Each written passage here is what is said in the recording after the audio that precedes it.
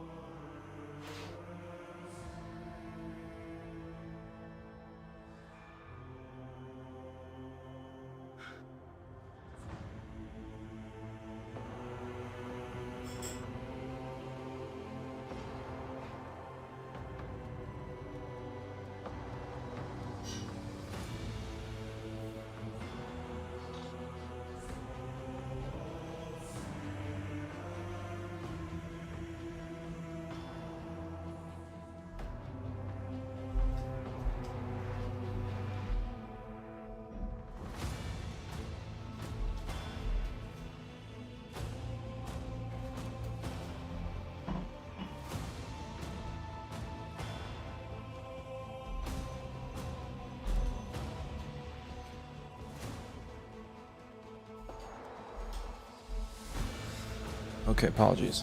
I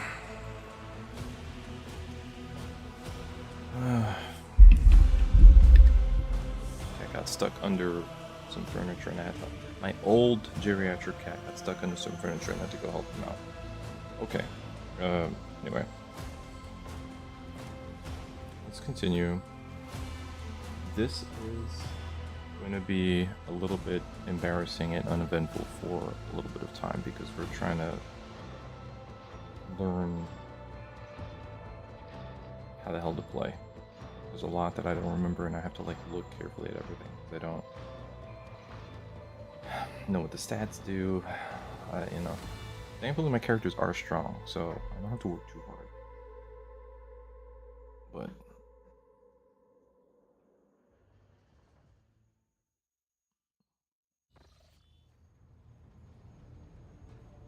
okay. So let's pay attention to um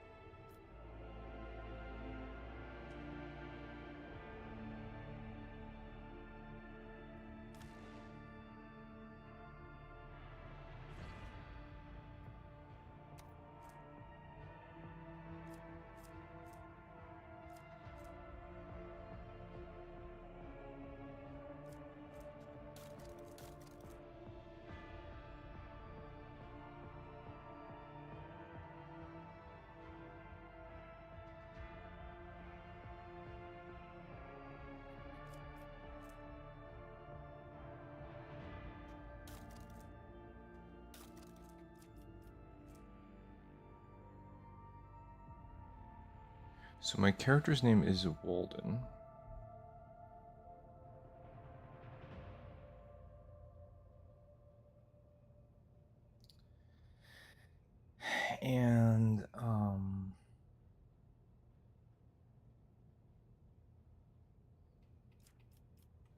And I just have like a ton of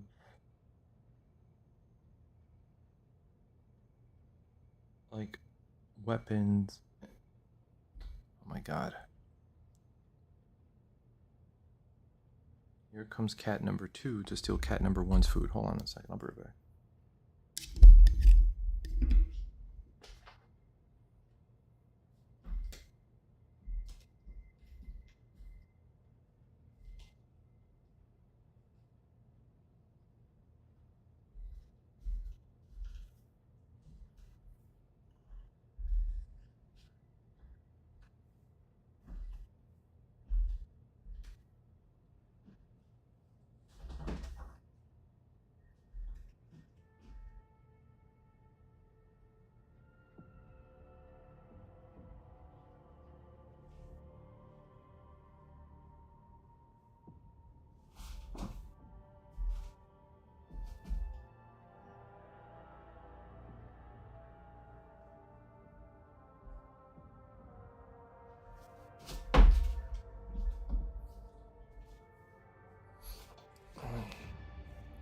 Okay.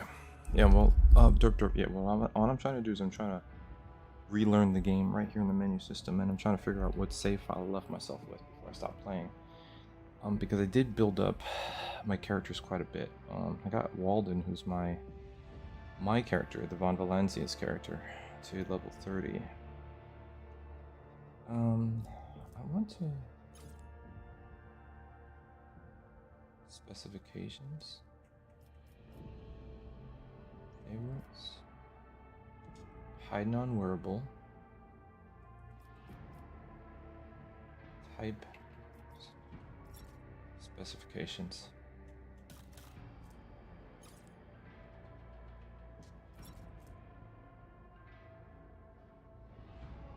In ascending order specification. What does that mean, specifications?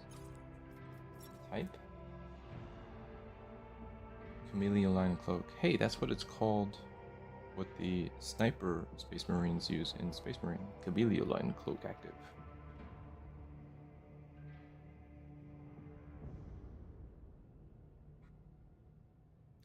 Grant 5 fellowship for each enemy in a 2-cell radius. And what is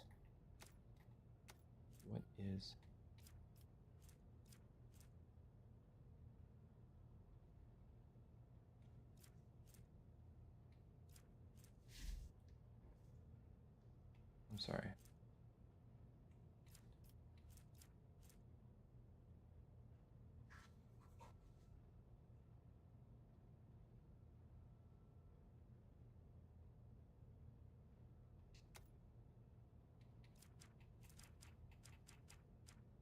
Fellowship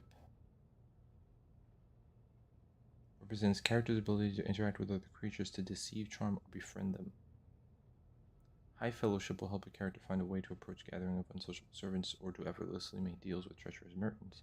It also affects the persuasion, coercion, and commerce skill.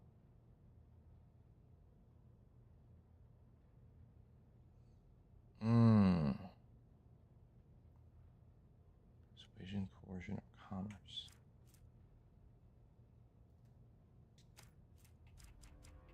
My persuasion is 80. My coercion is 65. I'm more persuasive. My commerce is 70. Business sense, their ability to make profitable bargains.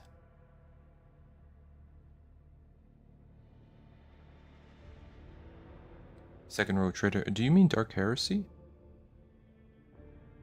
Or, because I don't know if they've said that they were going to come up with a sequel to Rogue Trader. I know there's another season passive content coming out, but the next CRPG is called Dark Heresy, and you take the control of an inquisitorial band.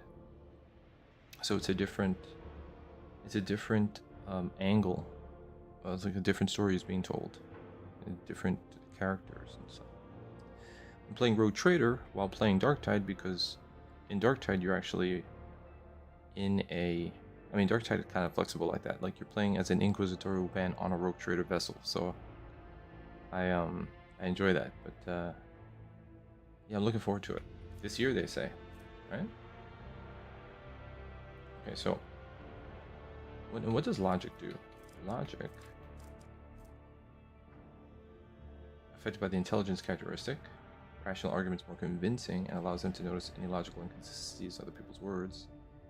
Also helps to operate cogitators more efficiently, may give access to new dialogue options. Okay.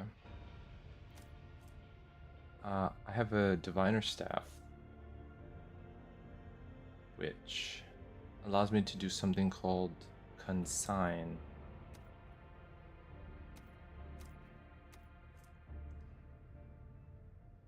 What is consign? What is this? The next hit against the target will be an automatic critical hit. Ah.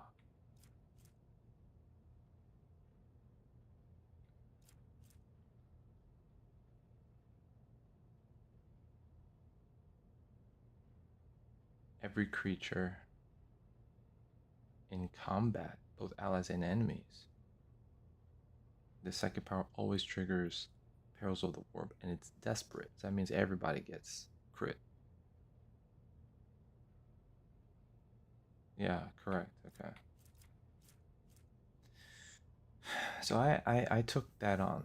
I took the Lex Mechanic goggles because it matched the portrait. So that's why I have an eye jammy. This is a bonus to commerce.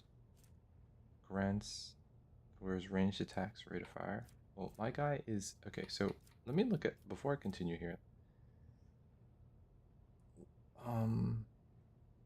How do I look at my character? Here we go. My character primarily is in the iconoclast build. That was my first playthrough, Iconoclast. I am slightly more Puritan than radical, but what the hell is the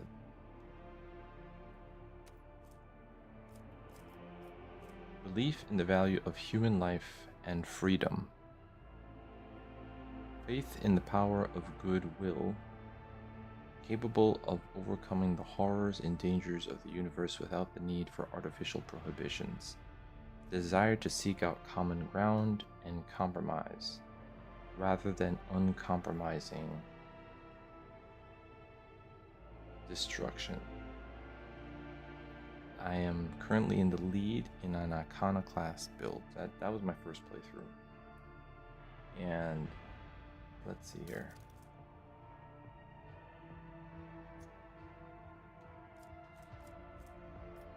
So this is what I have access to right now. Archetype talents. I took on, so I started off as the officer, and then I took on yes, that would be my second playthrough. I did want to do eventually 3 playthroughs slowly, like not back to back, but like over the course of owning this game, so I could experience the game, you know. But this is kind of like, so I'm planning, hopefully in 2026, to play a franchise run of Baldur's Gate. Baldur's Gate 1, 2, and then 3.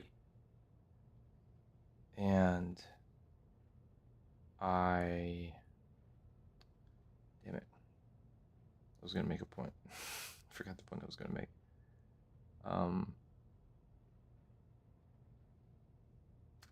Whatever, I forgot. Whatever. I'm getting old. I think the point I was going to make was that I'm just trying to wrap my head around games like the CRPGs because I'm not used to them. Heresy Duelas is clunking pretty much wants you to play Psyker. Yeah, I can imagine. Yeah, I'm going to do Heresy last. I probably will come back to the game at some point after I play Dark Heresy, whenever that game drops. You know, I like to savor the experience. These games take a long time to beat. All right, so my character, I made him an officer, and then I chose to make him a grand strategist because I got to get into his subclass. Okay, so let's look at this. One friendly creature within a 10-cell radius. The cycle increases the target's dodge and parry. That's forewarning. So, and that's till the end of combat. So I can cast this on everybody at the beginning of, what's this? That's till the start of the cycle's next turn. All allies within the area gain 4% dodge. So basically, I can start off with forewarning, and then I can add foreboding, which will make them even more resistant. Like they'll have even more dodge, and I can do that every turn. What the hell is this one? Prescience. The target gains 4 intelligence, perception, fellowship, and willpower until the end of combat.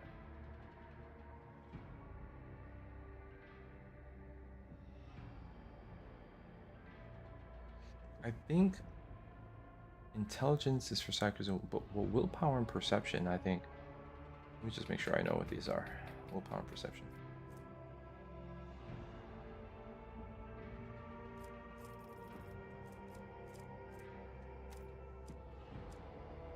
So willpower, perception is how well a character perceives the surroundings. Characters with high perception can pick out a stray bolt or shell casing in between the day-to-day morass of an underhive, or even tell someone who's being deceitful.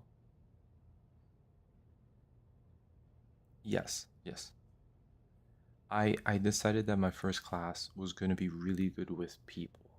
Like, his power is that everyone fights better around him. He's like the glue. So he's just patient, empathetic, you know, he knows how to talk to people. He knows how to bring out their inner potential. And when they fight, they like wreck shit because he's among them and he's earned their trust and he knows them well, and so they know each other well and they fight better together. That's the idea. Um, uh, I don't know. So yeah, I went officer and went grand strategist. Also affects the awareness skill and reduces enemy dodge chance against the character's attacks. Oh, I see. Awareness. What is awareness? The subconscious ability to react to things that conscious mind may not perceive. Awareness allows the character to notice traps, cleverly hidden objects, secret passages, unusual suspicious elements in the environment. Okay. What was the other thing? Willpower. Willpower reflects the character's ability to withstand the horrors of the warped, the terrors of space, and the dreadful opponents they're bound to encounter in the Cronus Expanse. High willpower allows characters to exert control over a crowd of interrogate a heretic. It also increases chances of resisting negative mental effects and psychic powers. So it's a defensive. It's a defensive. Okay. So I can cast Forewarning and Prescience. Your Psyker, you made her crazy and sassy reviews most as the tools, and of course Heretic. Nice.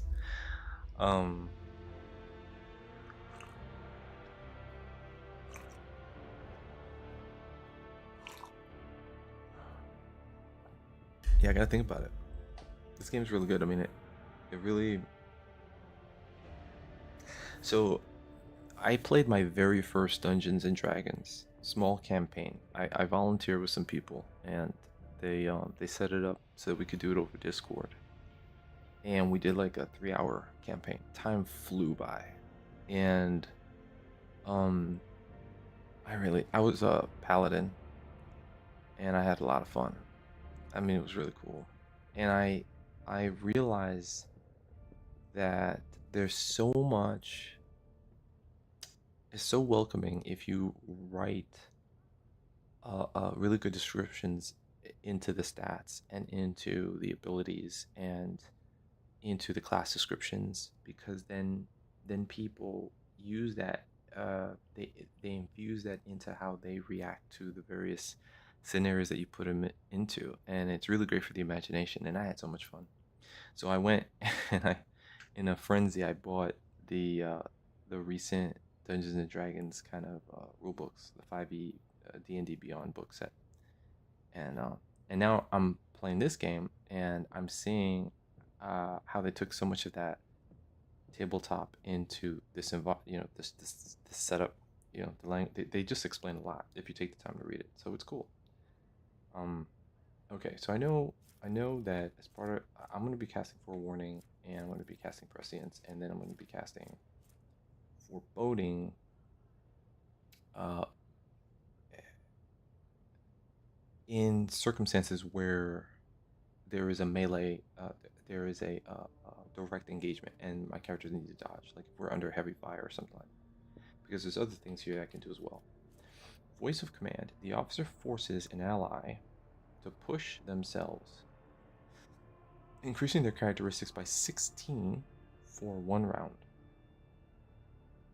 Additionally, all the officer's abilities can be applied to the target of voice command from any distance. Okay. Character who becomes the target of voice of command cannot be targeted by this ability again for the next 2 rounds. One friendly creature within a 10 cell radius. Haven't found your group yet? Yeah, I'm 42 years old, man. I've been D&D sensitive, like wanting to do something, or like I'm probably since like I started college, and I also never found a group that was local that and I guess I could have worked a little harder to do it, but I just think it's cool. I think it's real cool. So now I'm older and I'm frustrated. So I think outside of playing games like this and trying my hand at Baldur's Gate. I think I'm gonna I'm gonna fiddle around with the books and write my own campaign, and then I'm gonna, because I have a son, so he just turned 2. So what I'm gonna do is I'm gonna try to practice and get good at it, and see if I can go on like social media and find some locals in the area that want to, you know,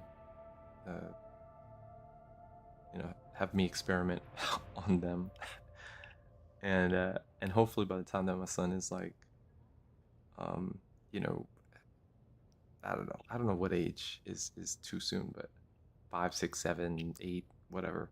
I'll have like several campaigns under my belt. I'll be comfortable with it, being a good dungeon master, and then, um, and then when he like brings his friends around and they want to be knuckleheads for like the afternoon, I have something that I can try to get them into, and then I'll have my own little like Stranger Things like group busy, like not doing drugs, playing D playing D&D at home with miniatures, make believe, getting comfortable in their own imaginations, and exploring like teamwork and different types of setups and where they have to work together, and I think that that'll be fun. That's like a fun little project for me. I hope I can pull it together.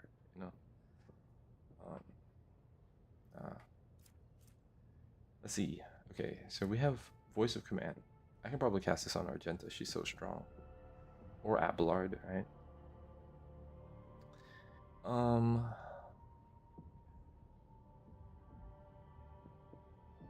can I one friendly creature with intense celebrate? Can I cast this upon multiple? No, probably Voice of Command cannot.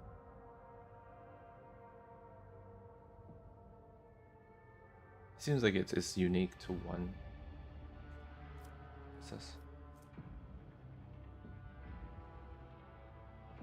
Okay, I'll come back to that. Alright, so that's Voice of Command. That seems very strong. Bring it down. The officer immediately grants an ally an extra turn with 2 AP and no MP. If this ally is under the effect of Voice of Command and kills an enemy before the end of the officer's turn, the ally gains a one-time additional 12 momentum. That's cool. What is momentum?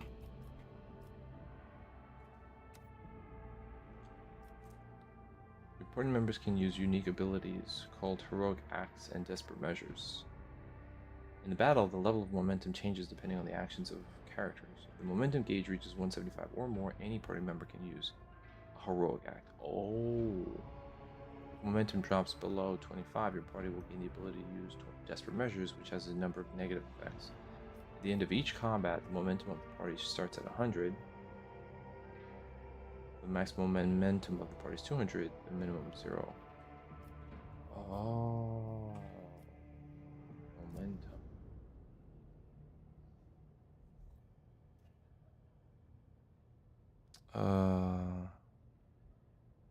To adapt to player chaos and fear of making a mess story movement.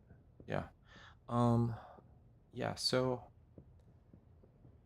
I was thinking I used to do this funny little thing because I, was just toying around with the idea of being D&D, and I used to do this thing on stream back when I was really hustling. I was trying to be a streamer on Twitch. And I did this thing called dangerous situations. And so I would set up like a spooky. I would be like somebody would. I had like a. You could turn in like chat currency points that are built up after watching the stream. So you could press a button and say, "Oh, someone wants a dangerous situation." So now I have to stop what I'm doing and proposition somebody with like a prompt. Okay, like you see somebody that is luring you down a dark alley. What do you do? I mean, there's more details to it, but I would just kind of like give them a certain amount of information and then give them some stakes and then give them a choice. And if they take the safe route, and we would do like a random number generator. If they take the safe route, then they don't get to see what happens next. But they have a 70% chance of successfully navigating out of that situation to their benefit. If they choose the more aggressive confrontational route, they have the 50% chance, but they get to kind of push the story forward more aggressively, and usually there's something at stake that they would want to do that for, you know. So I had to be creative in these different scenarios. It got tough, man, because you don't want to use the same type of setup every time, you know. At that time I was leveraging this idea that like everybody has a moment, and there are a million of them, where uh, you know, you're not really certain if you should take an action. You know, like you're hungry for fast food at 2 a.m. and you happen to be in a city that has a fast food joint open at 2 a.m. But obviously it's like a ghost town, right? Like a Wendy's or like a McDonald's or something like that. Except that you go to your local fast food chain at 2 a.m. and when you get there, the door is the glass door is slightly ajar and the lights are flickering. And um, you want to probably not go there, and maybe you want to like even call the police. But before you can finish dialing 911, you hear like a whimpering, you know, like a woman whimpering um, inside the store. And so now you have to make a choice. And then I would prompt somebody in the chat, and then they would make a choice what they want to do, if they're going to call 911 or if they're going to go in and investigate. And then I would roll a die for them.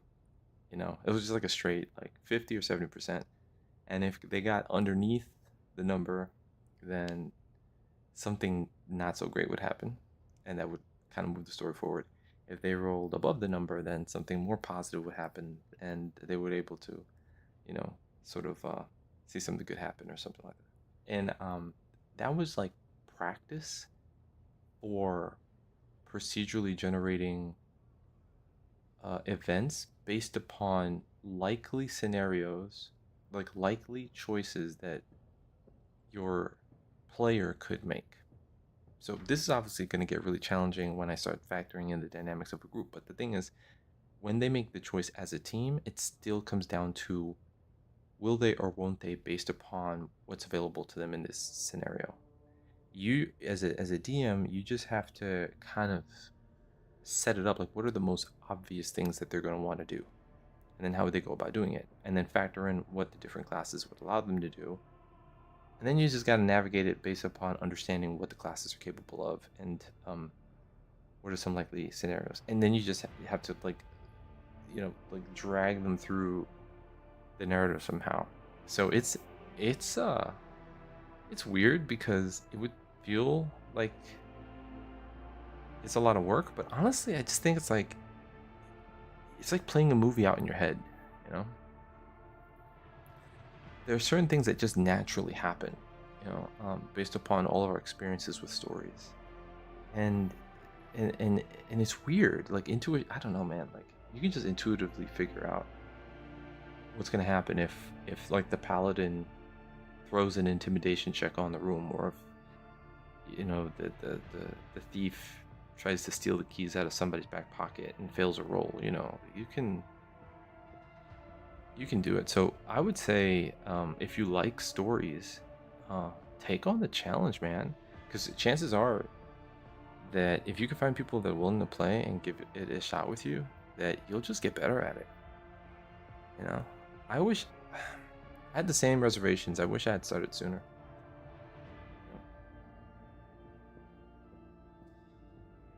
Um. Okay, so what we see is voice of command and bring it down are linked, and then who they put this on has the chance to finish off a boss and gain momentum for the team, so that heroic acts are possible.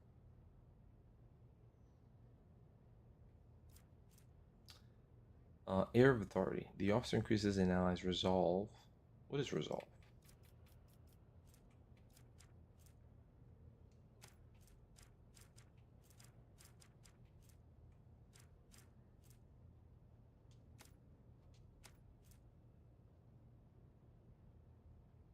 Mm.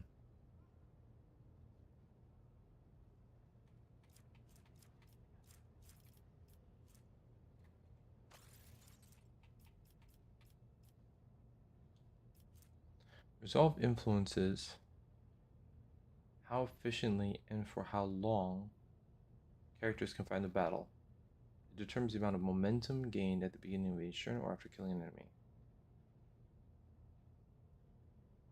Resolve. So resolve is like hit points?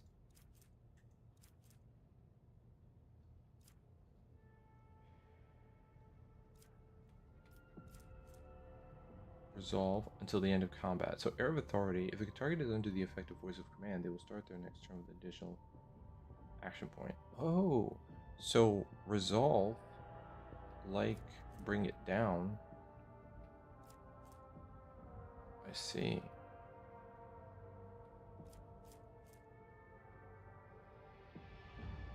And this is till the end of combat. So basically,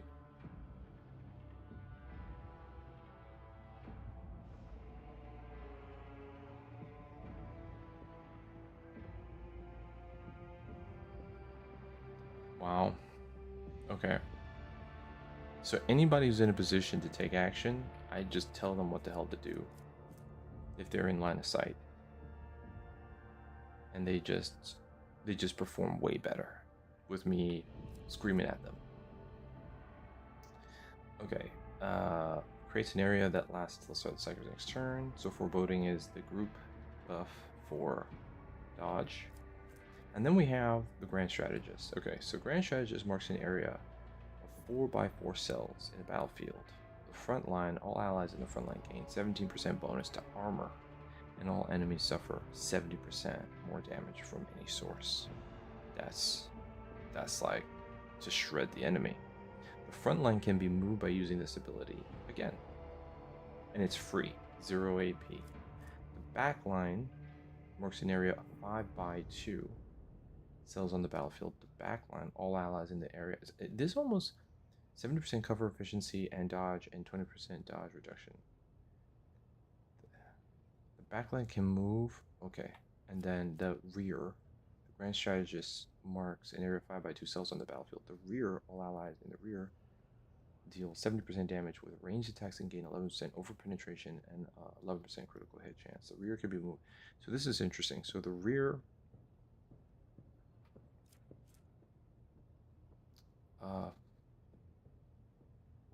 I think the rear is where, like,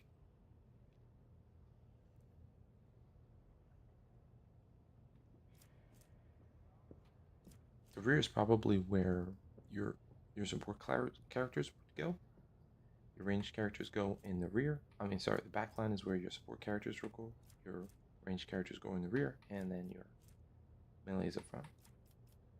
Kill zone stratagem. The Grand Strategist chooses one of the combat tactic areas.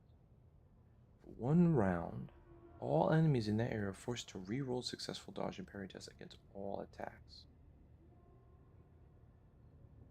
And any enemies that suffer damage and are left with less than 24 wounds immediately die. Damn.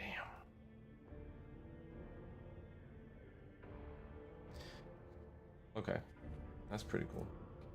Kill zone stratagem.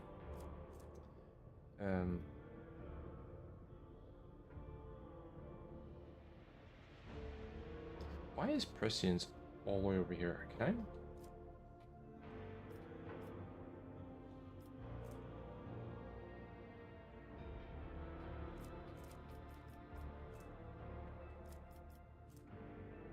I kind of want to.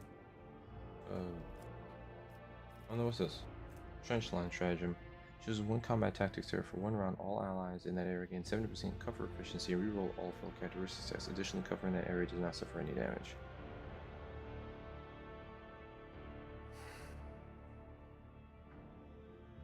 Oh, trench line. Yeah, that's cool. Alright, so I want to move prescience up. So what I'm going to do is I'm going to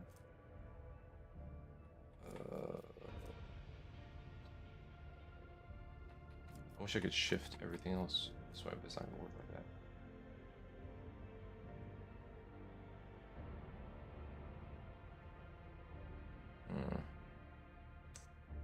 That's not gonna work. I think I might be lazy about that.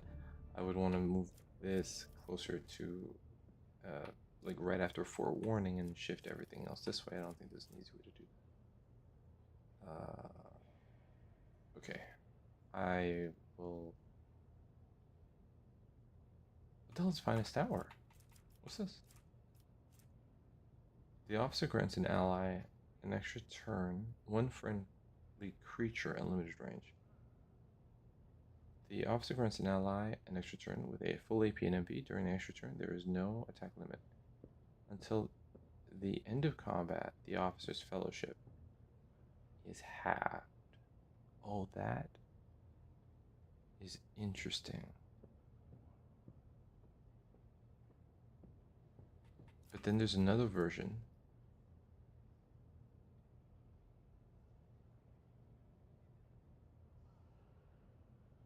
Oh, I don't have this. Finest hour.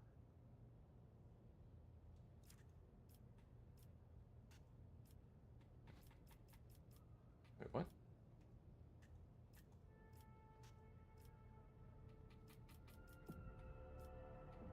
Oh. I did shift it.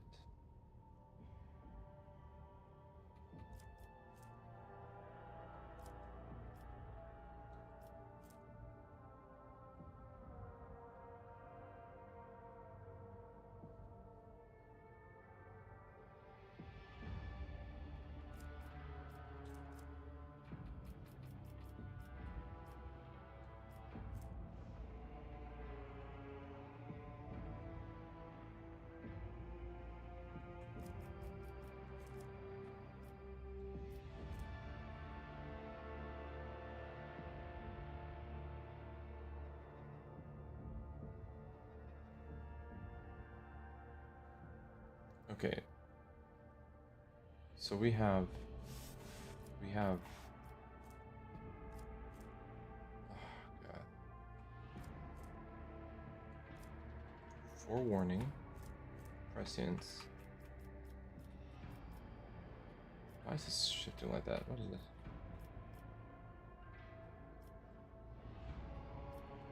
No. Forewarning. Hold up. Prescience. Voice of command. We have. Oh shit. Bring it down. Then we have Air of Authority. Oh.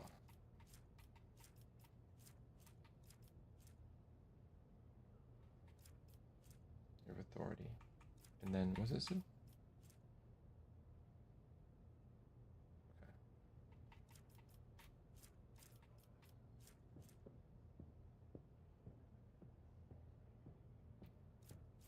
Alright. So then we have the stratagems. We have this.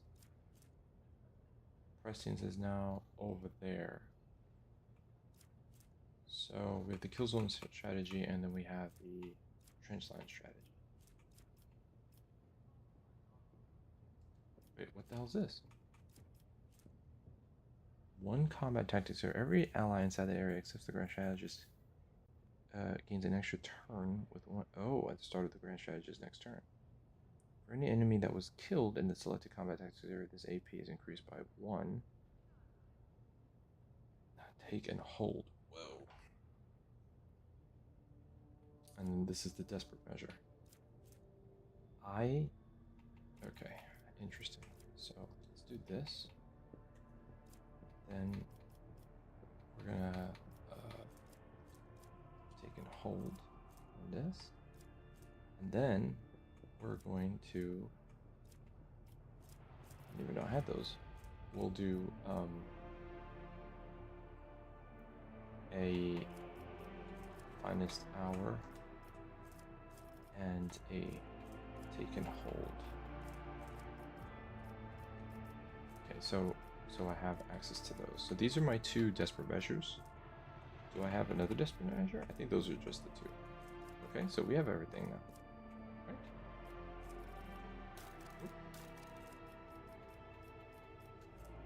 Okay, so we start off with forewarning, prescience. Then we have voice of command, which can apply to bring it down, and air of authority. Oh.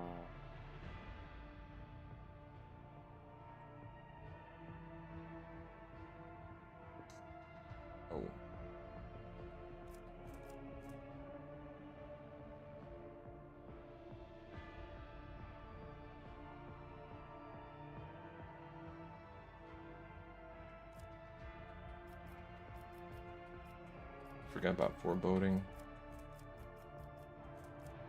So let's do this. So front line, back line, rear, kill zone. Then it's take and hold, and finest hour. No. Take and hold, trench line, finest hour. And then it's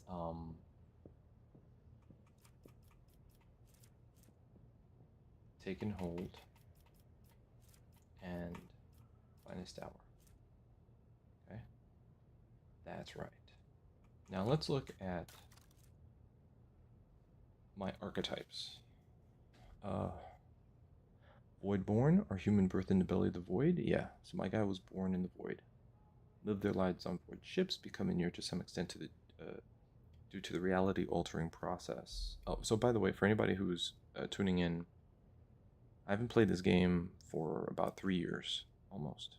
I stopped after 3 days playing this game, so three in-game days. So like whatever that is, up to level 30. That's like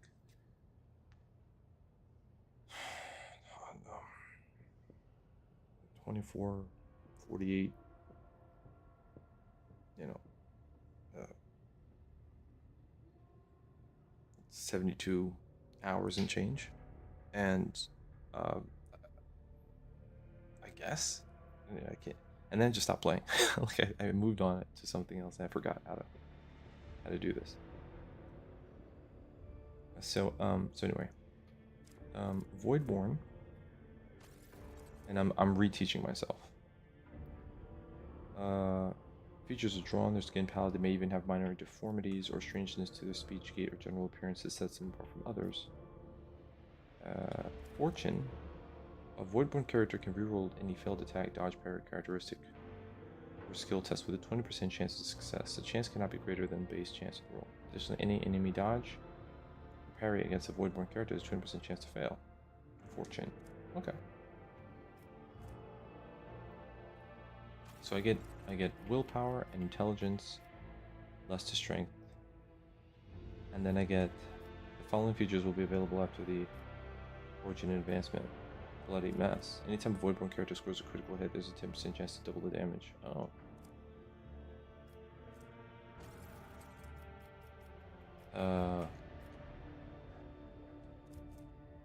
Using a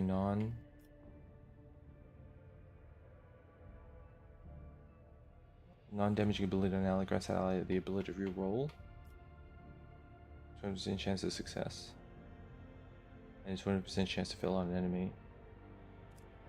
And then you have... That's good. Then you have just a flesh wound, Jinx, and Be Smart. Just a flesh wound. The Voidborn character's chance to survive suffering lethal damage, surviving with 1 wound. Oh, I can't just go back. Jinx. Voidborn character has more than 50% wounds. All chances of all creatures, including enemies, are increased by 10%. While a Voidborn character has less than 50% wounds, all characters. What are wounds, man? Wounds are a measurement of how much punishment a character can take before suffering debilitating effects and ultimately death. Every character has a specified number of wounds. A character can often increase their wounds by spending experience points, improving their characteristics such as toughness, or gaining new talents and abilities. wounds.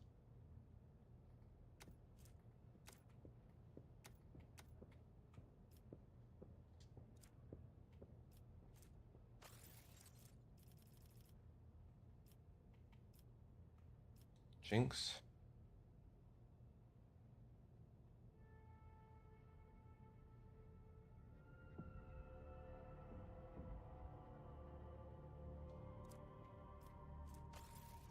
So it's kind of like a double-edged sword, Jinx. And be smart. Anytime an ability or talent uses the fellowship bonus, a void point character can instead use the intelligence bonus if it is higher. Additionally, a void point character can always upgrade intelligence even if their archetype does not allow it. Tight. So that's a stat that could just keep going and going and going. Sanctioned Psyker. Feared and distrusted, but are nonetheless valuable assets to the Imperium. The role of the Adeptus Astra Telepathica is to recruit, identify, and classify those found to possess psychic abilities. Most powerful, some might survive the rigorous sanctioning rituals are selected to serve on the battlefield. The mind of a sanctioned psyker is steeled against the manifold dangers risked by wielders of warp powers. You are one of those found worthy to serve humanity and have miraculously survived the perils of the warp. Damaging psyker powers count as weapon attacks, counting towards the normal attack limit per turn, getting all the benefits of abilities and talents, increasing the damage of attacks. For example, a soldier using run and gun ability will be able to use damaging psyker powers twice per turn. And operatives analyze enemies' ability effects to damage with damaging psyker power. So the features are skill modifiers for lore, warp, and carouse. Abilities root negative effects apply at some points in simulators and alcohol.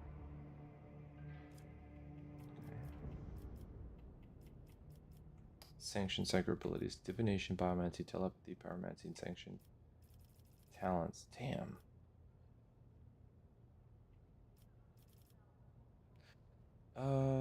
What? What? Psychic menorahs. What the hell is this?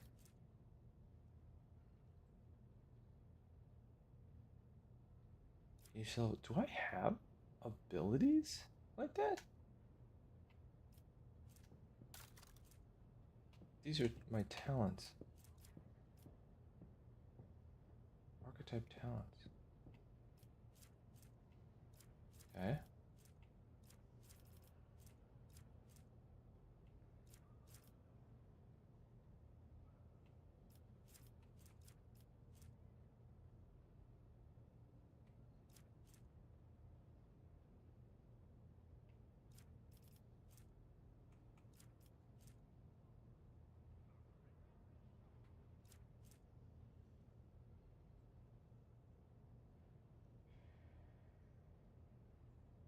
I've gotten different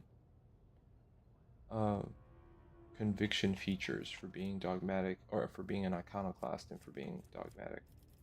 I have talents, but these are not. I think these are all passive, so I shouldn't have to worry about them.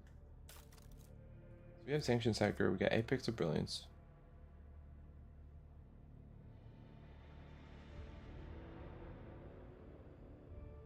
And we got Darkest Hour, Brand of Shame. So I think this is part of my character creation. Your sorcerer calls the warp manifestation aboard a void ship, claiming thousands of lives. So I accidentally blew a bunch of people up. My apex of brilliance was that I solved the mystery of a powerful psychically active Xeno artifact. Currently, I appear to be focusing on relationships with the explorators, which is the emissaries of the machine cult. I have a good relationship with them. They buy Archaeotech. For contact Opticon 22, Tech Research conducts business at one of Footfall's Void Docks, Alpha Row. So I can visit there and drop off, rewards. I can max it out. I also happen to be giving reputation to Fellowship of the Void, which are pirates. They hold nothing sacred, fear no authority, ready to defy the mightiest of rogue traders and the Emperor's servants. Only taking the most unsavory cargo off your hands. The martyr's endurance of footfall is rumored to be her favorite haunt. So I can always come here to reputation in order to find out where the people are. The Casbalica mission was a crime syndicate. They smuggle. The Drusians are zealots and value sacred relics. The Imperial Navy is an ancient military organization.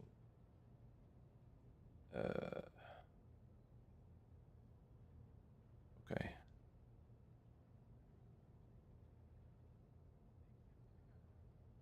Annoyingly easy to level up for trading. Okay, I mean that's gotta be good. Other dialogue. Appropriated the pirate den's inheritance by posing as lawful heir fidelio. Contract. Okay, so profit factor is being influenced by various quests that I've and things that I've done. And it looks like I'm a rank 2 adherent of Iconoclast. And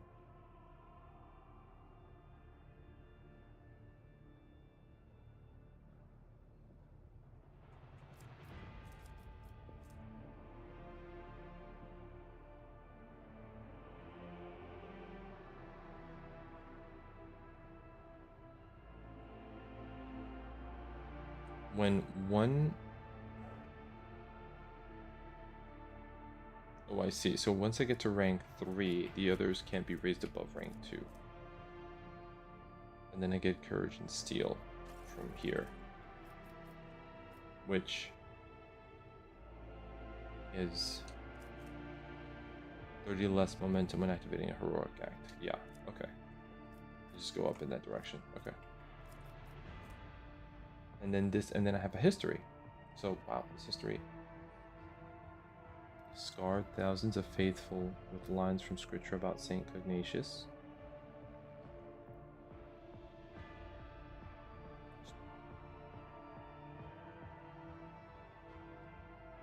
Okay. Told Henrix when you destroyed the heretical cogitator because of your devotion to the Imperium.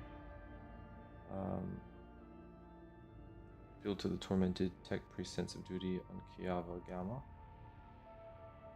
Greeted Reverend Hieronymus with the sign of the Aquila. Destroyed Rykad Minoris with an orbital strike. Gave the handguard of the heretical blade to Heinrich. Vowed to kill Aurora in the name of the Emperor. Executed the rebel Errold who blinded people with a heretical lens.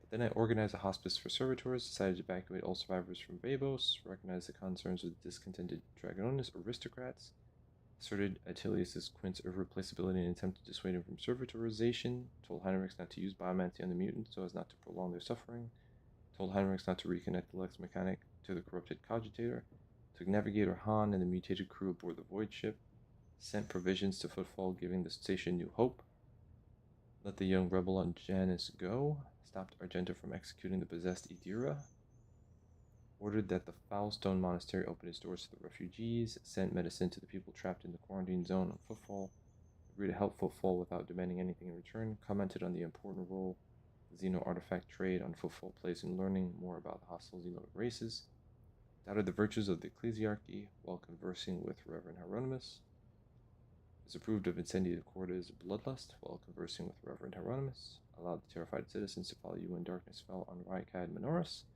decided to try and save Abel and the electrodynamic Cenobium, donned the heretic's clothing to save the tech priest, ordered that the defective servitors be destroyed in order to end their suffering, took the pirate prisoners into your crew, spared the Master of Ordnance, led the people out of the fire trap, refusing Theodora's help. Okay, so we've learned about Walden, which is awesome. I now know more about who my character is. Okay, let's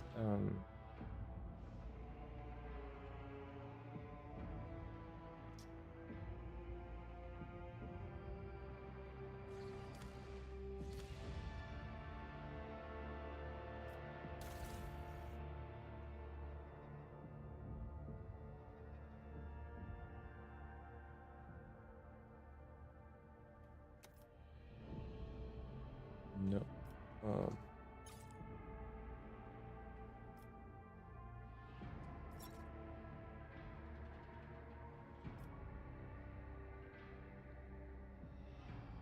Cargo.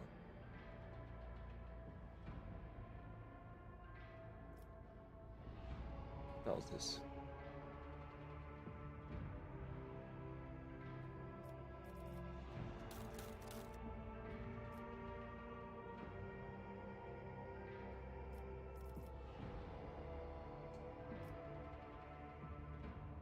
Add to cargo, add to favorites. So if I wanted to add to cargo, always add to the cargo zone. Oh, interesting.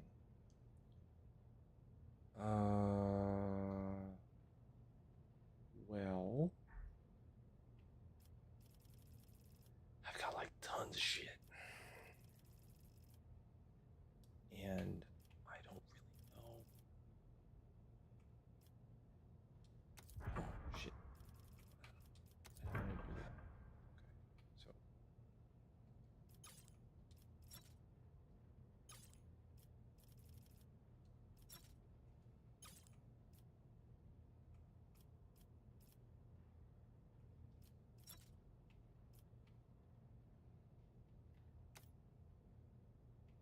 so we have jewelry, holy gifts, provisions, armor kits, uniform kits, various types of melee weapons.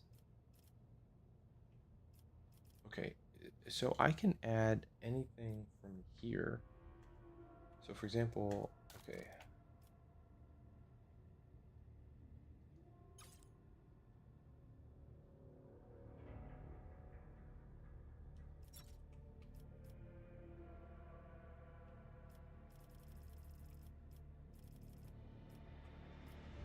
How would I...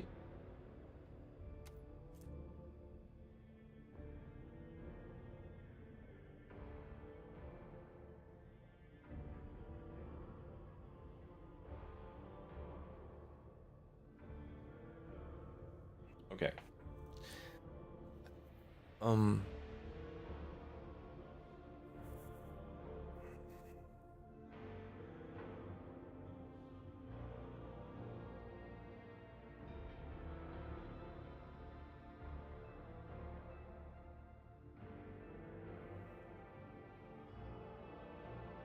so it seems like I would want to upgrade my stuff, and I'm using like an old pistol. You know, so let me go to my inventory, and I'm going to look at what I have so far. So I've got the Lex Mechanic goggles, I've got improved armored body glove, which is light. I've got a disinfection device, 15 bonus to Carouse. I've got the Diviner Staff, which gives me Consign, which means that the next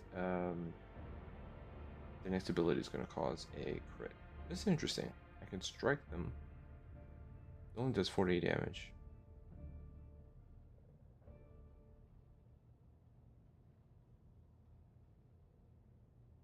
And then I can switch. I have the Noble Sword, which gives me a strike and a cleave.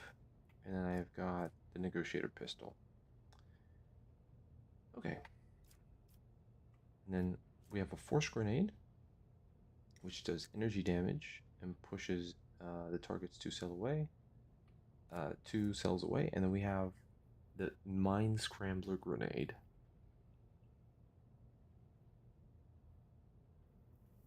Anyone within the area of a detonating Mind Scrambler grenade suffers 1 stack of perplexed. So I guess they get confused. Willpower resistance, 24 penalty. The target also cannot attack. Okay, Mind Scrambler sounds fun. Let me see, we got dodge until the end of combat for each psi power they use. I'm not really, I don't, is this considered a psi power?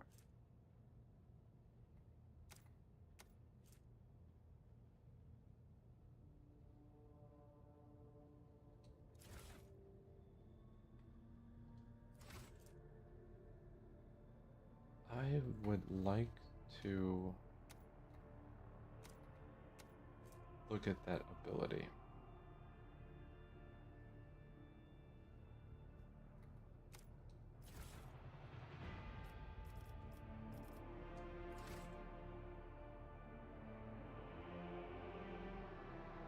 Hey Squid, what's up, man? I am doing a deep dive on this friggin' game to understand, like, what the game is.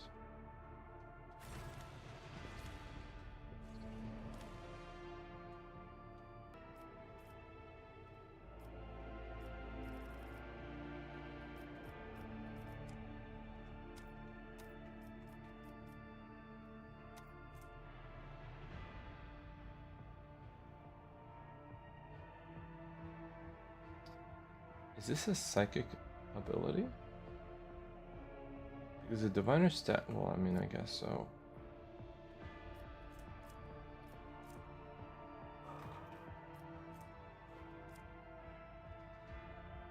I almost feel like I should have. Anyway, I'm refamiliarizing myself with all this stuff. Looks like we have tons of equipment. Like, for example, there's this. And this has lightning arc. So this is more offensive. I would guess that the diviner's ability is better for a strategist. Okay. So that's there. Now let's see. Squid, what are you up to, man? How's things? I should probably upgrade to the hotshot last pistol since it's available. Seems like it's a new one, even though, oh, the negotiator pistol gives me +5 to persuasion. That's interesting. That's interesting. So that's a stat booster.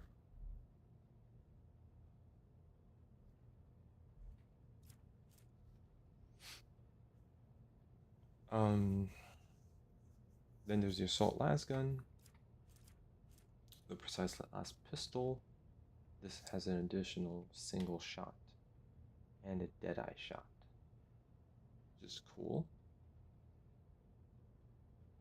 Oh, the negotiator pistol inflicts the melting effect. So, you know, what's interesting is that it has a lower upfront damage, but then it's got these effects that kind of, it's like melting, persuasion, like it's, I can't say,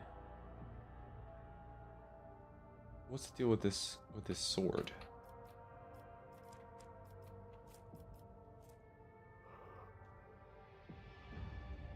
A disturbed effect on target for 2 rounds.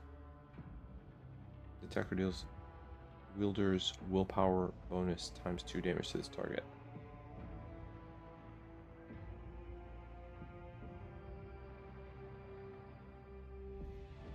What is the disturbed?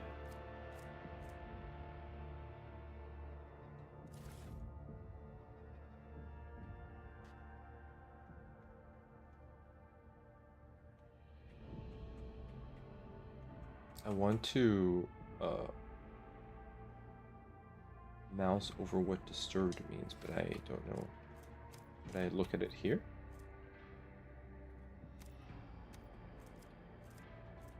How do I...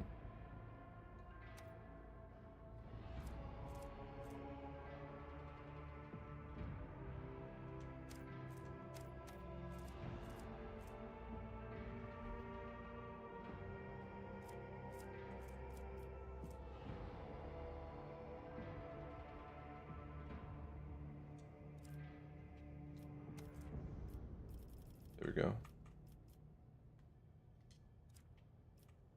Wait, what?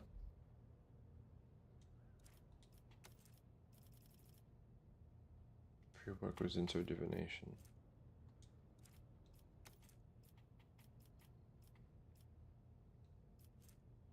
Each stack inflicts a -10 penalty to fellowship and willpower.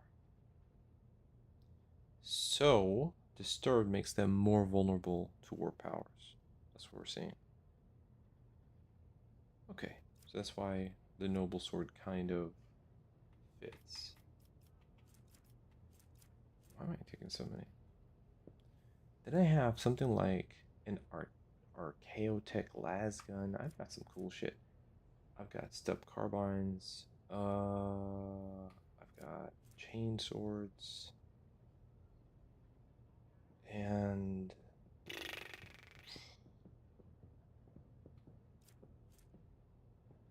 auto guns. I feel like I should probably take. Let me look at.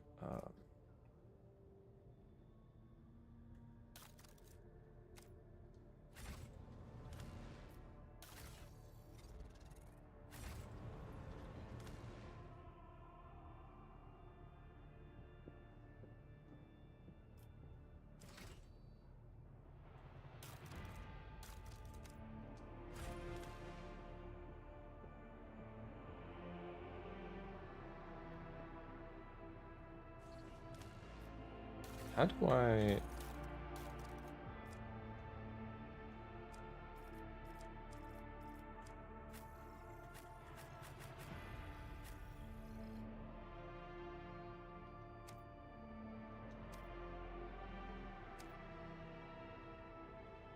I forgot how to level her up. It's not here.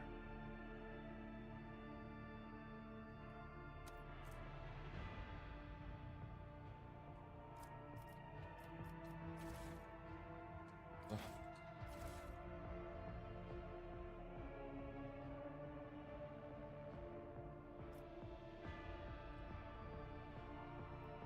Single shot and dead-eye shot, sniper gloves. That makes sense.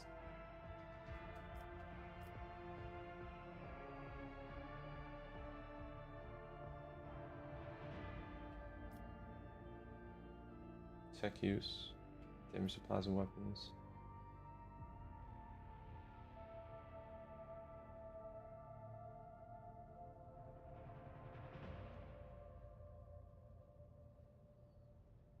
Stalker gloves, range attacks.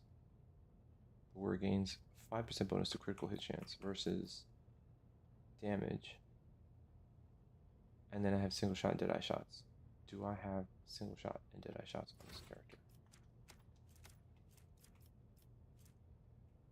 Yep, I've got dead-eye. And I've got single shot. That's perfect. Okay.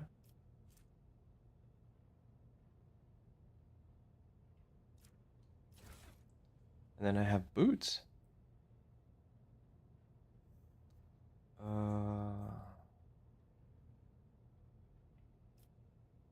Toughness and collision. Excuse me. Movement points by 3.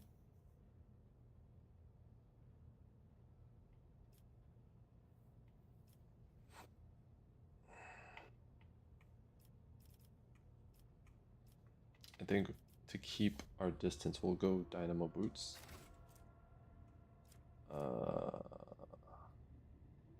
Camouflage robe.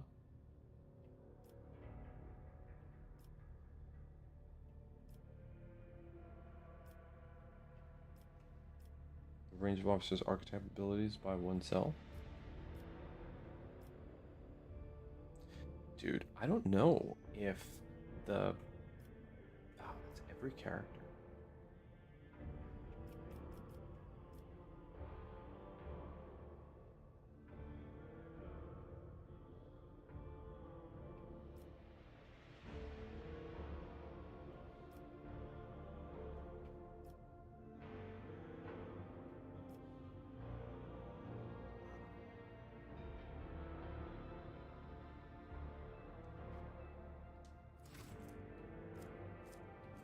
And then she has the Wanderer's Portent. And then how do I get her? How do I level her up? Because I forgot how to level up my characters.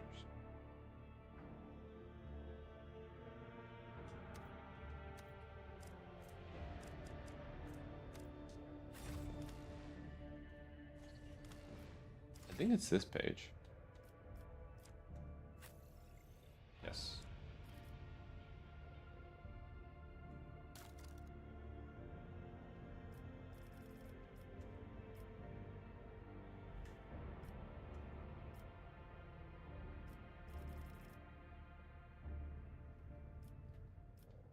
But not here, per se.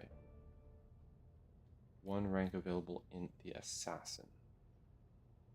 Operative archetype has been mastered.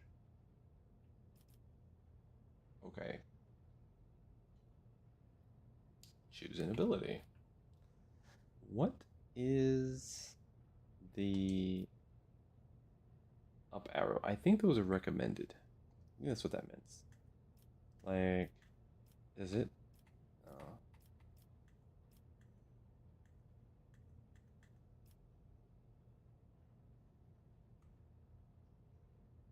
Yeah, I think those are recommended. Crap, I don't remember.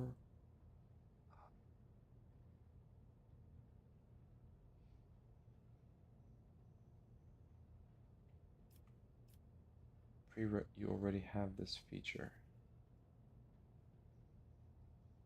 I have Death Whisper. Oh, maybe the checkbox. Okay, checkbox means I already own it. Okay. For one round, the assassin becomes the lowest priority target for an enemy attacks and gains the elusive effect, which lasts until the assassin attacks. Elusive shadow.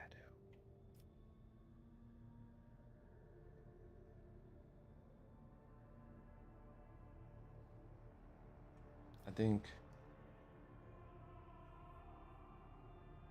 that's useful.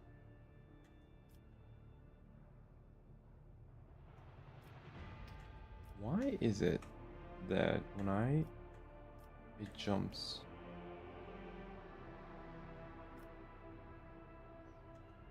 Oh, it's only these abilities. That's the only thing I have access to. So it goes nothing. I don't know what that.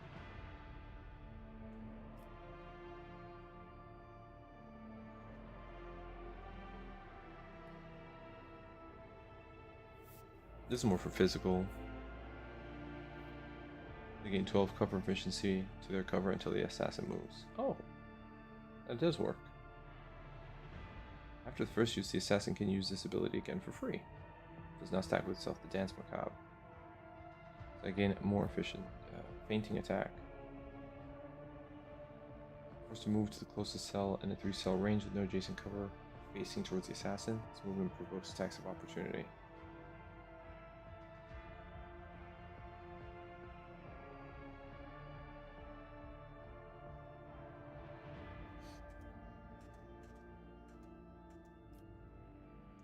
Or, I already have Death Whisper.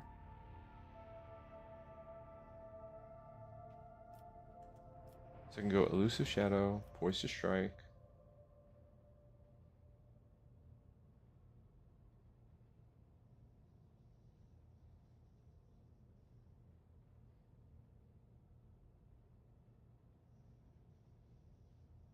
This is for 12%. They gain 12% dodge reduction.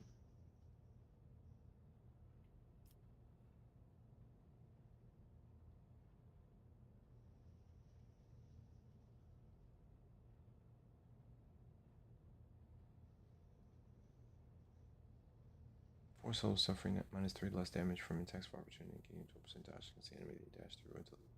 No, I don't want that. If the assassin has not dashed through any enemies at the end of their turn, they gain 12% cover efficiency. Until the assassin moves. So if I'm in a poised position, that's one. That's a good one.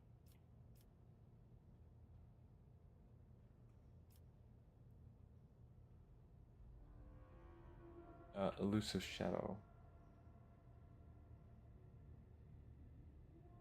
will become the lowest priority. But Dance Macabre allows me to gain cover efficiency. What's this?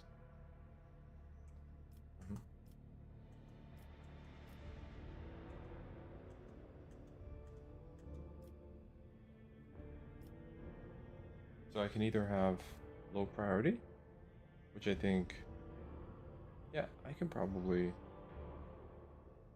do that any turn that I'm struggling. So let's do that next. New ranks available. Rank 15, Elusive Shadow. How do I...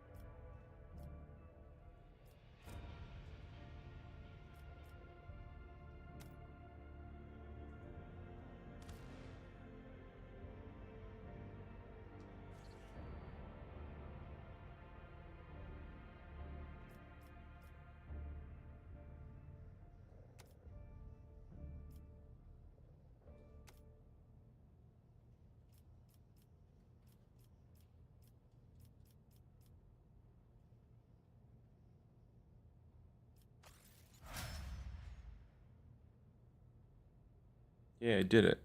Hey, what's up, Justin? How you doing? Okay, so I now have Elusive Shadow. And it's added automatically. Right on. Okay, so... Oof.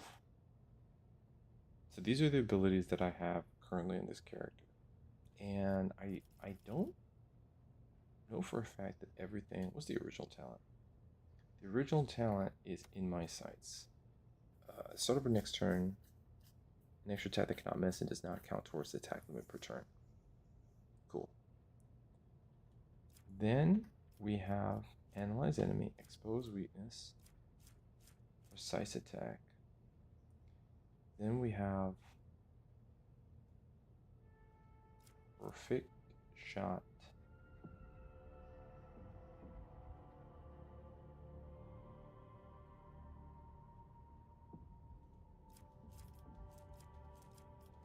Then I have Aim for the Opening, Death Whisper,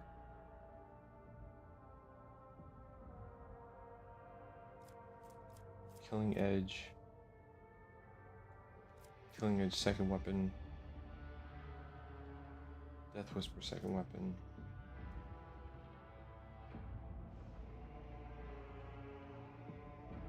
What was this? These are desperate measures.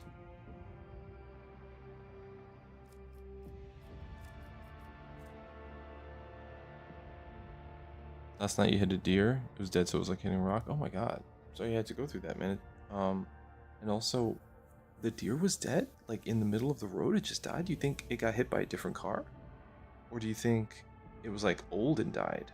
What do you think happened to it? Also, is your car okay? Hitting a deer, like a body like that, can't be too good on your ride.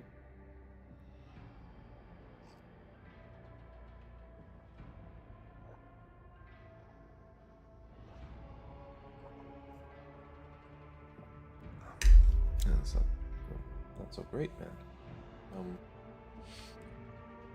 Why did I put this in this order like this? And then I have Elusive Shadow. I never added Dismantling Attack.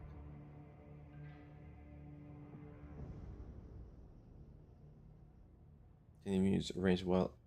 Oh, this attack always hits. So, okay. Okay. In my sights makes sense.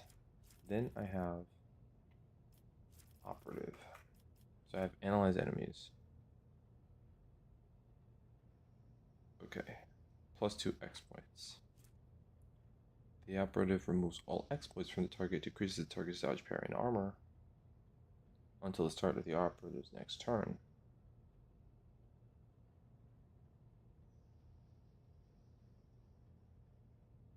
Okay. Was Dismantling Attack.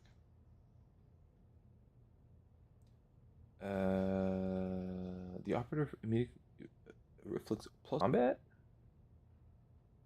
Minus 30% penalty to armor, block, dodge, parry. Whoa.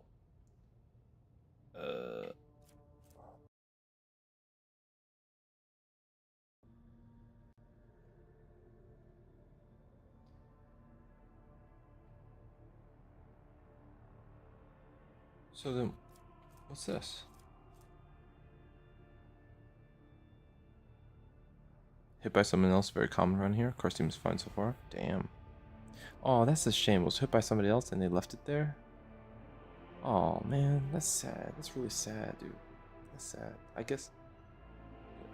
guess it's that's not something that you can really do anything about. You know, take it to a vet or anything. Oh man, that bums me out. Bambi, you know, bums me out. Dying in the cold like that sucks. You don't see deer. Like I'd be oh, it's divine. You know, like if I run into a deer and I just don't see deers, I don't ever see deers. There's no deers in New York City. You know, I would think I was having like a spiritual moment. There's so many. That's nice. I mean, I don't know if it's nice. It would be nice. It's like some people have never seen snow before, so they come to the US and they're like, snow. Oh, it's perfect. If I see a deer, I'm gonna like become emotional.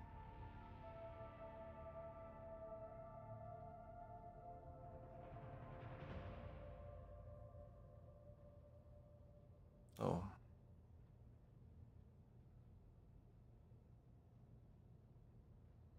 You're almost guaranteed to hit one. You've missed a bunch of them. Oh my god. Wow. Alright. Let me add dismantling attack to this list somewhere. Hold up. Perfect spot. Aim for the opening.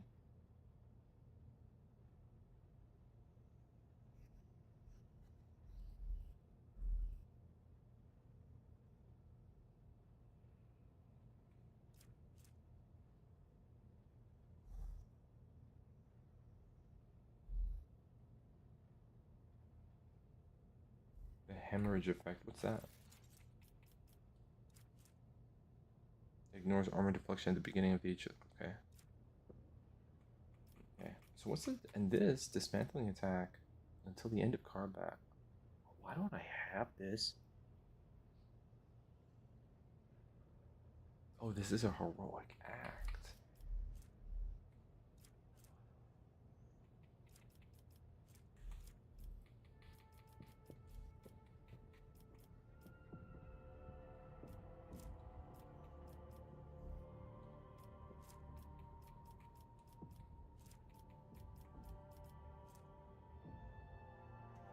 Okay. So that's the operative skills. Everything is there. So we have aim for the opening. Then we have Death Whisper. Death Whisper second weapon. So I think what I will do is just Killing Edge second weapon. And now I have Elusive Shadow. What the hell is Dispatch?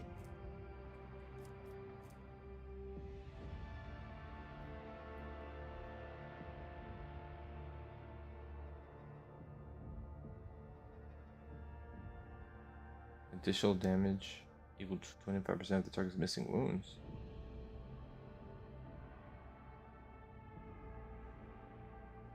The Dispatch kind of like finishes the deal if they're half dead.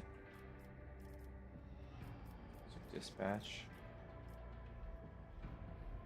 second weapon.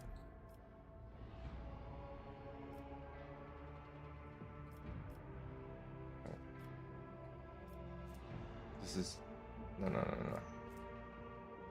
Dispatch. Heroic acts.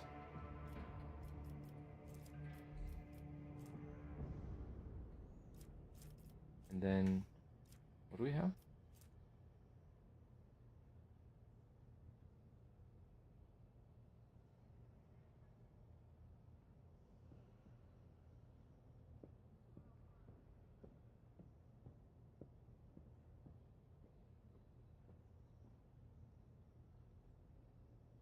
Alright, I think that's it.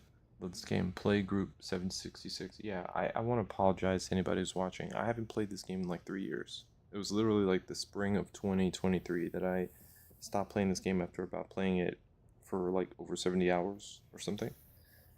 And learning it and everything, and then I was distracted by something, and I went to do something else, and I did not come back.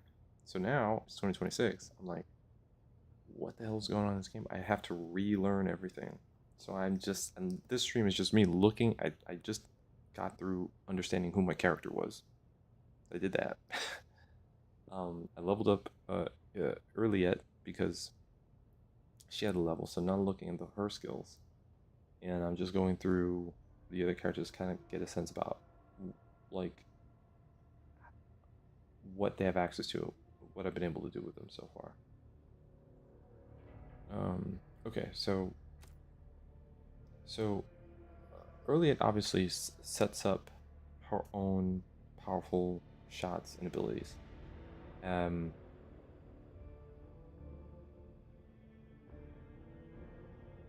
Let's look at it's me. Let's look at Pascal. I like Pascal, or at least he's helped me a lot, but he's also an operative and a grand strategist. I think the main reason why I bring him along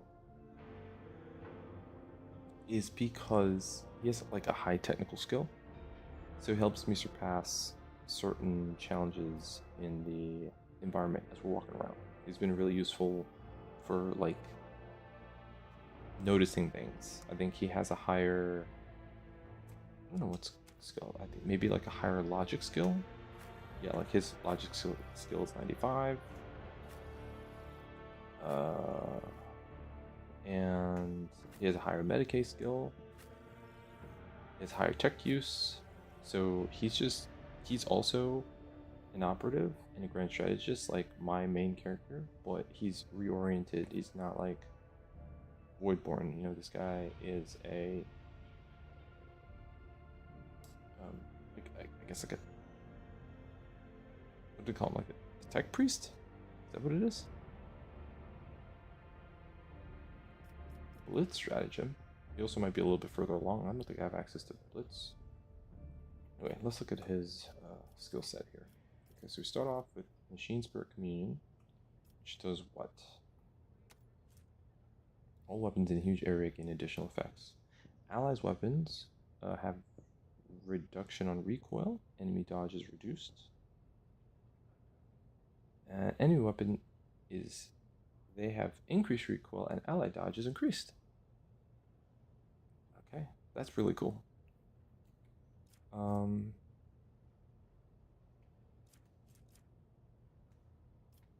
Machine Spirit Banishment is over here.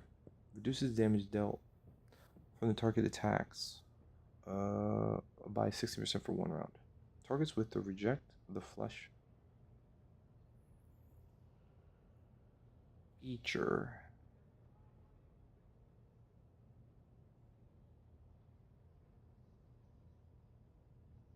So I cast this on an enemy and they do reduce damage.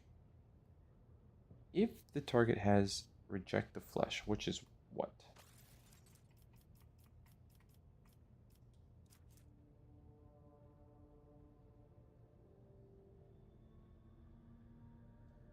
Okay.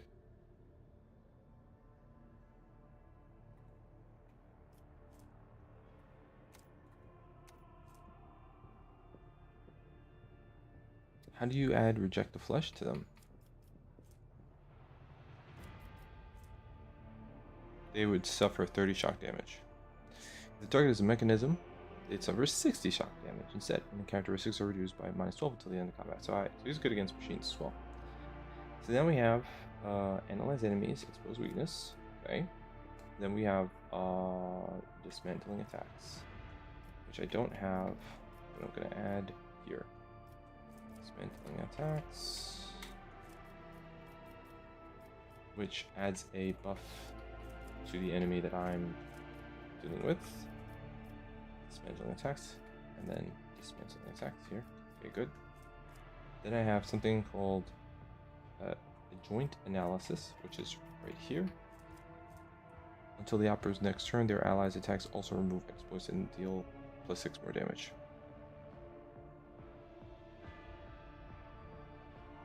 Chilling, just having some drinks.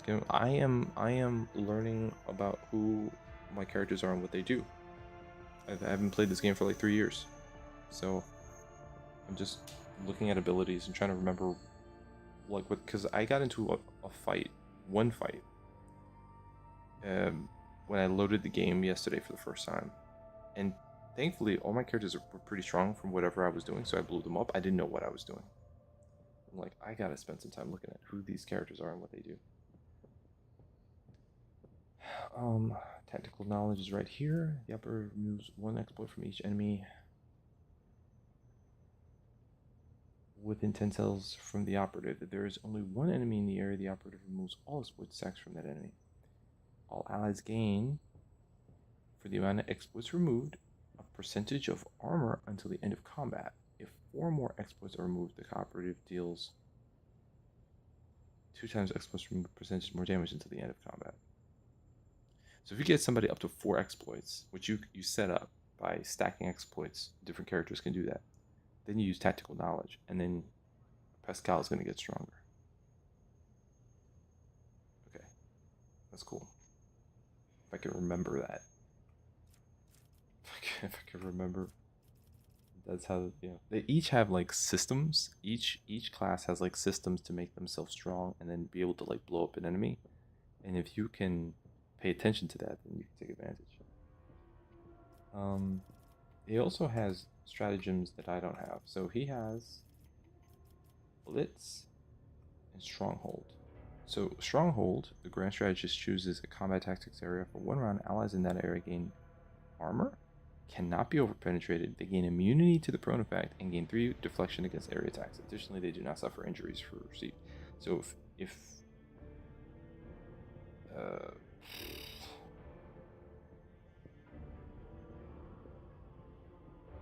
they cannot be overpenetrated, so they're being shot from a distance, I guess. Blitz strategy chooses 1 combat tactics area for 1 round. All allies within the range of 8 cells gain the ability to move to that area.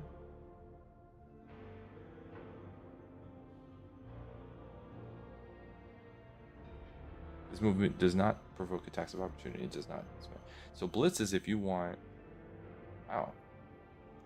So you can set a combat tactics area, and then your allies are there.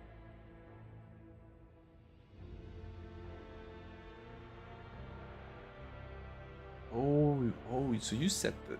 Oh, okay. So you set like the front line. You hit Blitz stratagem, then everybody has the ability to move there without provoking attacks of opportunity. So what happens is, if your character is racing past another character that has the ability to use what's called an attack of opportunity, attack them while they're moving, you can protect them from that by using a Blitz strategy. Okay. Do I have here the combat locust strategy. So this is a little bit confusing because let me move this up. Let me use this, and I think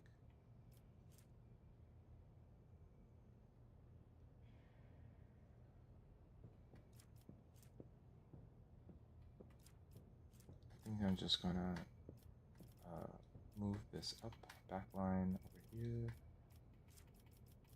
Oops. Oh no. No, don't do that. No.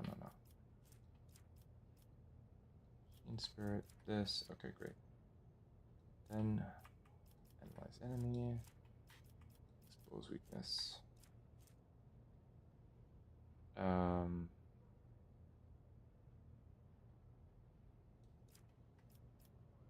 Spend attack. Second weapon.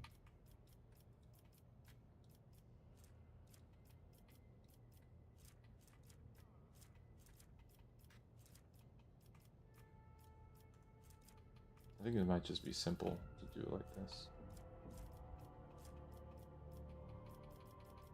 Just give 1 row to each archetype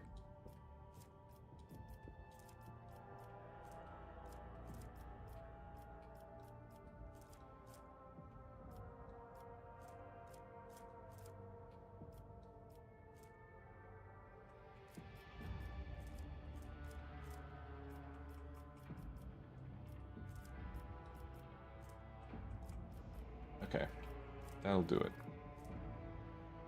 Okay.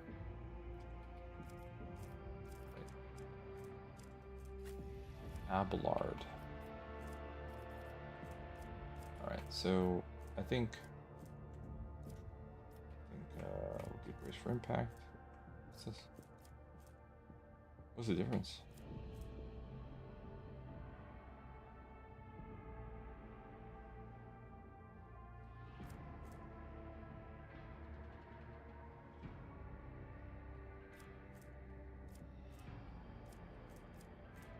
The Navy officer grants braced effect to each ally.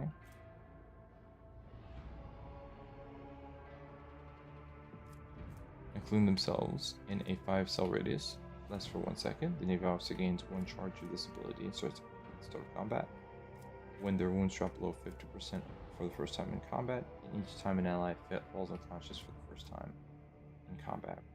Why do I have 2 brace for impacts?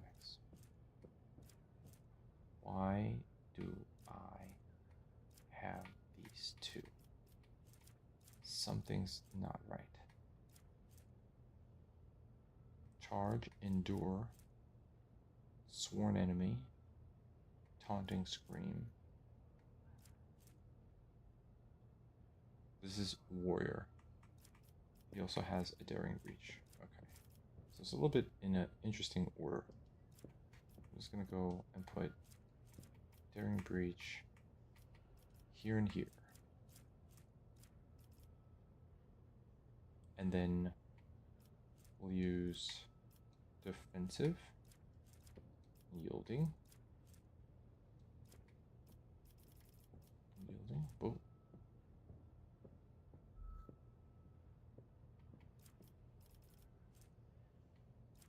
So 2, 4, 6.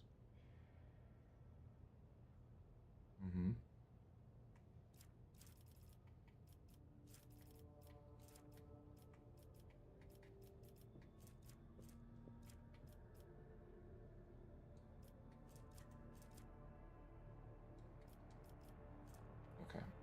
So I don't even really need to look that much at it, but I will quickly just address it. Okay, so the warrior moves in a straight line and launches a melee attack against the target in the warrior's path. This attack does not count towards the limit of the warrior's attacks per turn. But there have to be 2 free cells, so you can charge from target to target. Until the warrior's next turn, they gain 3 deflection and 50% temporary wounds. Okay. The warrior marks a target, gaining a 20% armor and 8 damage on melee attacks against that target. If the target attacks the warriors during this round, the warrior gains 1 AP. Okay. Taunting scream. The warrior unleashes a terrifying scream, drawing the attention of their enemies and becoming a priority target. Then you have daring breach.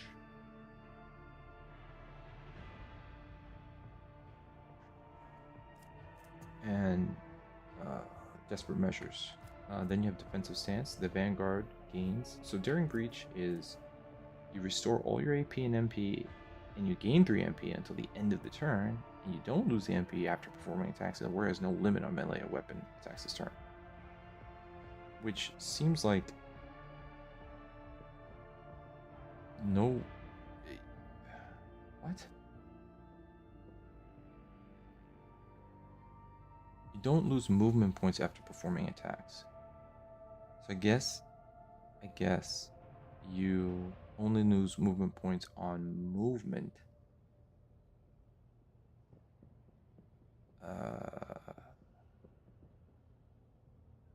And you can attack everybody you just ran out until you run out of movement. Defensive stance. He gains 10 plus 2 number of unyielding beacon stacks. What the hell is that? Yielding beacon. Each attack against the vanguard grants him plus 1 stack of unyielding beacon. Each stack increases their resolve by plus 1 up to a maximum of plus 15. All allies in 2-cell radius born around the vanguard gain 1/5 of the bonus. Temporary wounds applied to the Vanguard now stacked, but only remain stacked until the start of the Vanguard's turn. At the start of the turn, the remaining temporary wounds are reduced to the largest amount granted by 1 applied effect. The remaining number of temporary wounds is less than the number of stacks of unyielding beacon. It becomes equal to the number of those stacks, even if the Vanguard has no temporary wounds at the start of the turn. I'm a little bit lost, but it seems like he's just more resistant. It tries to keep him in the fight longer. Until their next turn, the Vanguard attempts to attack each enemy that attacks the Vanguard or their allies in 3-cell radius. So, to make this counterattack, if the Vanguard has enough MP, they can move towards the attacker. If the Vanguard moves, the area of this effect moves accordingly. See. Force distraction. The Vanguard chooses an ally. All enemies in a 3-cell radius around this ally must make a willpower resistance test with a -15 penalty. On a failed test, the Vanguard becomes the priority target. Regardless of the willpower resistance test results, the chosen ally does not provoke attacks of opportunity from these enemies, can shoot enemies in melee range, and move as if not within range of attacks of opportunity. Okay. So, yeah, that's cool. I could dig it. Bulwark. Until the start of their next turn, the Vanguard gains damage deflection against ranged attacks equal to the number of his stacks of unyielding beacon on the Vanguard additionally. Okay, so that's his archetype, right? Vanguard.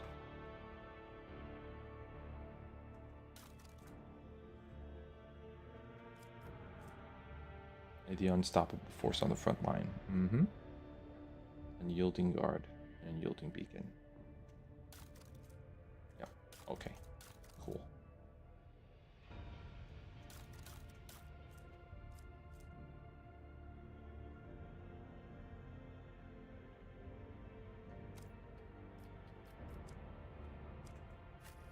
Okay, Idira. Idira. Okay, cool. So, we have Forewarning and Psychic Shriek. Then we have Analyze Enemy, Expose Weakness. I have Precise Attack. Okay. So, why? I'm just going to keep this stuff in order. I have Sensory Deprivation.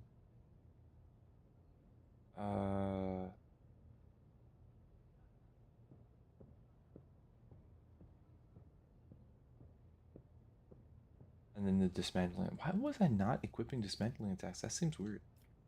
So let's do that. Just dismantling, dismantling, dismantling, dismantling. And how does this work? Is this the operative immediately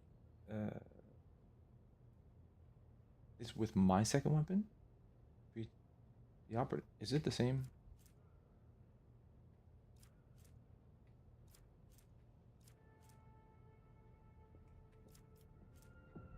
The operative immediately inflicts +1 exploit on each enemy in combat, then makes a free attack against a target. Can even use a ranged weapon in melee range. This attack always hits. So, the target attack, man, until the end of combat, the target attack suffers a -30% penalty to armor, block, dodge, parry. We should be using this on everybody. Let me go to the next page. Here, I can put Hunt Down the Prey. Okay, so let's just add these abilities here. Hunt Down the Prey. Piercing Shot. Wild Hunt. Wild Hunt. On the Trail. Raid. Oh, whoops. Wild Hunt. Hunt, on trail, raid. Okay. So we know already how Forewarning works, and we know how Psychic Shriek works. Well, that's just blasting the enemy. We can analyze enemies to add 3 exploits, and we can expose the weakness, where we can turn that into a decrease in dodge, parry, and armor. We can can also do a precise attack.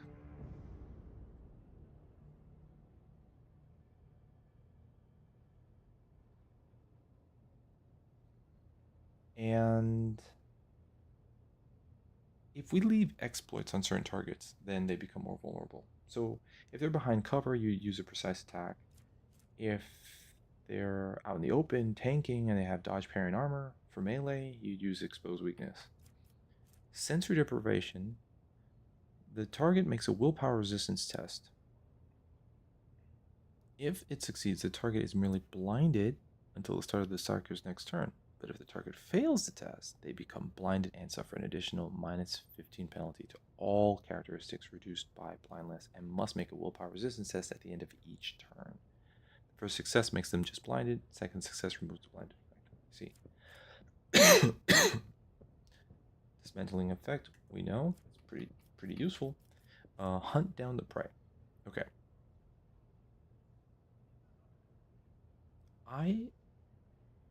Unavailable required. I don't know what that means. Unavailable required. Like some of them.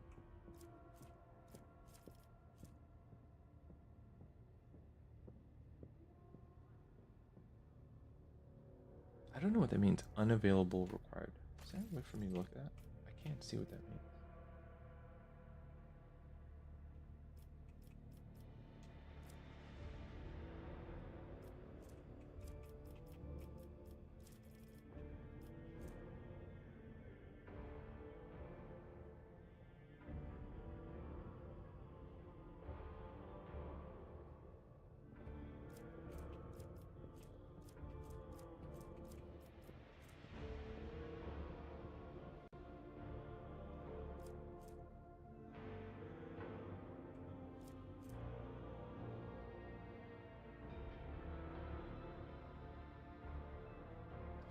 The bounty hunter may mark any enemy in combat as prey.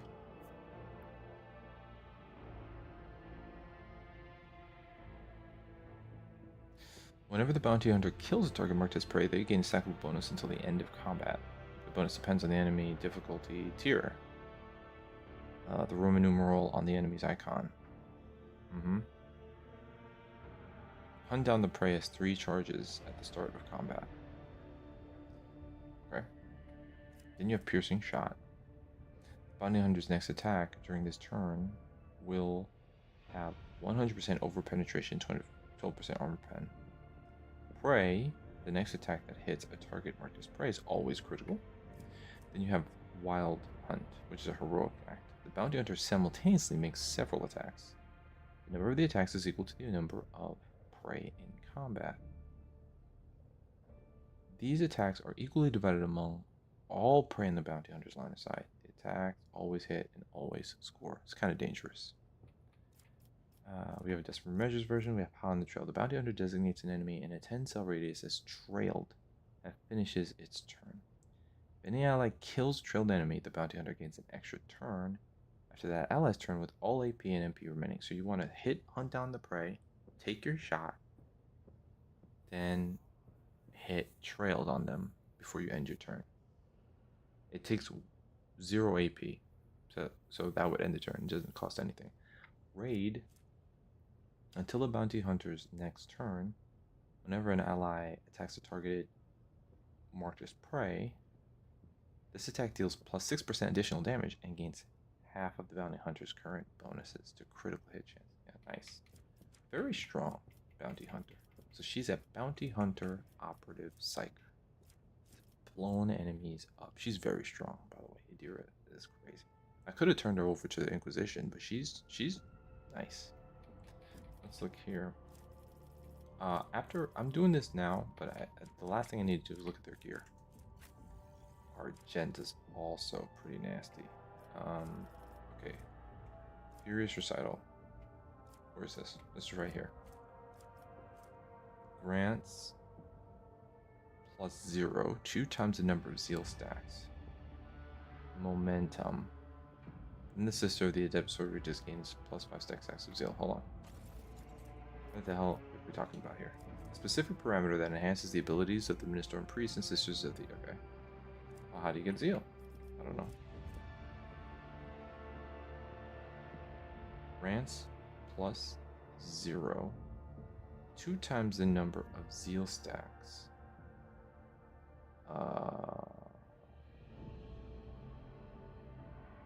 Momentum.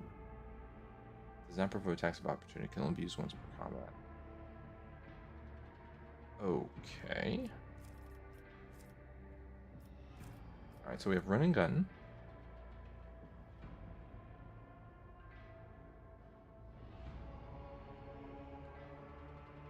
Until the end of turn, the soldier becomes winded. While winded, the soldier suffers a -10 penalty to ballistic skill and cannot use run and gun.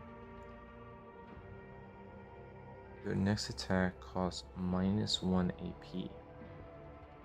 So I feel like you would want to use it as like your last AP, kind of. Because then what happens is the next attack after that causes -1 AP. So if you have an attack that's like 1 AP, you can use that. We have Revel in Slaughter. The soldier unavailable. Required Revel in Slaughter is available. The soldier immediately removes the winded effect. Oh. So, okay. So you do run and gun. Then you remove the winded effect. Until the end of combat, the soldier gains the following bonuses. Ballistic skill, critical chance, crit. This ability becomes available after the soldier kills 3 enemies. The kill counter is not reset between rounds. Ah. You gotta do a little bit of killing first. Then you can set that up. Dash. The soldier immediately dashes in the selected direction, spending all their movement points. Does not provoke attacks of opportunity. Allows the soldier to dash through allies and enemies, but not through obstacles. Then you have okay, Rebel and Slaughter. You have Concentrated Fire. The next range attack made by the soldier deals 110% damage and has an additional 20% dodge reduction. Okay. So that's almost everything in the top, but I'm gonna switch some things around. I don't know why I did this. Okay, so we have Firearm Mastery, which is now I don't even know. And 2, so 1, so 7. So we've got Furious Recital, Run and Gun, Rebel and Slaughter, Dash, Concentrated Fire, Firearm Mastery. Firearm says 1, 2, 3, 4, 5, 6, 7. Good. Then up here we have Confident Approach. The Arc Militant gains the Confident Approach effect until the end of combat. Until this ability is used again, or until using Cautious Approach. Confident Approach, Cautious Approach. I don't have a Cautious Approach unlocked. Instead of the usual bonuses from versatility, the Arc Militant gains 3% dodge reduction and parry reduction, and ignores 3% of enemy cover for every stack. All the Arc Militant's attacks score critical hits, but the Arc Militant's critical damage on those attacks is reduced by half. This is Confident Approach. If the Arc Militant already has 4 more stacks of versatility, the Arc Militant's attacks always deal maximum damage as long as Arc Militant keeps Confident Approach effect active. Maximum damage. What is versatility? What is that? Whenever the Arc Militant uses an attack that is of a different type from their previous attack, the Arc Militant gains a stack of versatility. Valid attack types are single shot, melee attacks, single target burst, area melee, area ranged, or range burst. The Arc Militant gains +3 weapon skills and ballistic skill for every stack of versatility. If the Arc Militant has 4 more stacks of versatility, well, we have to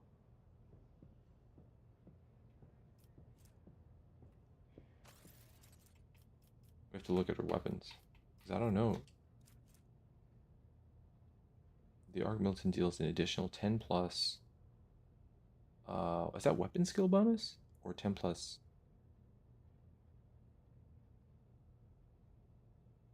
Ballistic skill. Okay, I think that's like melee or ranged. Okay. So, okay, cool. So that's confident approach. We have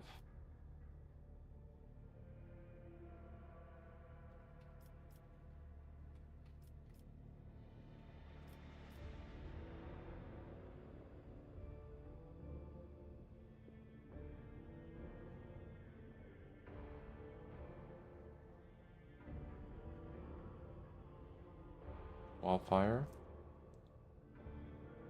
Next attack this turn will cause 0 AP and will not count towards the attack limit per turn. The cost of this ability is reduced by -1 AP for every 4 stacks of versatility.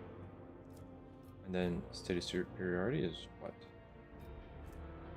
Until the end of combat, the Arc Militant can make 1 additional attack each turn, including 1 additional attack on the turn this heroic. I feel like this turns her into the Punisher. The first attack after using this ability, and each turn afterward costs 0 AP. 1 additional attack each turn. The first attack after using this ability, and each turn afterward costs. Okay, that's pretty cool. Heroic Sacrifice and Devastating. What's this? This is a desperate measure.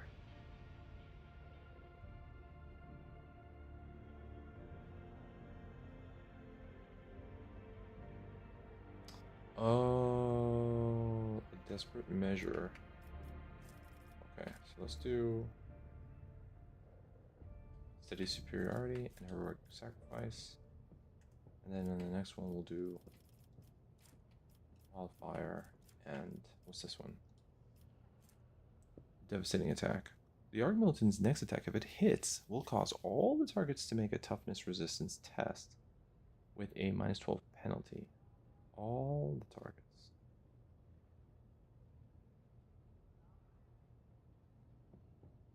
If failed, the targets will suffer a negative effect based on the attack's damage type. So impact is going to knock targets prone. Piercing is going to piercing and rending damage inflicts bleeding and slowed energy, and all other damage inflicts blinded. So this is interesting because devastating attack says all the targets. So if I have like an AoE, you know, okay. Okay, so Argenta is kind of nasty. Very good. Jay's always trying to get it on. Oh, she's another officer, but she's a master tactician. So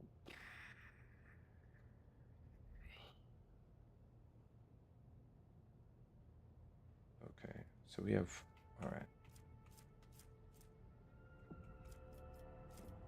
Okay, so we have voice of command, bring it down. We have 2 finest hours. We've got move, take aim. I'm gonna add finest hour here. I'm gonna add finest hour there. That's the first 6. Then we're gonna add prestige, linchpin, last volley, frustrated, and then sign, finish the job. Let's see what these things do. So we know about voice of command, we know about bring it down. Move. The officer immediately grants an ally additional MP to equal to 7. The target can only use movement abilities, heroic acts, or desperate measures during this time. If the target is under the effects of voice of command, it ignores attacks of opportunity. Good. Take aim. The target's next attack will ignore cover and will have double the effective distance. So he's probably good with early it. If the target is under the effect of voice of command, this attack will ignore enemy block and dodge. Additionally, the damage from this attack cannot be reduced. The officer, this is a heroic act. The officer grants an ally an extra turn with full AP and MP and no attack limit. And then the fellowship is halved after that. The master tactician empowers their next attack to deal 4% additional damage for every stack of tactical advantage the master tactician has, and loses half of their stacks of tactical rounded up. What is tactical advantage? Gains a special tactical advantage effect that allows them to empower their attacks. They gain 1 stack for every 5 momentum gained by themselves or their allies. And begins combat with the number of tactical advantage stacks equal to their fellowship bonus. I think that's what that means. Press the advantage. Okay. Linchpin. The target ally or the Master Tactician gains +1 resolve for every 5 stacks of tactical advantage. The Master Tactician has, but the Master Tactician loses half their stacks of attack advantage. This effect stacks and lasts until the end of combat. So the beginning of the Master Tactician's next turn, the Master Tactician gains stacks of tactical advantage equal to 27% of all momentum. Okay. This is called linchpin. So for every 5 stacks of tactical advantage. So if you need at least 5 stacks for it to matter to gain the resolve. Then you would lose your stacks to half. But the effect stacks. So every time you hit 5 or 10, use linchpin. And then, and it's going to keep going up. So you'll be using this every time you see 5 tactical advantage up on the buff list.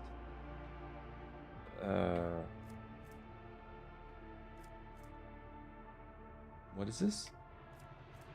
Last volley and orchestrated firearm. I'm going to switch this around. Orchestrated is going to go here.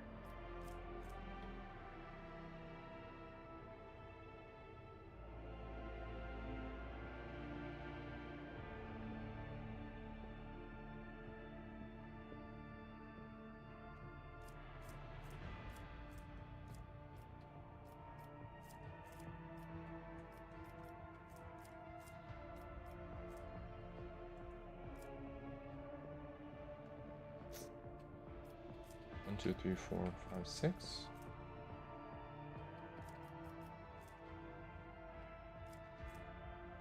Aim it.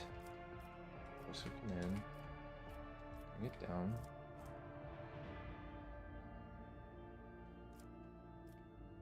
This tower. On this tower.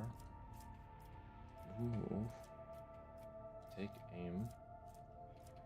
Let's see. Linchpin. Orchestrated. That's volley. And then those two. Okay.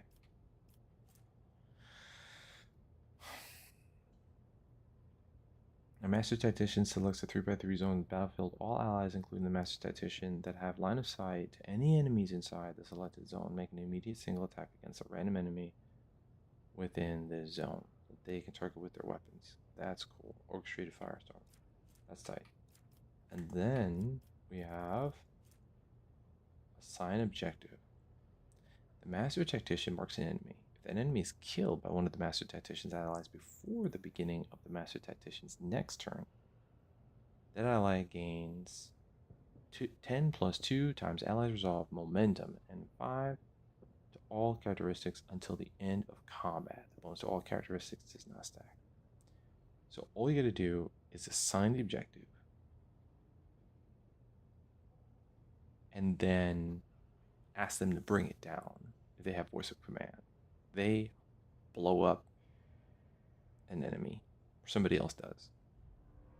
And then they get a bonus. So if you assign the objective and somebody does what you tell them to do, they get a bonus. Finish the job can only be used on enemies with the unfinished business effect. What is the unfinished business effect? This effect is applied to enemies which were attacked by the Master Tactician's allies, but not the Master Attack, and have less than 50% of their maximum wounds remaining. Oh, so they're half damage down. The Master Tactician immediately attacks the target with a single shot or strike. This attack does not count towards the attack's per turn limit, dealing half of the weapon's maximum damage and additional +6 damage. That's interesting. Okay.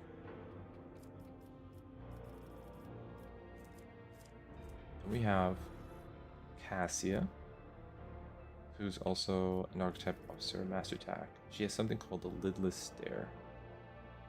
I'm just gonna put that, the original talent there. I'm gonna put voice of command. She has very similar skills. I don't bring her out usually. Minus hour. Minus hour. Get back in the fight. That is unique. And break their ranks. And I'm gonna use press the advantage. Strong point. No, I'm gonna use straight fire. Last volley. I'm gonna use strong point here. Use glimpse of fate and held. Oops. Held in my gaze. Okay. Okay. So, what we don't know is lidless stare. All creatures in a cone in front of the navigator suffer 15 to 18 damage. They have to pass a plus 30 bonus willpower resistance or become stunned. That's cool. Voice of command and bring it down, we know. Finest hour. Full AP during the extra turn, there's no attack limit. Okay. Then you get back in the fight. The officer encourages an ally who immediately recovers from burning, bleeding, toxin, and stun effects. So that's cool. You can debuff them. I mean, you can remove a debuff on them. Target is under the effect of voice of command. They also gain plus 14 temporary wounds. That's nice. The ability can only target allies who have enemies adjacent to them. Until the start of the officer's next turn, all melee attacks made by the target deal additional damage equal to 3 multiplied by the number of enemies adjacent to the target when this ability is used. Oh, nice. Cast out on Alballard if he's in the middle of shit. If the target is under the effect of voice of command, they immediately make an attack opportunity against an adjacent enemy, targeting the one with the lowest. Okay. Press the advantage. Okay. Empowers their next attack to deal 4% additional damage for every stack of attack advantage the Master Tactician has. Orchestrated Firestone. Firestorm. We already looked at that. Then we have the target of. So you cast this on a friendly. Target gains plus 2 temporary wounds, plus 1 additional temporary wound for every 2 stacks of attack advantage the Master Tactician has, but the Master Tac loses half of their stacks. Okay. Till the beginning of the Master Tac's next turn, whenever the target loses temporary wounds from damage, the target gains momentum equal to the number of temporary wounds lost. In Glimpse of Fate, the target gains 35% increased hit chance on their next attack, dodge on their next dodge test, and chance of success on their next resistance test. These bonuses disappear independently from each other after being successfully applied. Oh, so hit chance, dodge, and resistance? I would have to know, well, I guess I would know by reading the abilities when a test is done to buff them with Glimpse of Fate. Held in my gaze, the navigator deals 1534 damage to an enemy. That enemy must pass a willpower resistance test or become immobilized at the start of the next turn. Okay, cool. We got Heinrichs. Heinrichs is also, I think, pretty strong. He starts off with Word of the Emperor, which all allies in a circle within a 5 cell radius gain plus resolve until the end of combat. Every additional stack of this effect increases the resolve bonus. Iron Arm, target gains plus strength and toughness until the end of combat. So Heinrich's he's a brawler. He's pretty tough. Got Charge. I think we know some of the stuff from Abelard. We've got Charge, Endure. And I think I've tried to pull different abilities that like the other guys who are similar don't have. I try to do that if I can keep track. So we have Charge, we have Endure, Breakthrough and Purge Soul. So let's add Daring Breach, Breakthrough, and Purge Soul. Breakthrough is the warrior gains the Slash ability, which costs 0 AP, and has 2 charges for the current round. Slash cannot be used in the same round as Charge. Purge Soul deals 2 to 5 direct damage. This damage is increased by 50% against Xenos, 100% against Chaos Worshippers or Drukhari, by 150% against Demons, and by 50% if the enemy has already damaged the Psyker or any of the Psyker's allies this combat. These damage bonuses also affect any damage bonuses from other sources. This power does not affect targets that lack souls. Interesting. Okay, so then we have fainting attack, which... Oh, he's an assassin warrior. That's very interesting. So...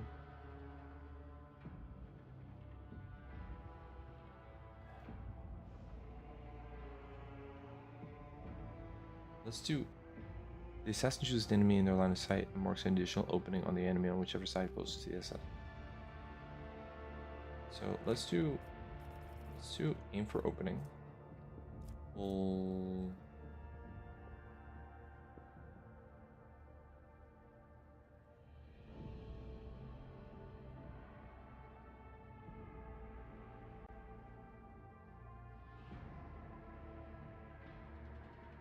let's do this. And I also want to read what the hemorrhage effect is.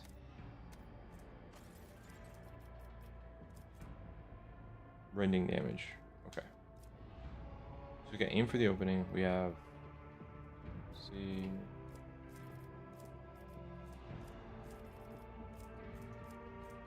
what happened here, man?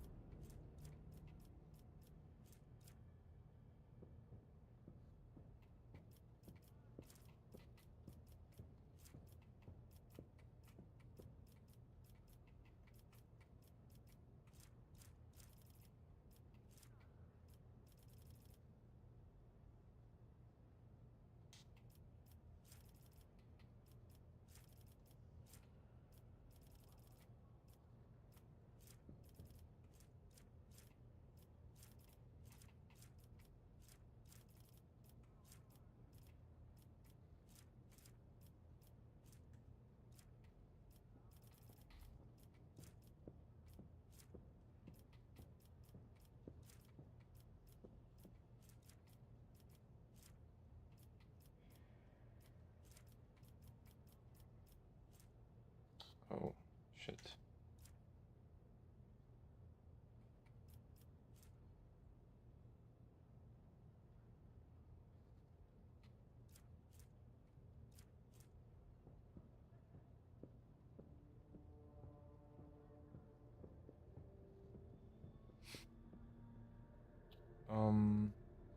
Death Whisper and Dispatch. Okay, so I'm gonna use fainting attack here.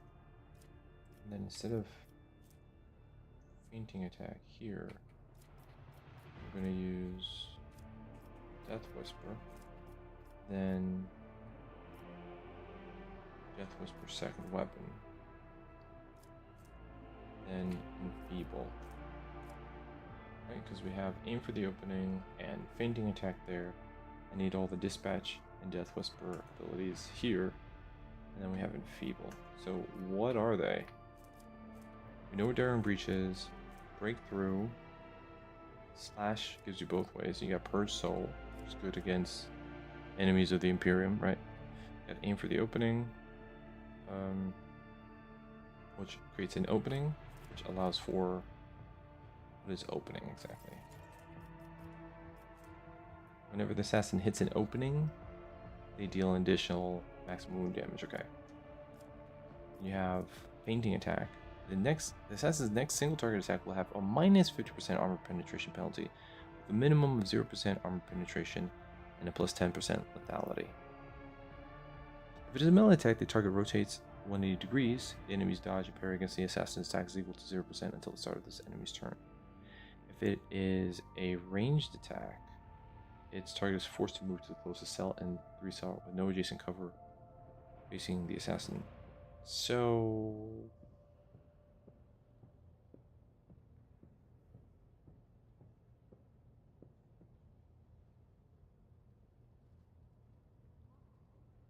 fainting attack doesn't really pierce armor, but does add lethality. What is that?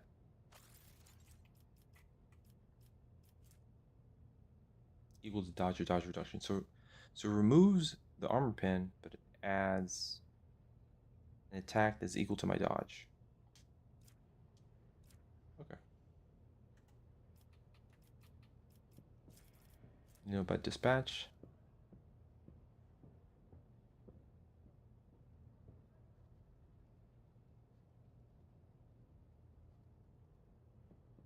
The assassin makes an attack with the current weapon against an enemy. This attack cannot miss and deals plus 50% more damage. It also deals additional equal to 25% of the attack. Okay, missing wounds. Yeah, we see that elsewhere. We also see Death Whisper.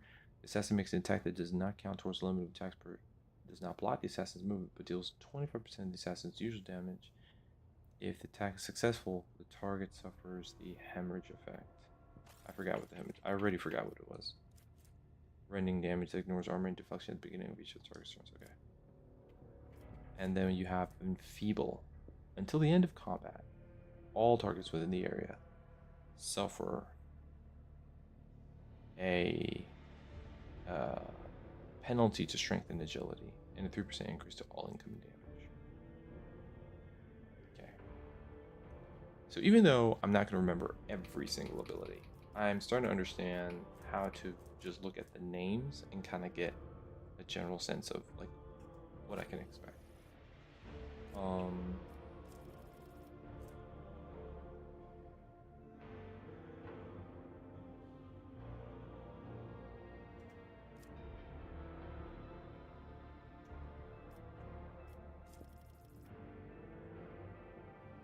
I think we set this up. I think we've gone full circle. All right, so what I'm gonna do is, one, I'm gonna just save this for save that because now that I've reintroduced myself to all these freaking characters and how they work, I don't want to lose that. Now we're gonna go into inventory, just take a look, see here, and also,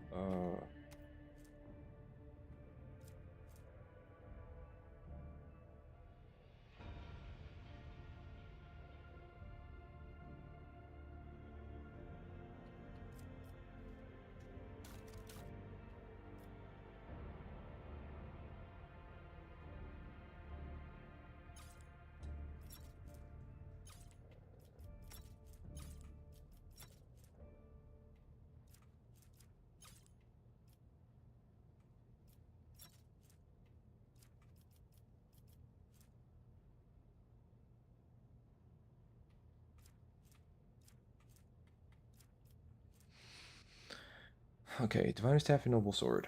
So the only staff I have is the Psychic Staff, which has more Lightning Arc, which I'm good about that. Then I have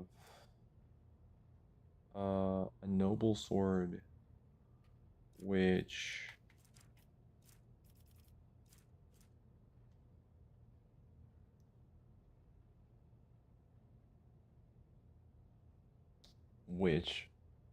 builds off of my willpower, and then this adds melting. It gives me 5 persuasion. So is there anything else that seems interesting that would work for my character? Chainsword, lead chainsword, powerwall, chain axe.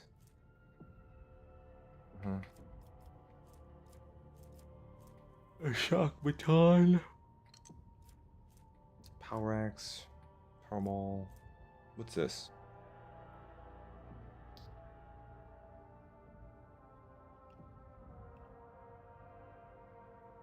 It's a light one-handed melee weapon. It's a lot stronger than what I have. More armor pen. You got cleave and onslaught. Grants additional area attack that where? Okay, same.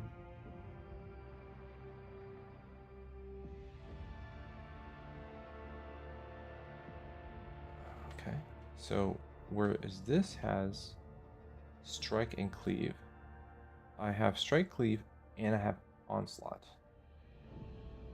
which I think is a AoE. Okay, I'll consider that. I don't think my character really gets into that kind of situation. Um, I feel like I want to take basic weapons and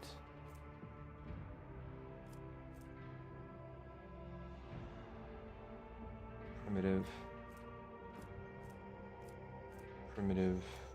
Yeah, that's not a class. I wish I could understand like the class.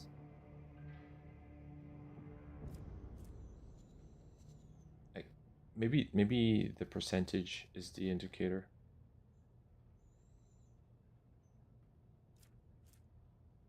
You know, like for example, 5% is pretty low end, whereas 15%, that is there a way for me to?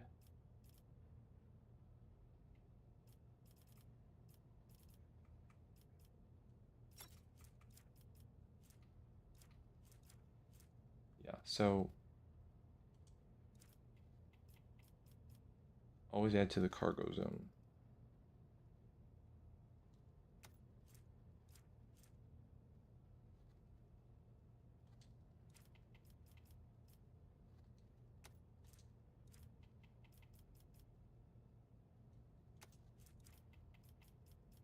I don't know if this is okay.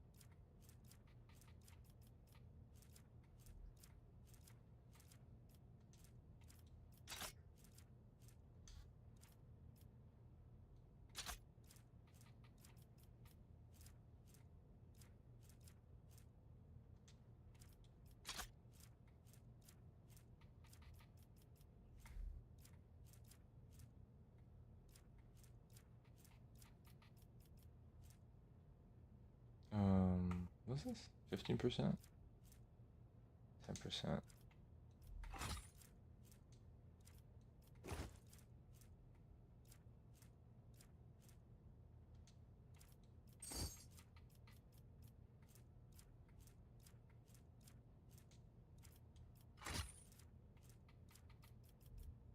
I'm looking for all the 10% and get rid of them.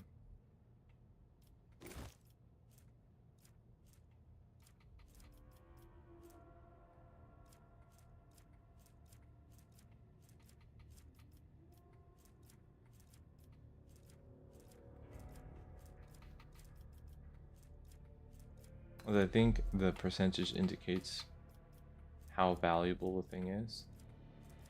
Um, I'm not sure for certain, but that's what I'm going with.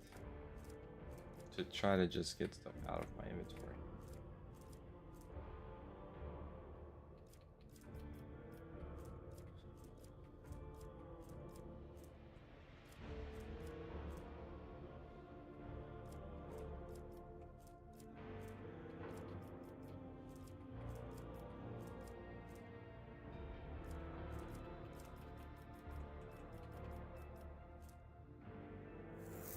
And then 1% of miscellaneous cargo. Can I just get rid of this stuff?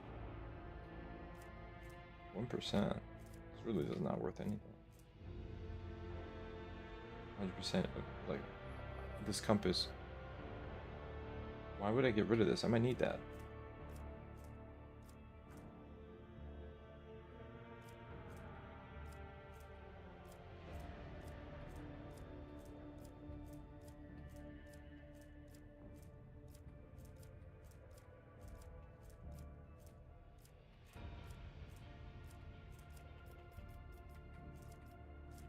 Yeah, I'm not sure. These are modules, okay.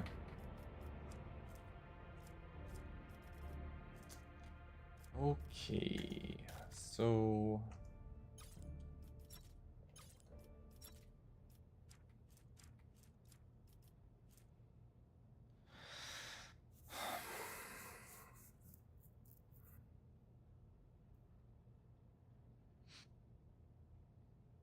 I can change out the noble sword for more damage if I am willing to give up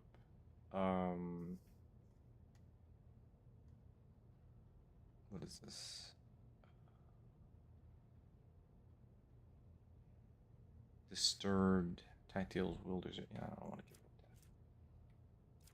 that. Chain Axe, Callous Honor was another one, but I think I'm fine.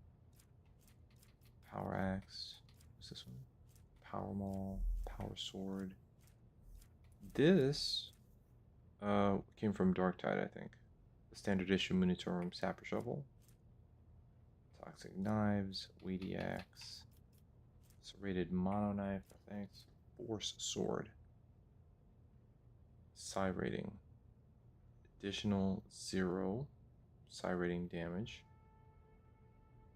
The question, I only have one of these. So I'm gonna see, you know, who's wielding what. We have a hammer, which seems pretty cool. We have a psychic staff, which is just arc damage. Rotobi pattern greatsword. Oh, that's right. There is a store somewhere, and I don't know where it is. It's a two-handed sword, a great sword. It's a rated great sword. Then we have this precise last pistol, hot shot, the Orthlak Mark IV.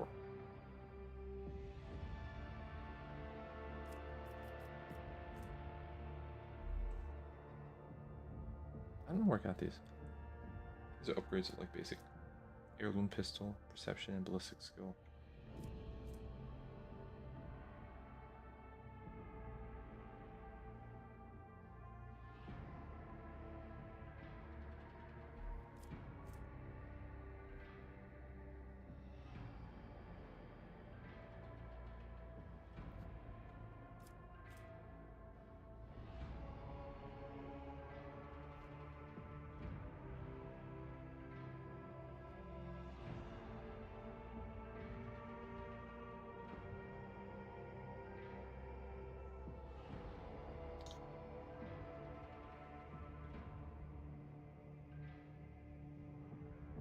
Arc rifle critical damage. That's cool. This exotic weapon cannot be equipped by him though. The needle rifle, also exotic, and it's a sniper rifle. I can't wield that. Wait a second. What's the difference between...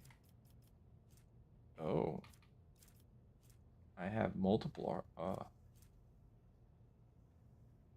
more sniper rifles, Morris Pattern last gun,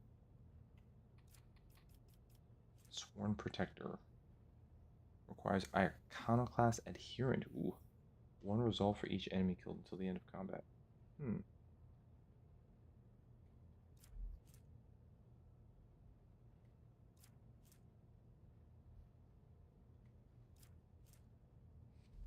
Precise RKO Tech 12 to 17, 11 to 12. Scrappy last gun.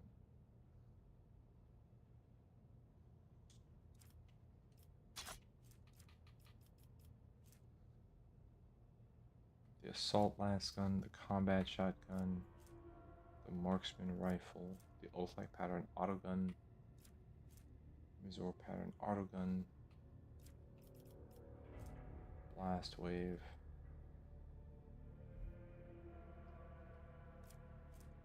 this pattern autogun, nullifying shotgun, nullifying shotgun.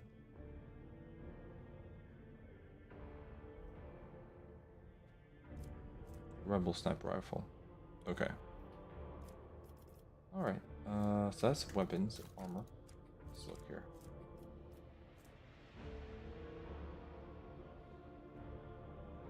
So I have the improved armored body glove, which is light.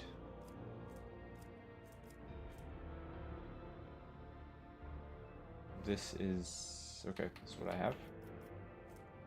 This is medium. Medium.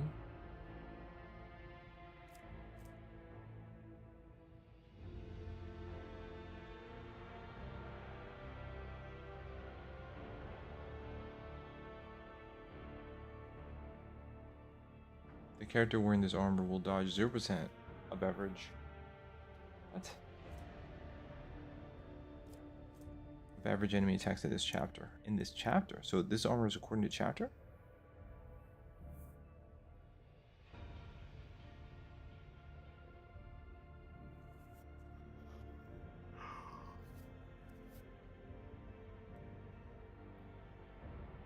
My armor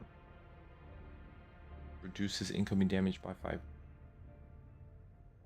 negative 5%. So I'm okay. I might have to change this.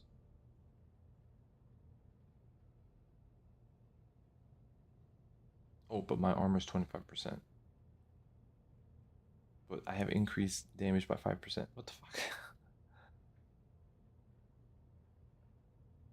Okay.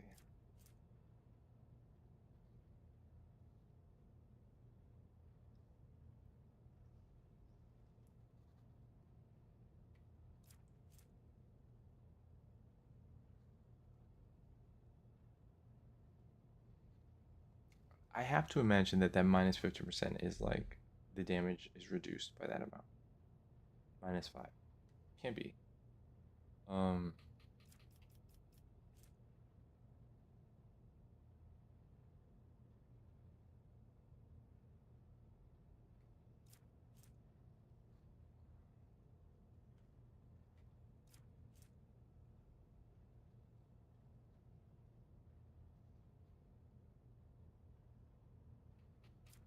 He's an officer? Yeah, okay.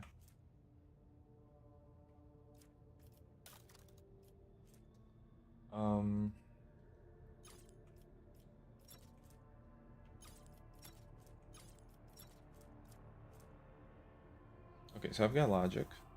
All targets of taunting, scream, minus 12 to the willpower test against this ability. Range attacks, coercion, penalty to awareness.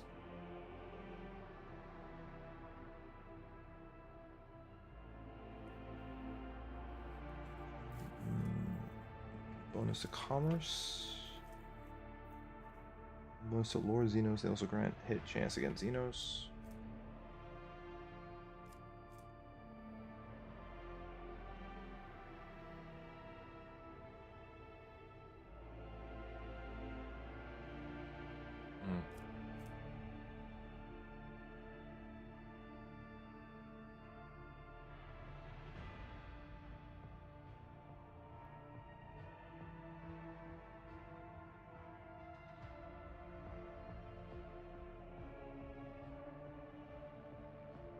Flamer shot stream once per combat.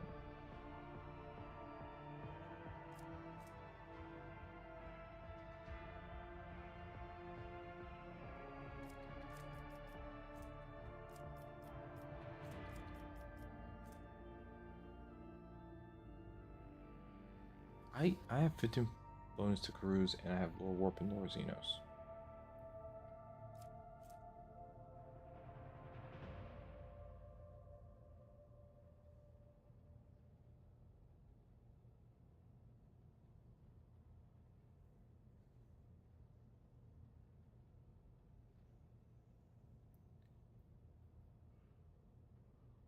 I can detonate Bleeding, Burning, or Toxin.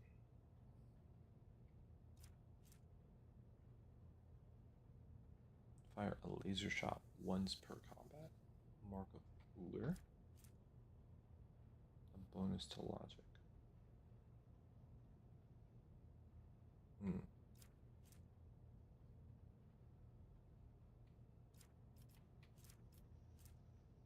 10 bonus to tech use. Oh. 10 bonus to all skills. The wearer can reroll any failed skill test once for each test. That seems pretty cool, but I think I would rather apply that to someone who's rolling offense.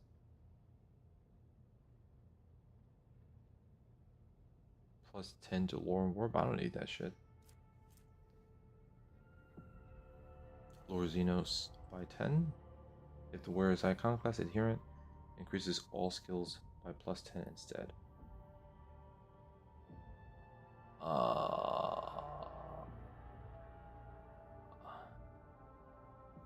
Yeah. I would use Heart of the Nameless. Equip the disinfection device. Disinfection device looks at the injector.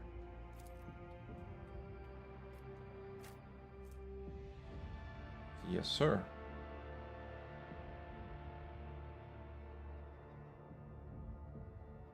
All skills by plus 10 instead. Yeah. Yep.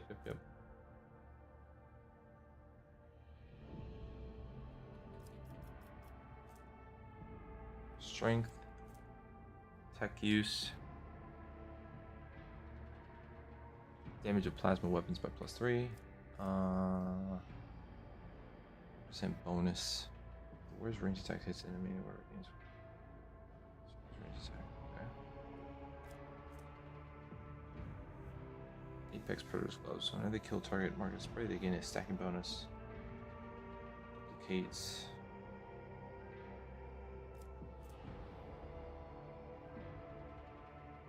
Using grenades costs -1 AP for the wearer. Enemies suffer +2 additional damage from the wearer's grenades. Agility. Bleeding. Okay.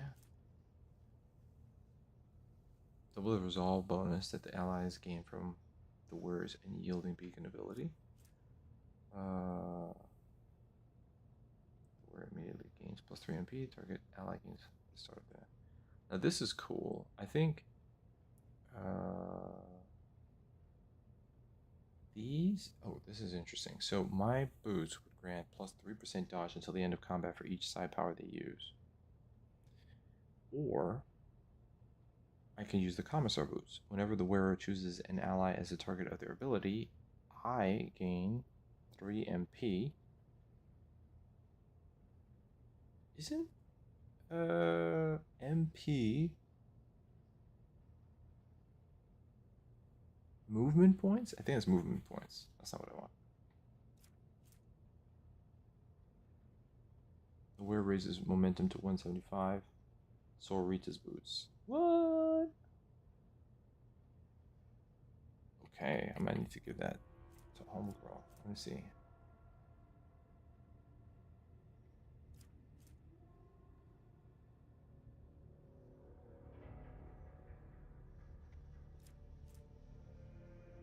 Immune to burning.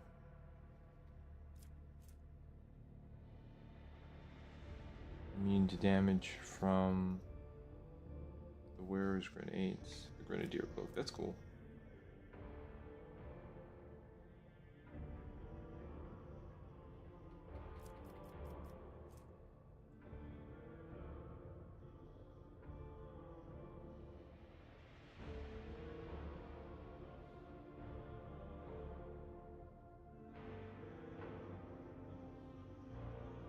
All bonuses from the words combat tactics areas are increased by 5% for 1 round. The warrior uses strategy different from the one used before.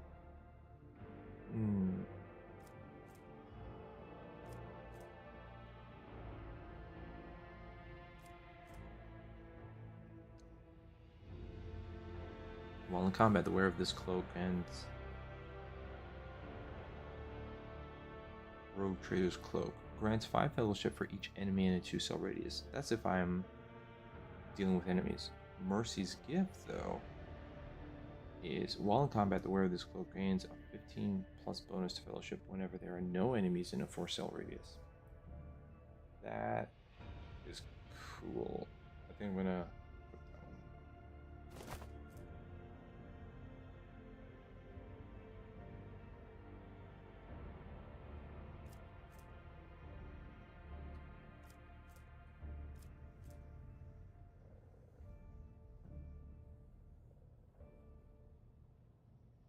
Battle Scarred Mantle. When the wearer ends their turn, they remove burning, bleeding, and toxin from all adjacent allies. Then the wearer inflicts 10 levels of bleeding on all adjacent enemies. Jesus, that's cool. Range of officer archetype abilities by 1 cell. Perception. Wow.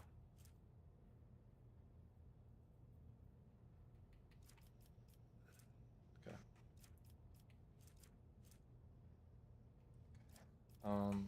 We have Mind Scrambler, Force Grenade. I think I can use.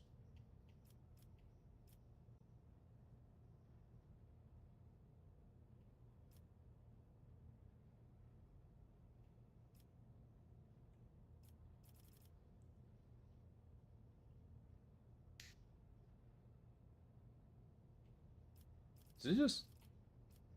Oh my god.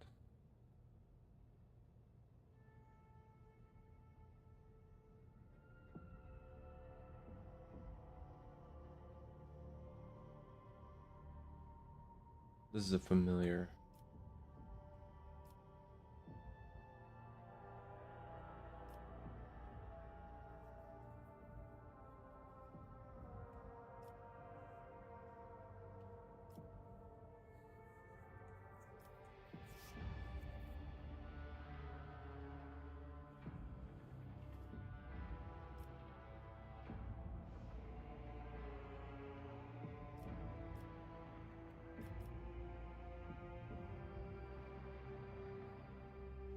Grants immunity to toxic damage. Okay, so I'm not really.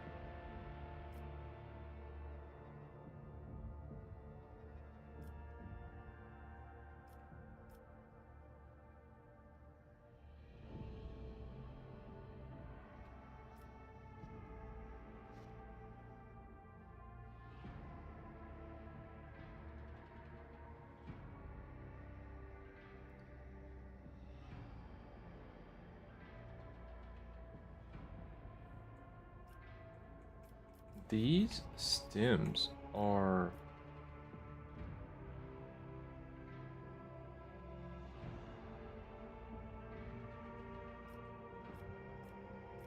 These stems are dangerous. They're like the stems themselves have a variety of negative effects. Okay. So that was good. Okay, so let's go. Holy Vestment. It's got text use. 15 bonus to lore. Whenever the wearer and allies 2-cell radius gain momentum, they also gain an equal amount of temporary wounds.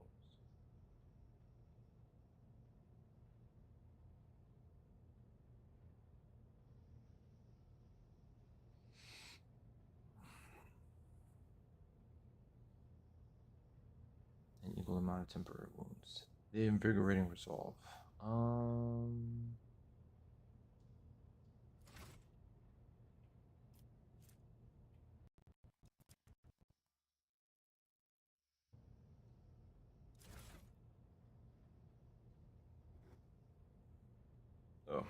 okay, guys. Let's take a little bit of a break. I need to just stretch, get some water, use the bathroom.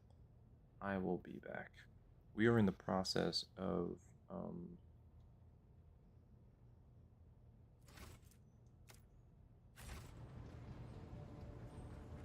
we are in the process of just reviewing all of my companions' gear slots and seeing if there are any things, now that I've looked at their abilities, that kind of go along better with what kind of work they do. And we'll continue on that. So this is the last almost 3 hours has just been reviewing who the hell our companions are and what the hell they're about. But I'm awake. I'm enjoying it. I'm kind of eager. And once I get a handle on like the quest board again, we can at least, I don't know, just maybe go on an adventure, try to chase something down. I'll be back.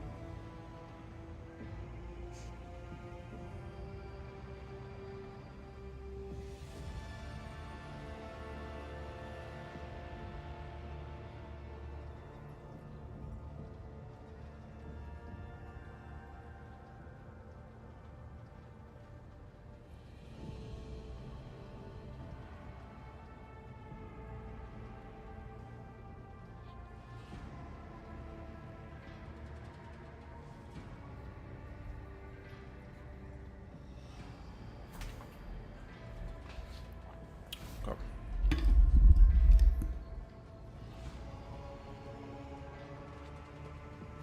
Mm-hmm.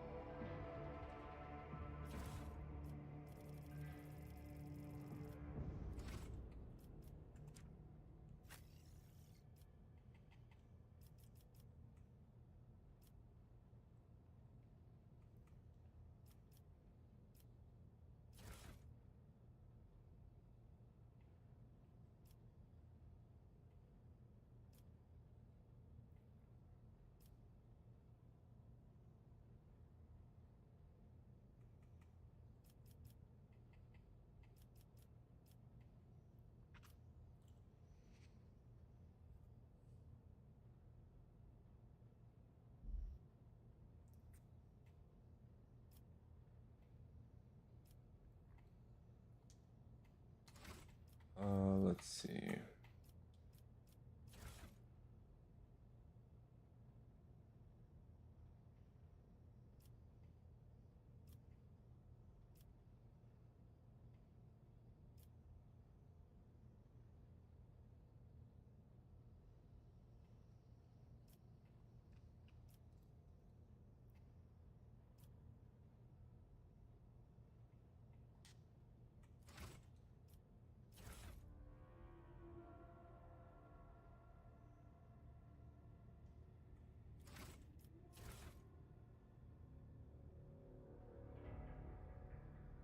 Hmm.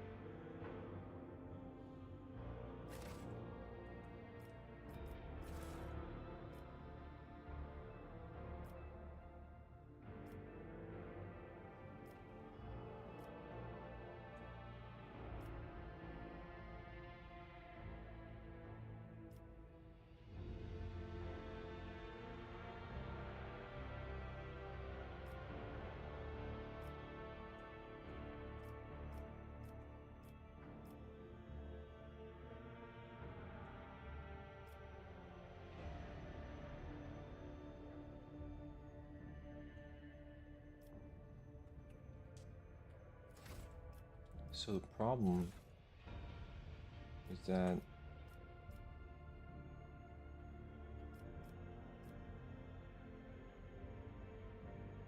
marksman bracers 10 ballistic skill and 25% critical damage. But if I can add that crit chance and ballistic skill elsewhere, you know, I can switch this out. Attack out, hit chance, and critical hit chance.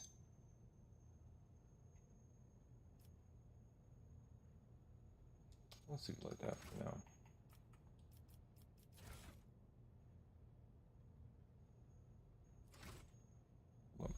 I've desynced my audio. One sec.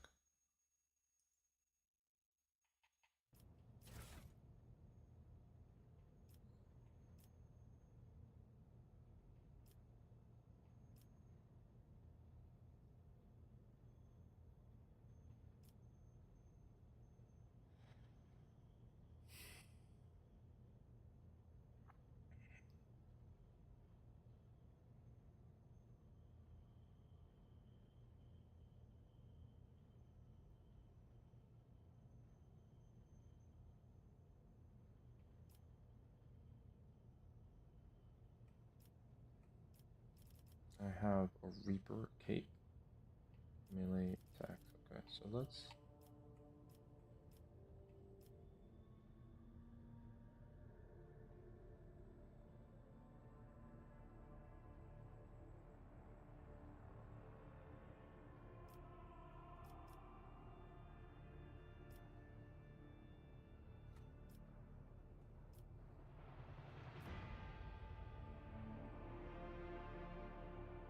The Arc Strategist Mantle. Let's do that one. And then he has the med kit. Okay, I think that's fine.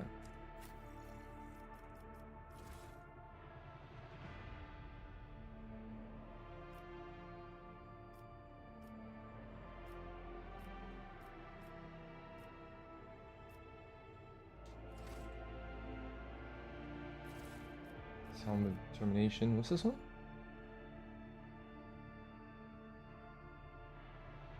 Does he have Taunting Scream? I forget what his abilities are.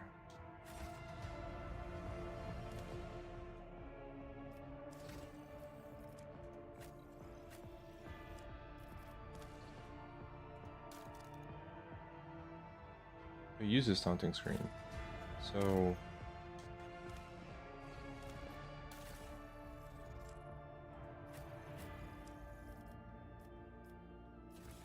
So right now I have 6% armor and a bonus to fellowship.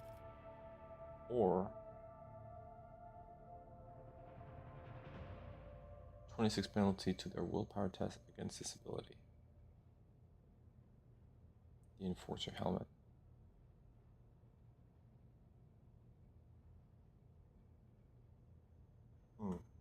Interesting. So, okay,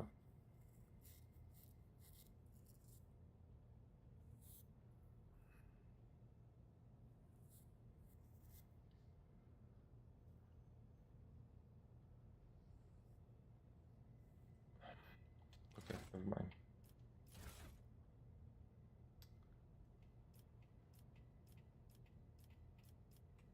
So he's wearing the Fire Blessed Carapace, and immunity to burning. 10% armor against melee. I think he's got it. He's got it nice. Plus 14 to Medicae. Yeah, he uses Medicae.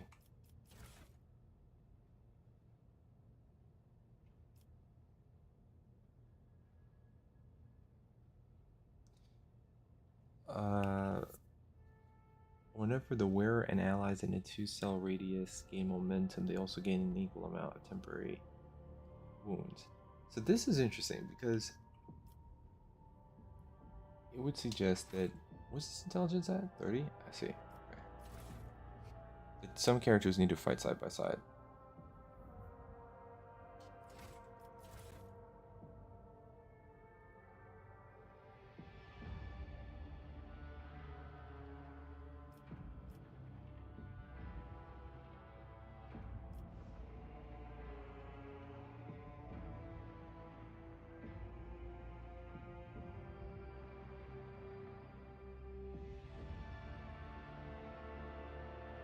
Okay, so he has, if he suffers an injury or falls unconscious, everybody else gets a +1 bonus damage.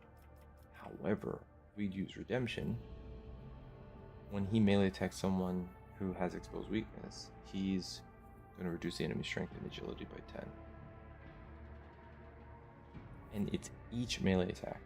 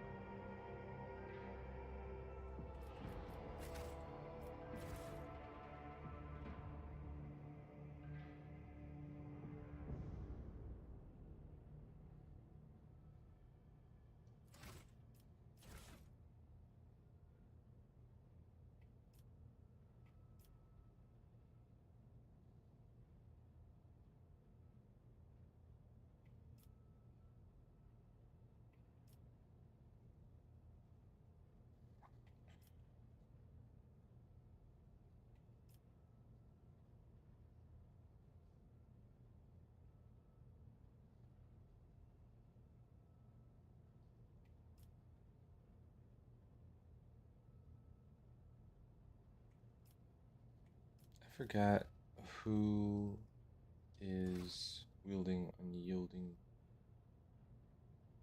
Beacon. I forgot what ability that was.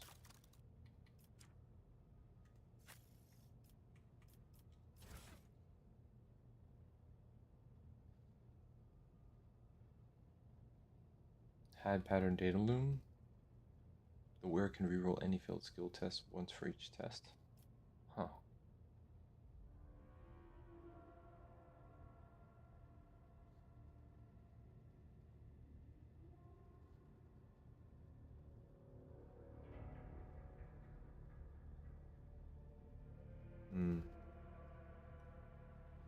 Combat set.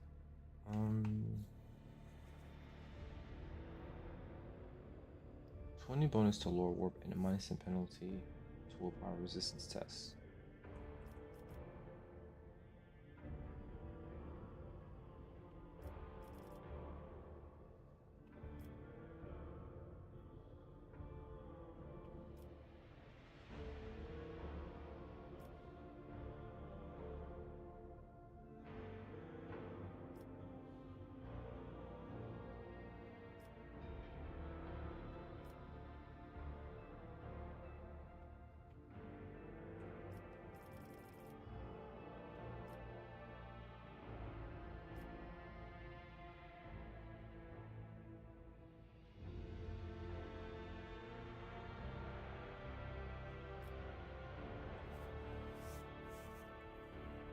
minus 10 penalty to...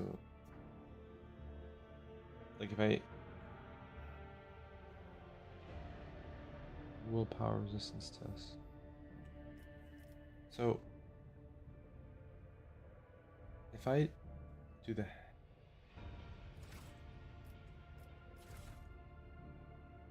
Gain 10 bonus to awareness. If I do the had pattern delta thing, and then I can do the tome of...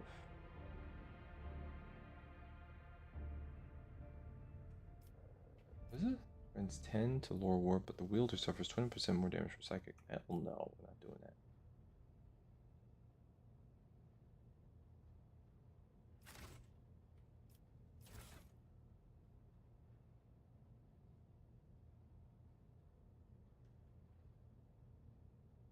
Where it gains momentum and temporary wounds equal to their resolve. That's interesting.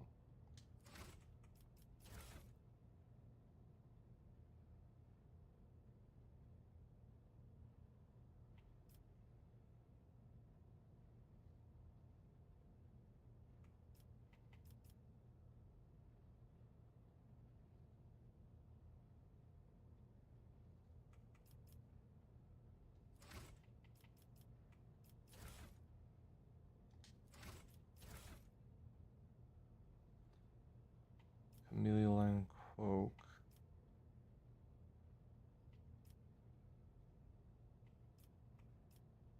All enemies' perception by 3 within a 5-cell radius. The distraction cape versus 10% dodge.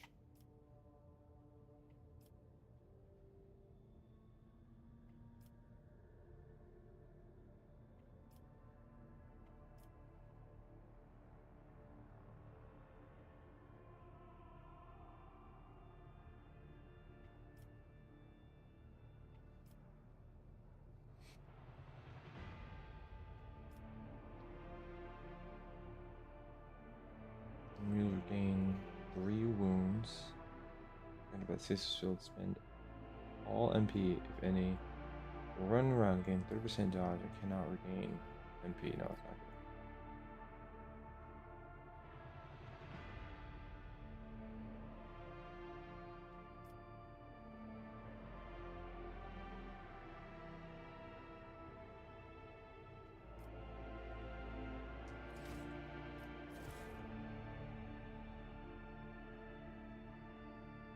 Battle Psychic Boots. Okay. And then Staff of Mind Sight. And I have here the Charge Staff, which is pretty strong.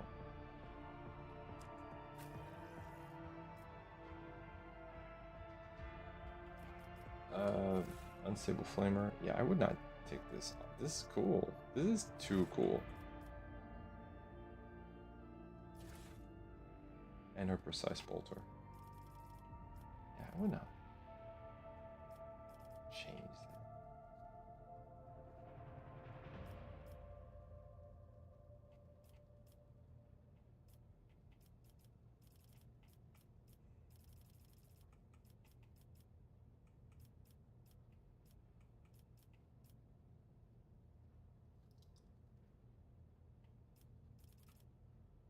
Hand Flamer. We don't want a Hand Flamer, we want the actual Flamer.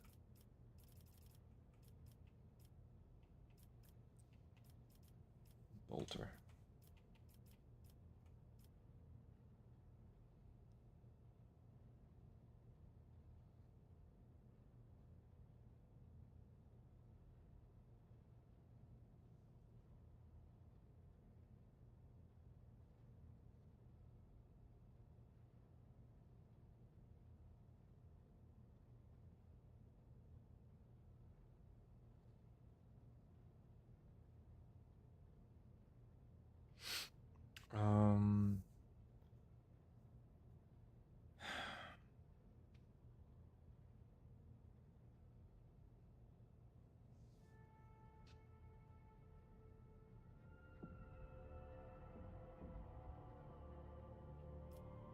I don't know if I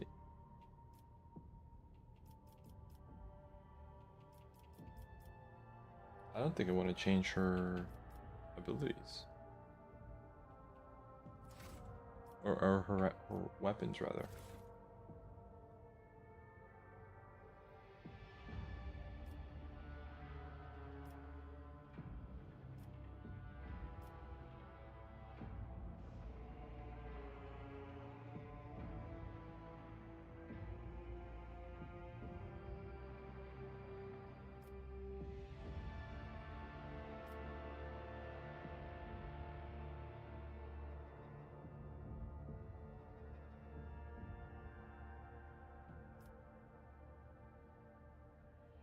The Sword Reader's boots versus the Warmonger boots.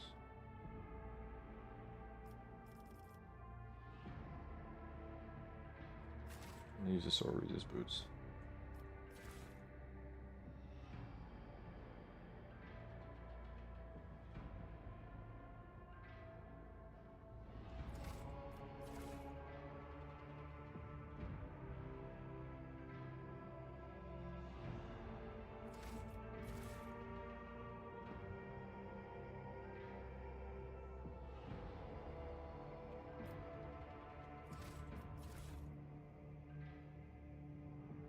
Single attacks with the bolter weapons automatically hit the target. That's tight.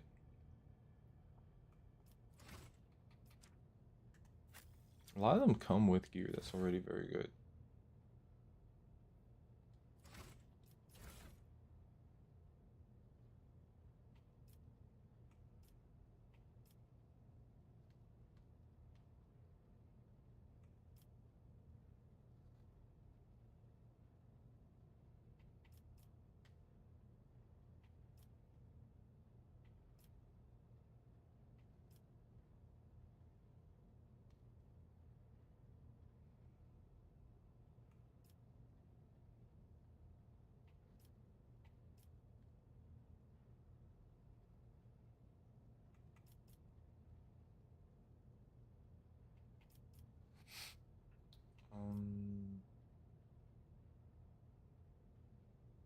Wait, I never,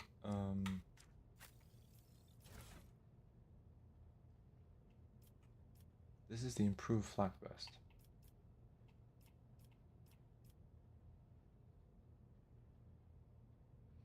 And 0, reduce incoming damage by 25%. This is 20. Wait, improved flak. 0 minus 20, dodge penalty, 0.75, okay.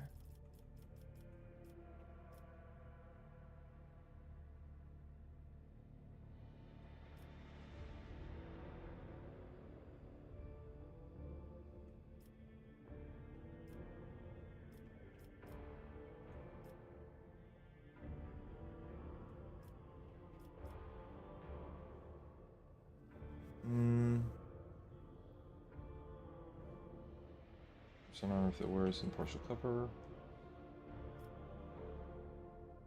I think she would be.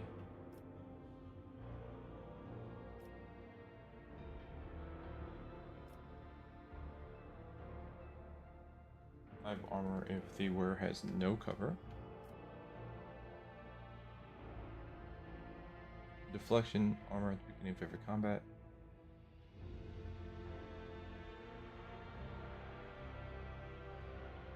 Adaptive flak vest. I think she's probably good with the hunter.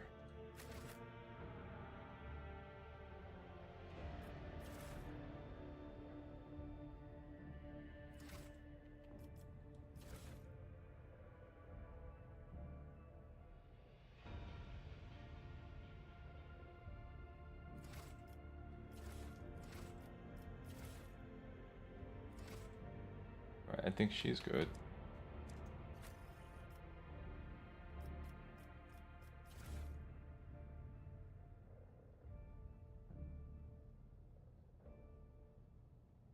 Invigorating resolve. Who? Get momentum. Also getting equal momentum for wounds. Wouldn't it be somebody that's like up close? I don't think we have anybody. It's his deal.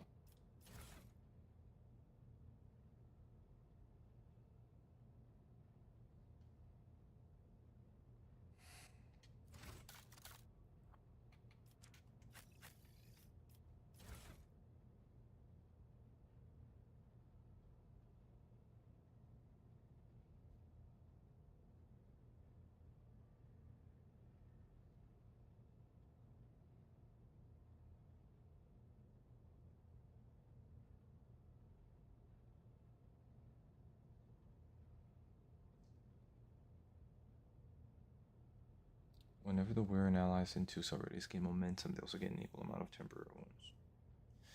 That seems to me like a little bit tanky.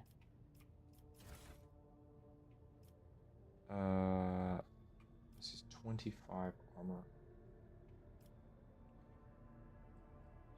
Against melee. Okay, no. 25, 30, 40. Same deal. Looks like it's just a matter of how it looks.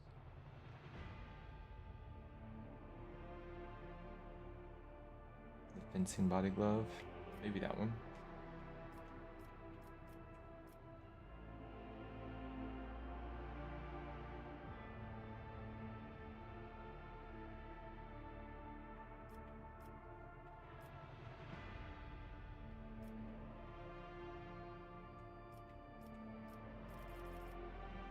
Fencing body glove seems like it could be 10% dodge against melee, okay, 10% parry. Maybe.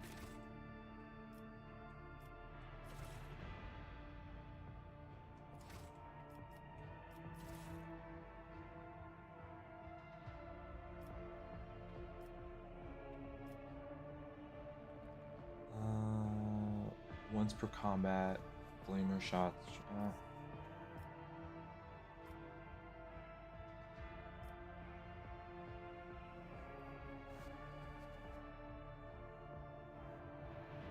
I have to use money then the wearer gains or force field emitter. Why did I use that with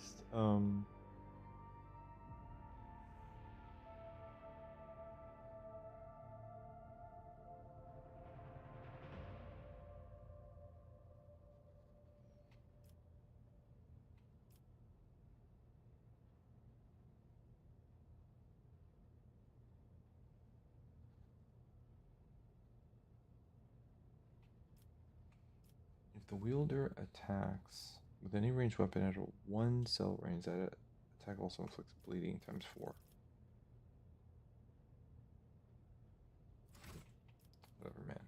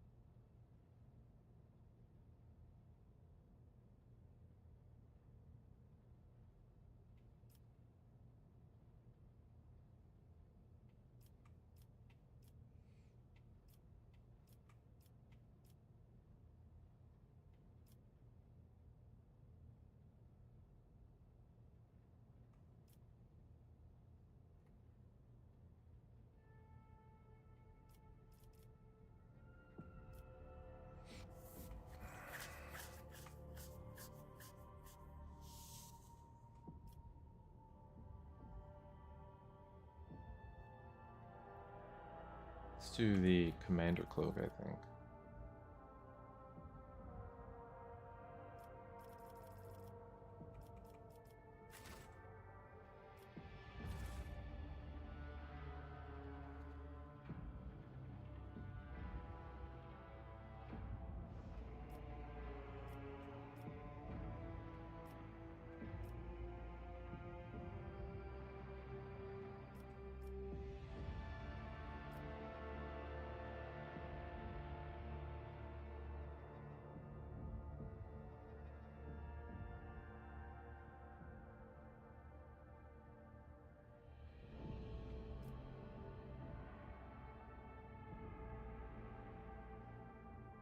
And if the wearer chooses an ally as a target of their ability, the wearer immediately gains plus 3 MP.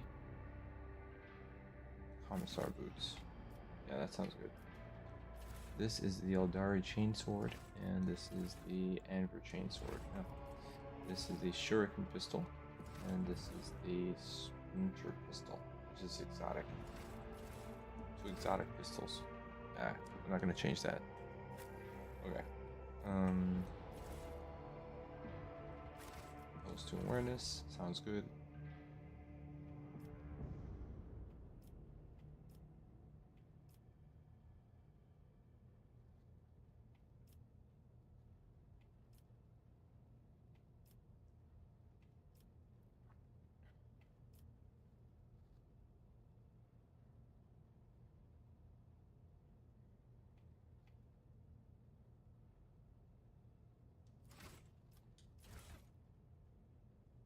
Fellowship and Commerce.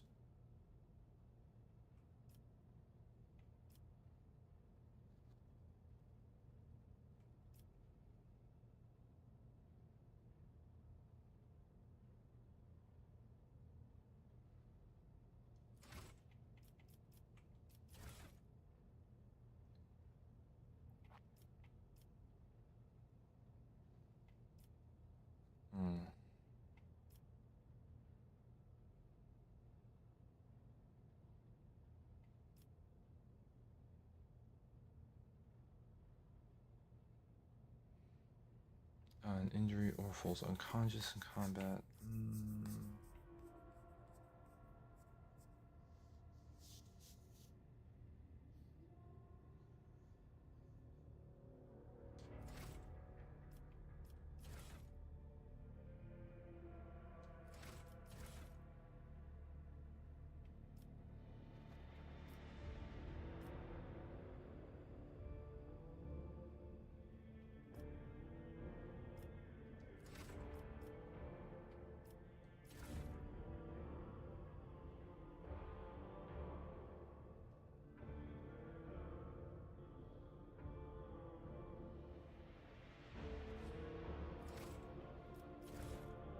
The Wrath of Saint Drusus.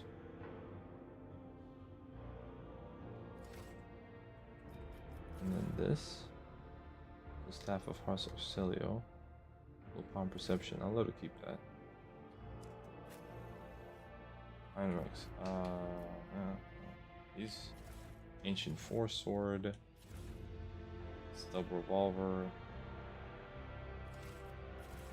The Staff of Blood. Siphon Life.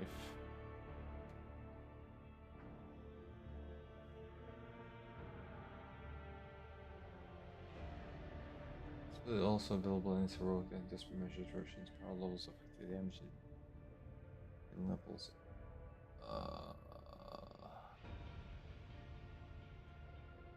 Willpower and toughness.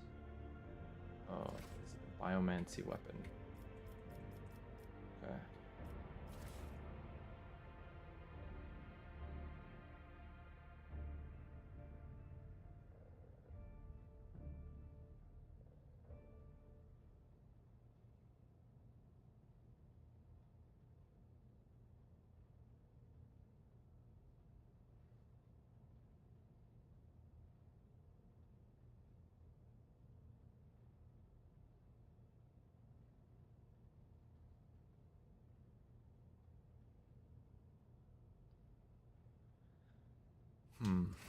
Rockdoor's helmet.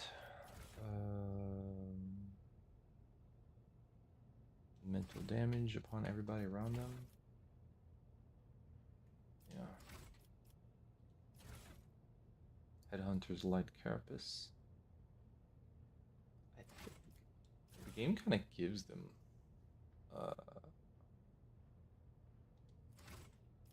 good stuff.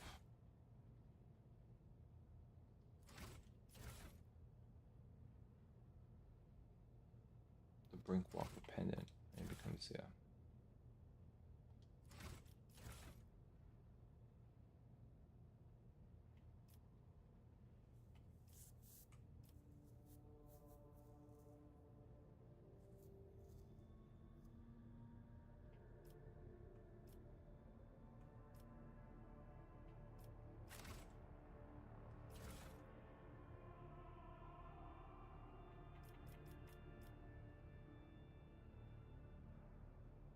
Or the Reaper Cape. Add burning to enemies around him.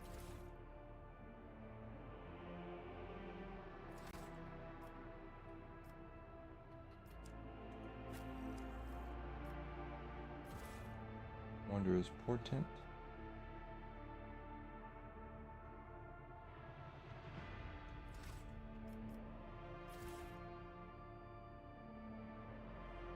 What was this? A shuriken catapult. Wait, so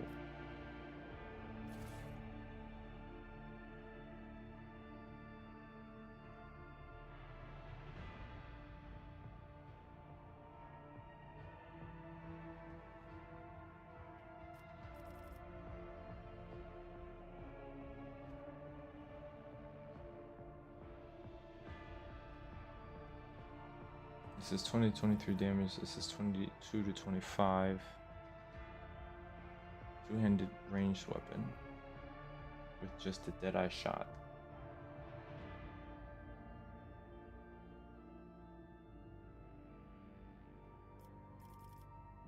To 23, single shot and deadeye shot.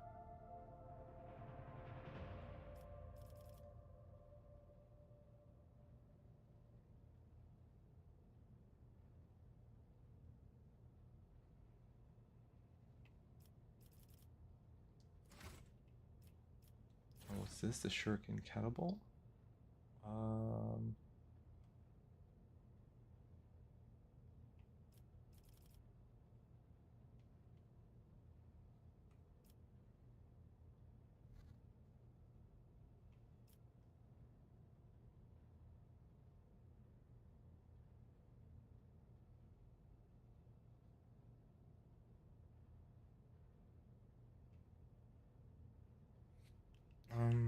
Is this fractal blade? What is this?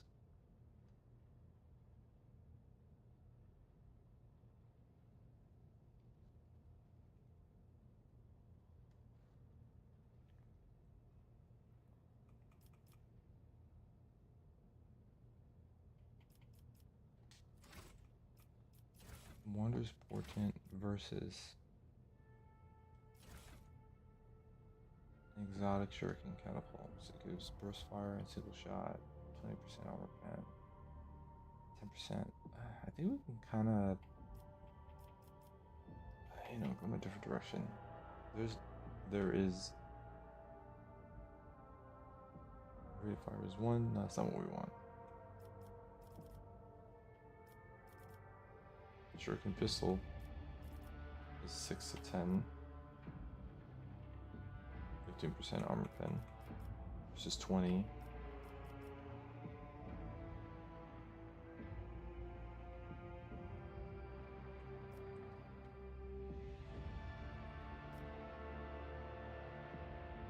Shuriken pistol and the shuriken catapult are the same shit. The only way it makes sense is if I am... It's an exotic weapon, which is interesting. I don't know what that means. They all... I guess exotic does not mean, like anything really. I'm so sorry.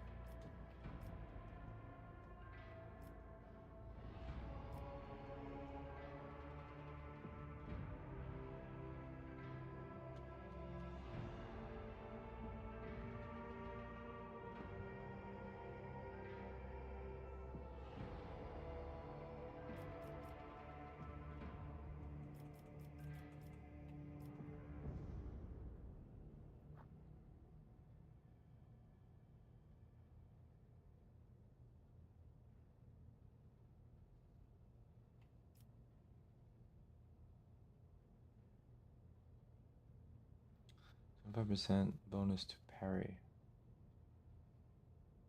What? Let's add that.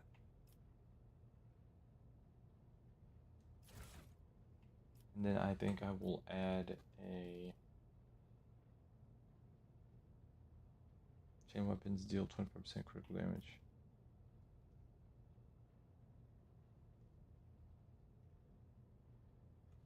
Eldari chainsword.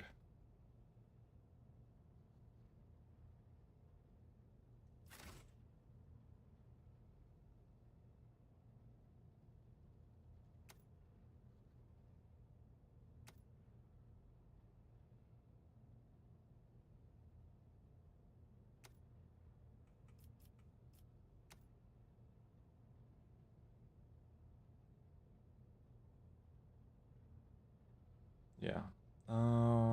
Her weapon skill is 30. Her strength is 30. So you can't expect her to do that much work, but I think that's it for now. We're gonna save that. Whew. Oh man, I'm tired. Okay. Next, is voice ship management.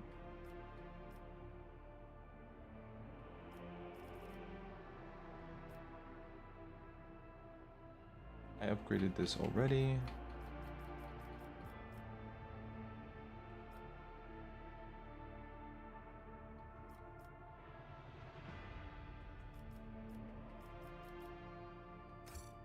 No component available.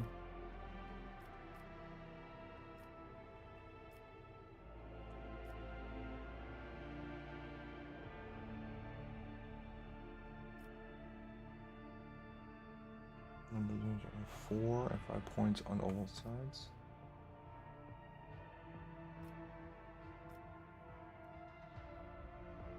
Port and starboard, 3 points damage on the 4.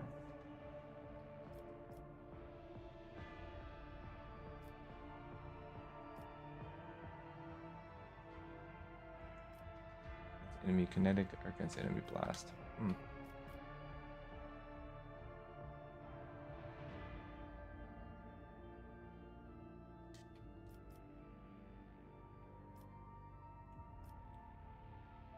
Uh, 12 speed along with strong acceleration and braking. 14 speed along with low acceleration and braking.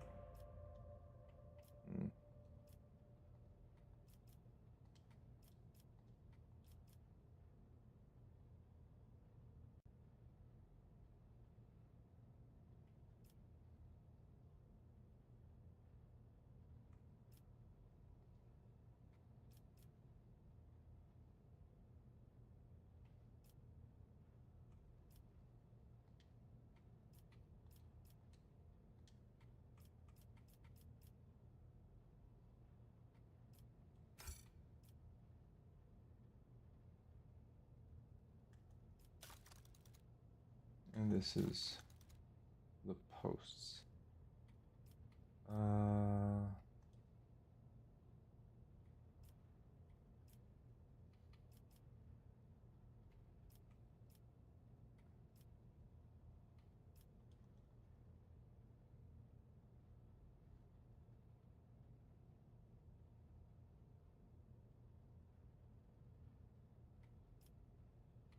The Supreme Commander. There's no way to remove her, right?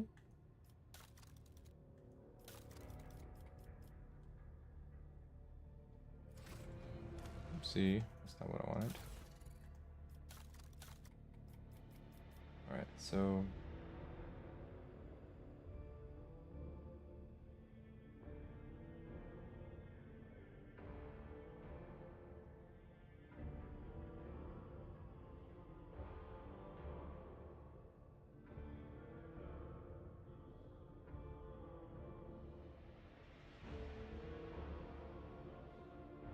Master of Maneuvers? What is 113? What does she do?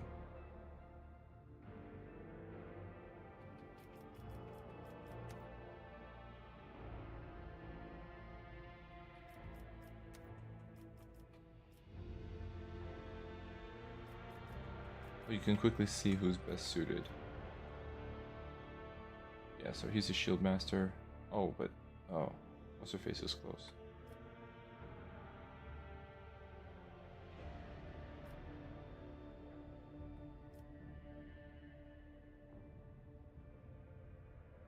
Okay, that's cool.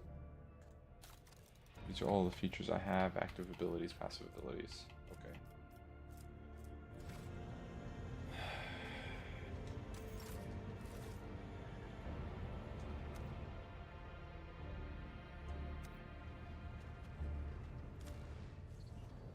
Okay, great. Let's go ahead and save. All right, so now we're gonna do, after about 3 hours of all of that, is look at our freaking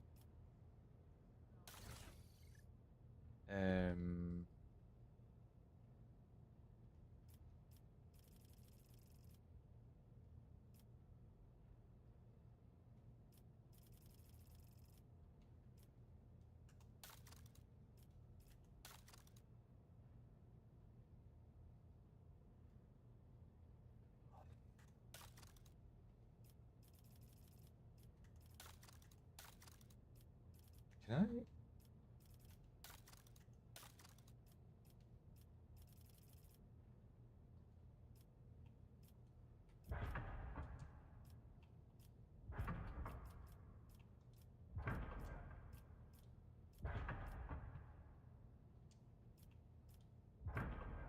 Let's do that. Okay, cool. Ship components. We're just adding this to cargo. Alright. Okay, cool. Alright, alright. There's a lot of moving parts to this game. Alright. Now I'm gonna go to so there's a looks like there's a glitch quest. And it has to do with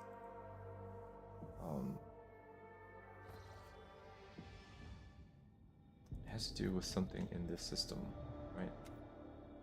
Because there's like apparently there's like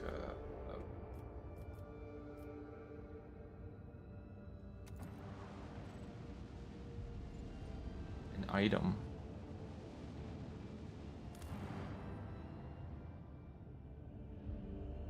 missing there, and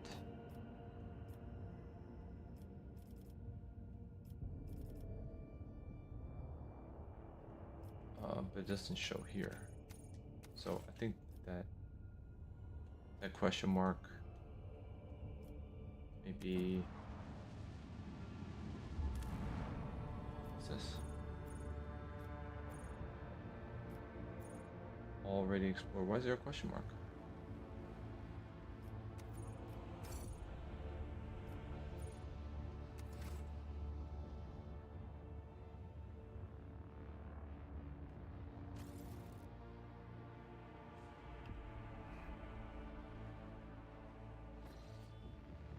I'm not entirely sure where I'm going from here.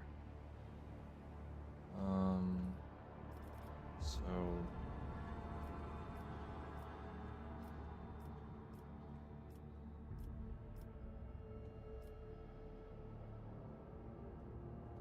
to the Imperium.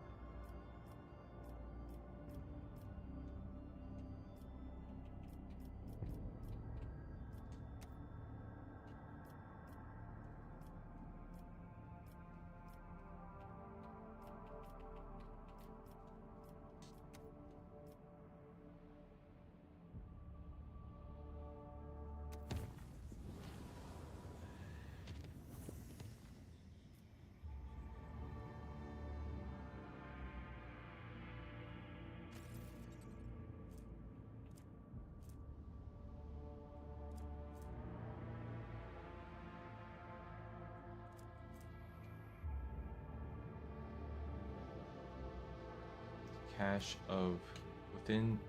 Okay, so within rumor proximity, cache on Kiabagama. There's like some sort of loot that I didn't have access to, and I tried to go check it out, but it didn't. I don't know, for whatever reason, it didn't.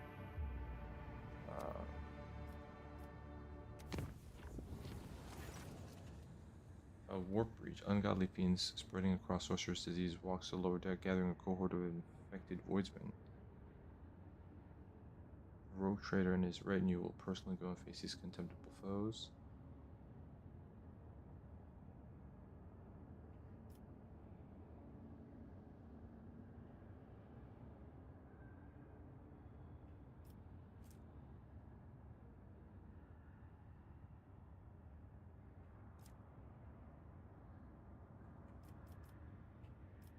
Okay, I think we'll go and fight. This will give us an opportunity to see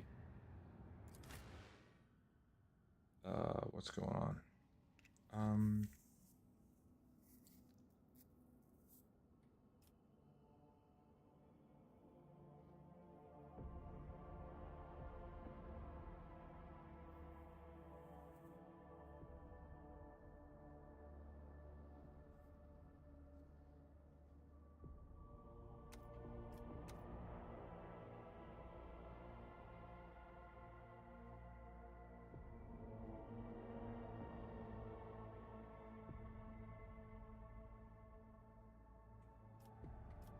Mm.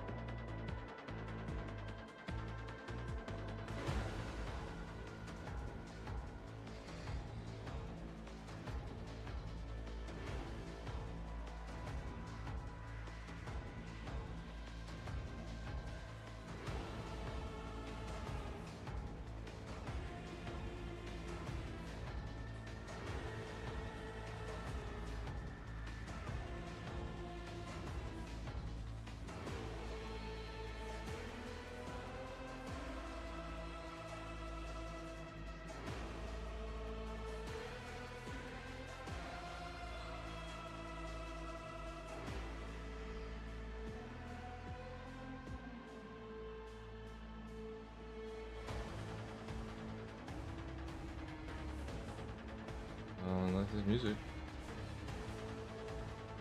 Let's play him here. Let's play this guy's. Yeah.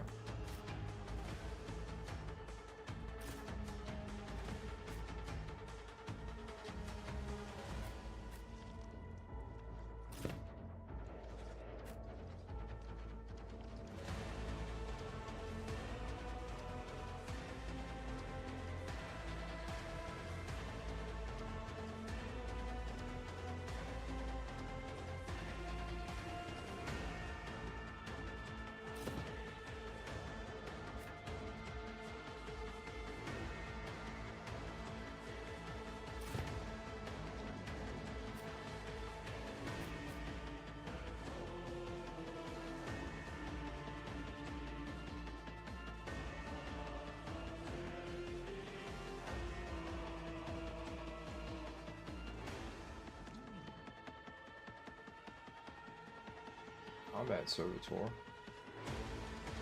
Is that?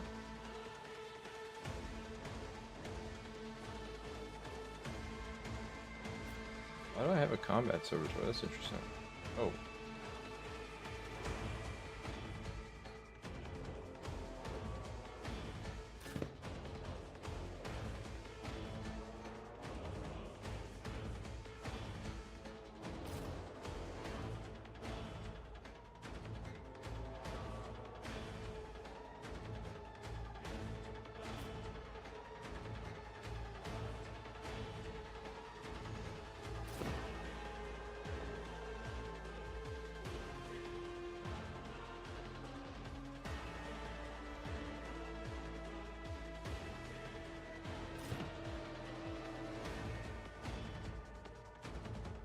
Oh, we're surrounded. Okay, hold on.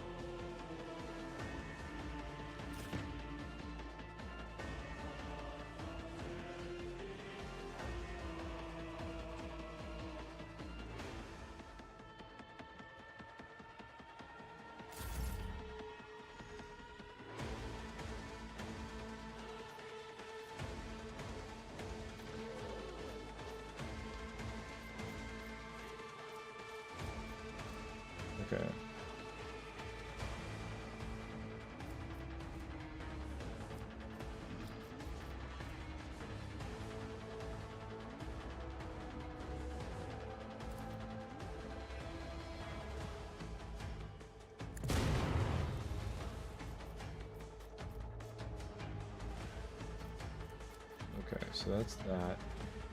So now we're gonna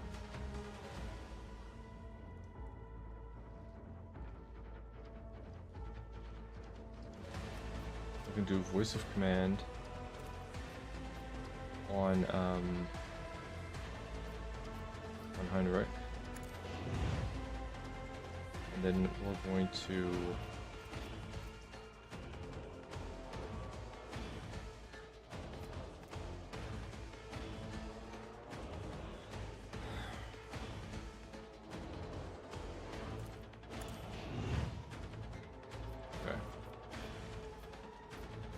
then this is parry.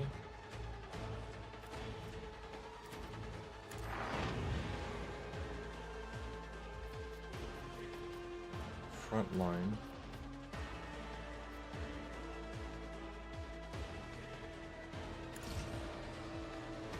The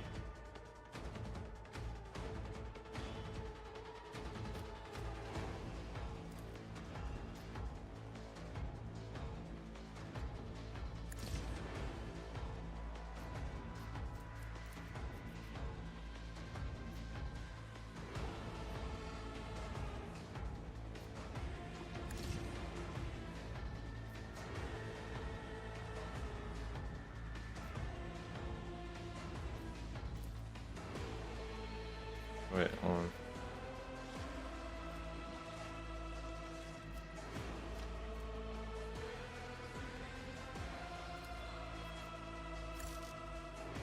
Oh, that combat servitor is our friend.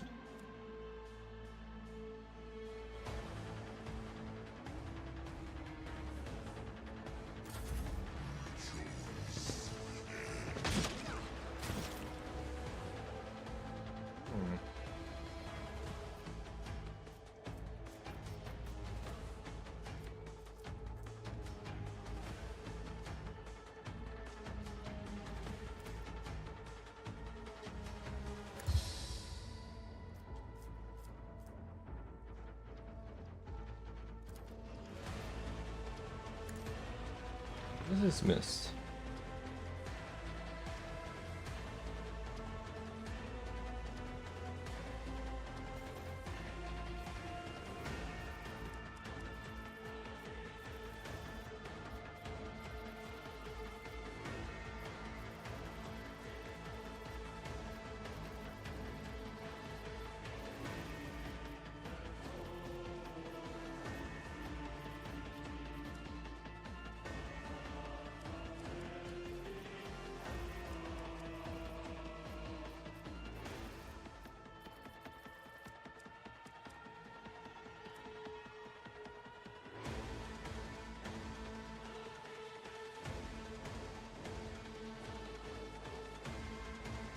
That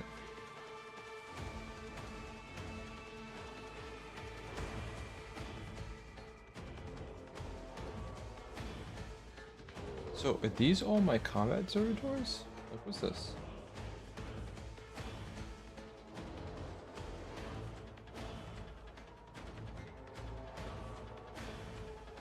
These are all cultists of Nurgle.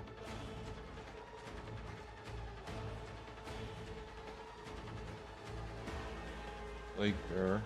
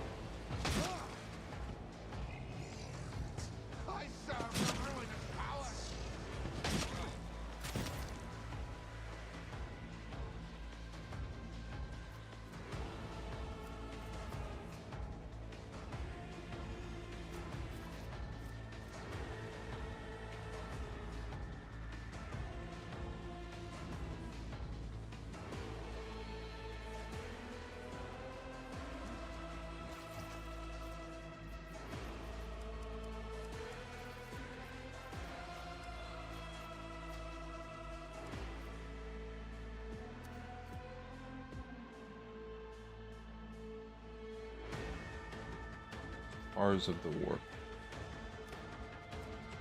Okay. Okay, so that's what we're experiencing right now. Okay, so I can see them from here, right?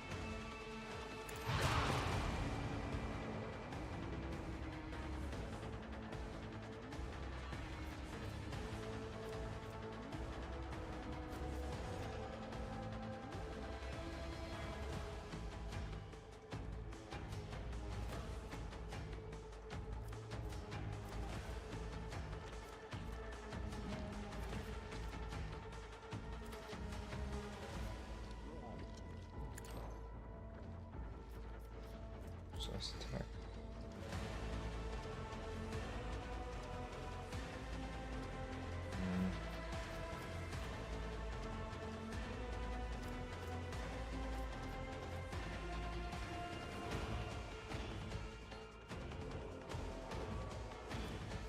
What's this?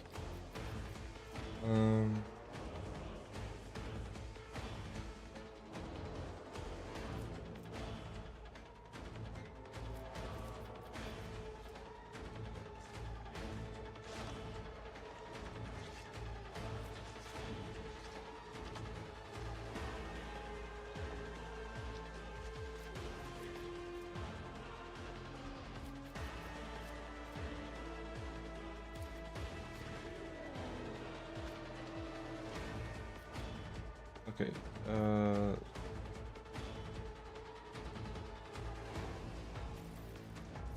does he have his foreboding and forewarning already? Does he have forewarning? Okay. So I think I should just probably cast it on herself. She has foreboding.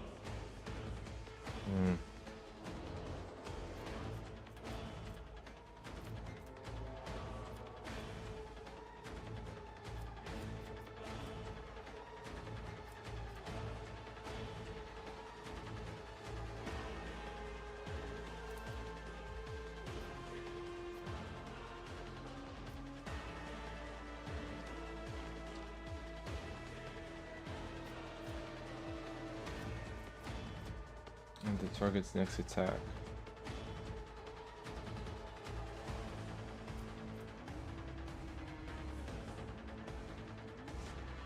How many stacks of tactical advantage do I have?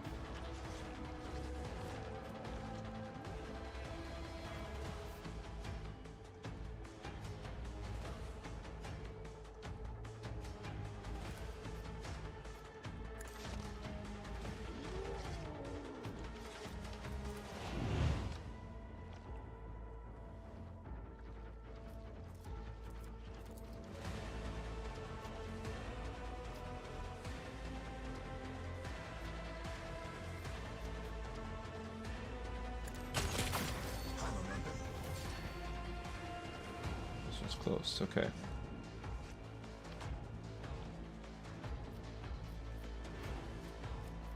Now.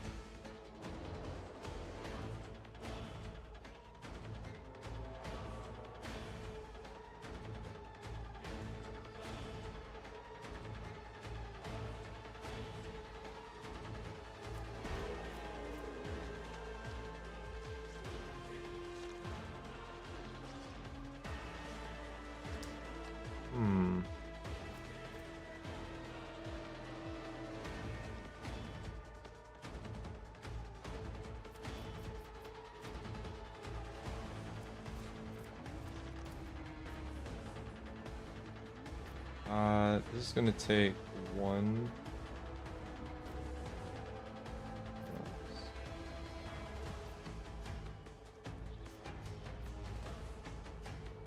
1925. Hold up.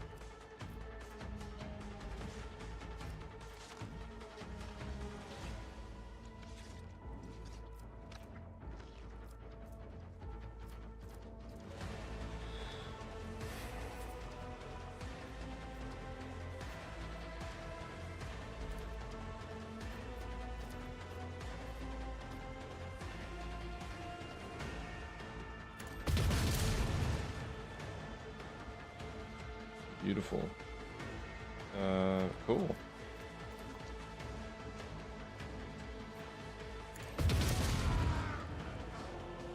She just murdered like all of those assholes. Okay. Level 1 slot, can I do this?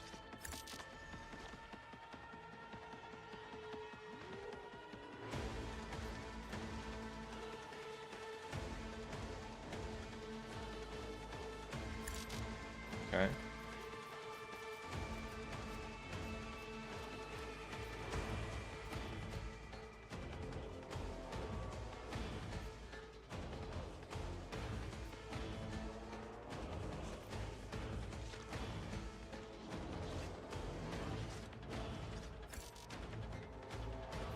No line of sight.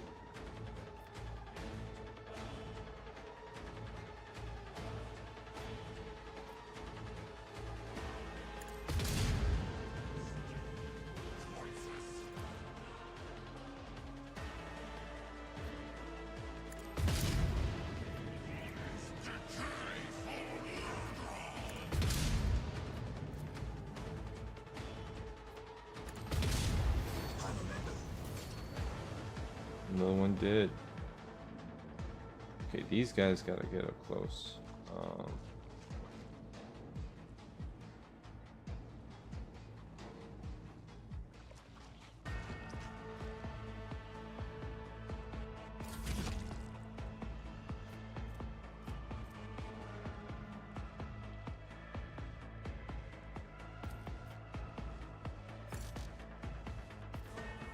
Just too far.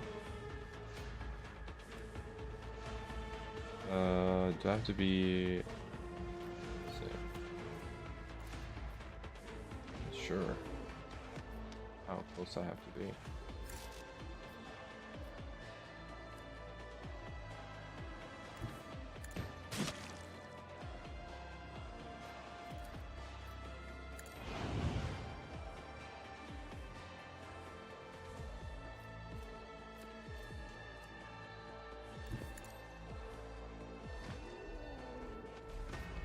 So we have charge.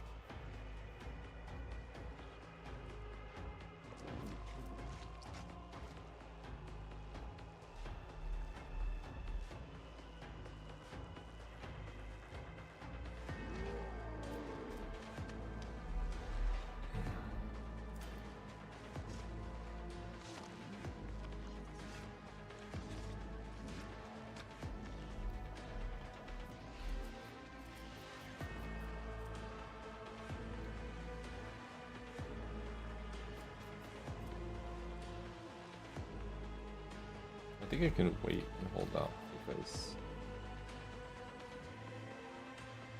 I think we can wait.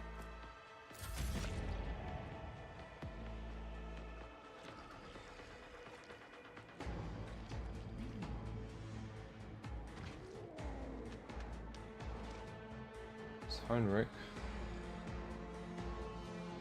Magenta. Magenta, what do you work with? You're working with... Okay, so let's do forewarning on Magenta. So it's prescience. As well as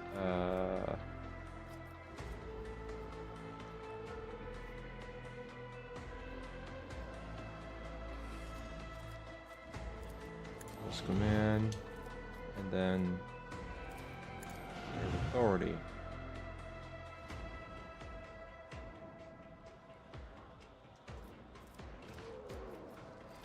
What I want to turn 1 AP and start the grand strategist next turn.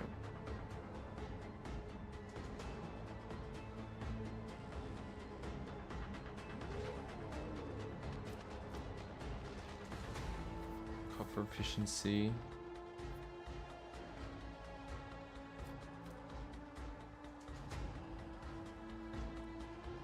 I have this heroic act.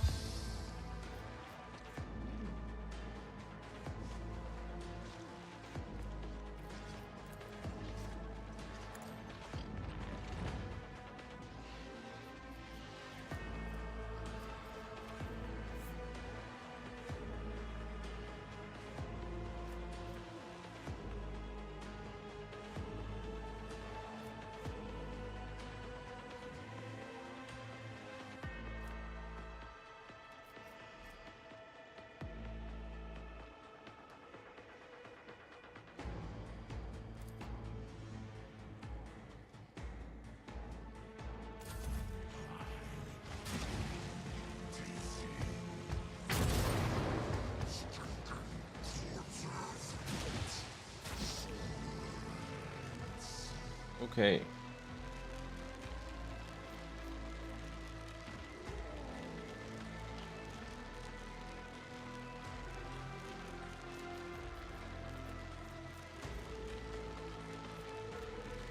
So dodge, parry, and armor.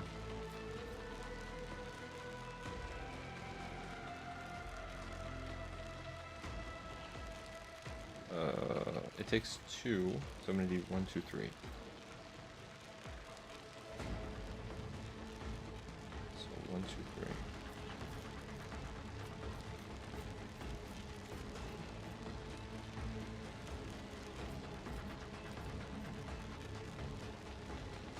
Let's do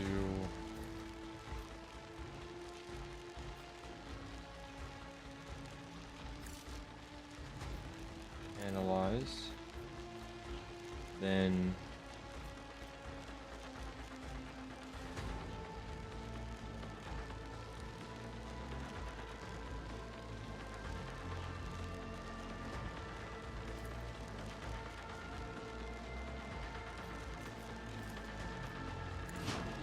two, three.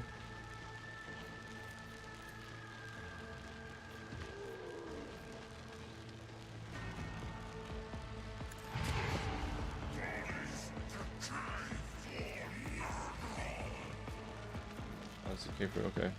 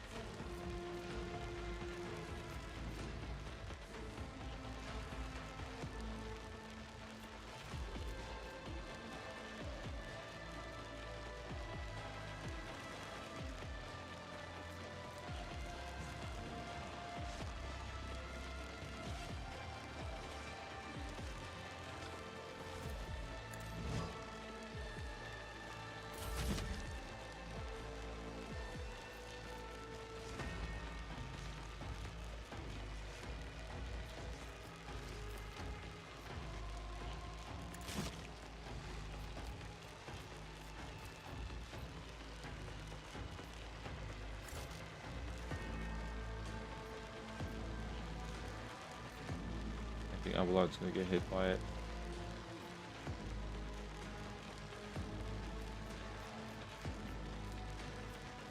Mm-hmm.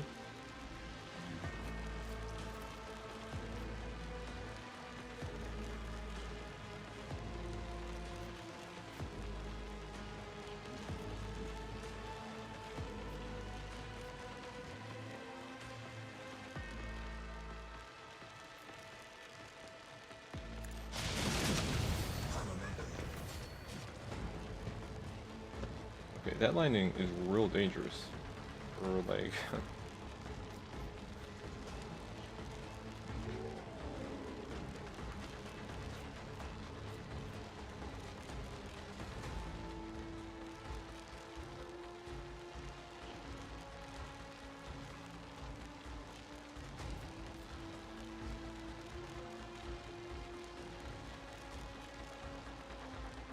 target's next to Dak.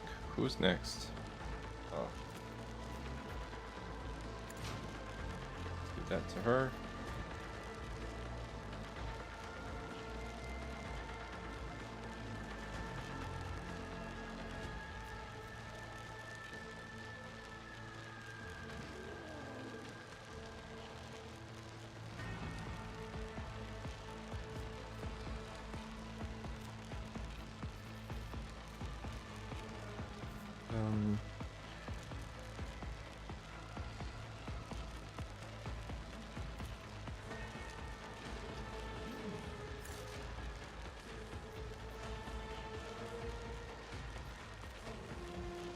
Master Tactician marks the enemy.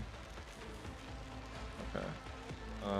And I can't hit the target from here, right? No. But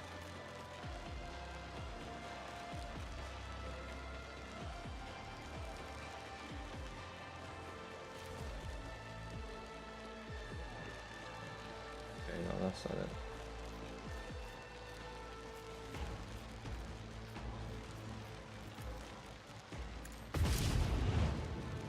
Beautiful.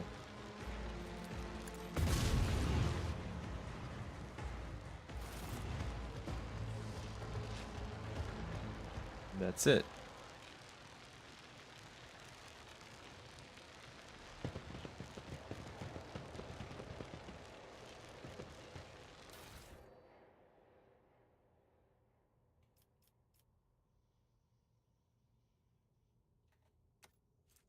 Chain sword. Scrap chainmail.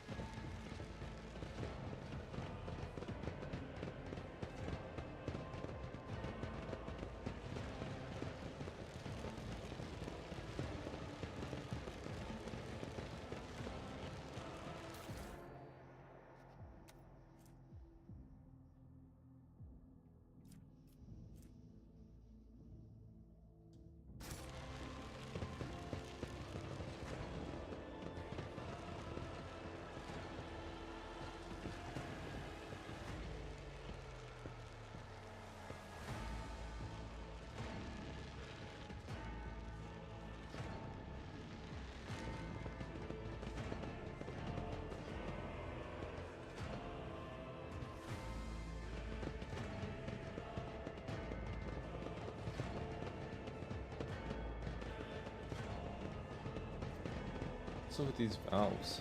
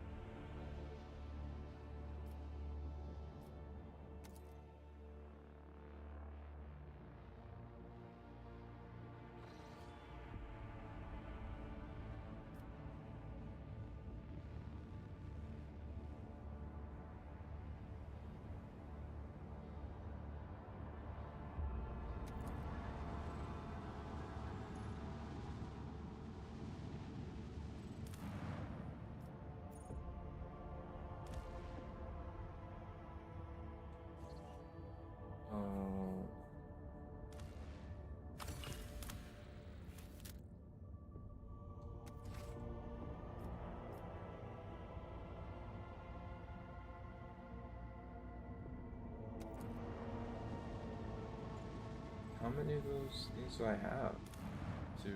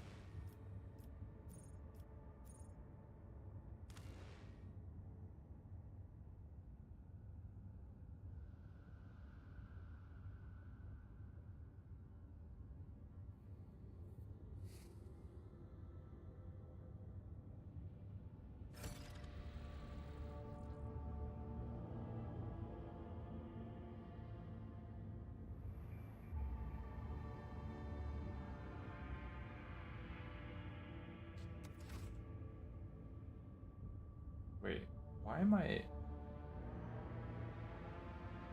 losing so much profit? Factor.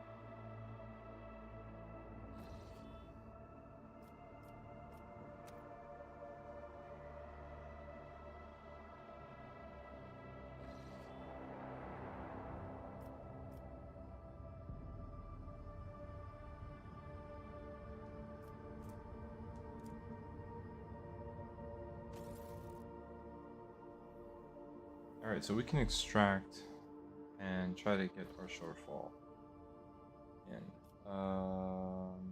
But what do I need to do to get my jumps back? I forget.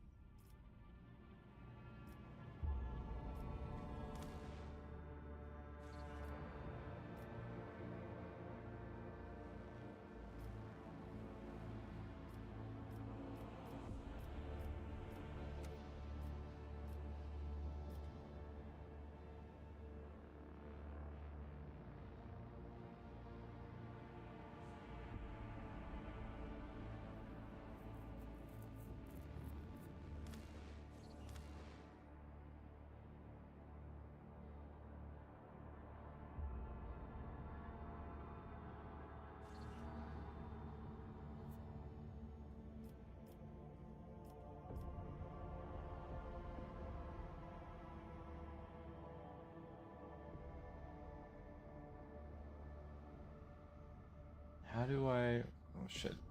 I, there's something I'm missing from this, and I'm not sure what it is. Um.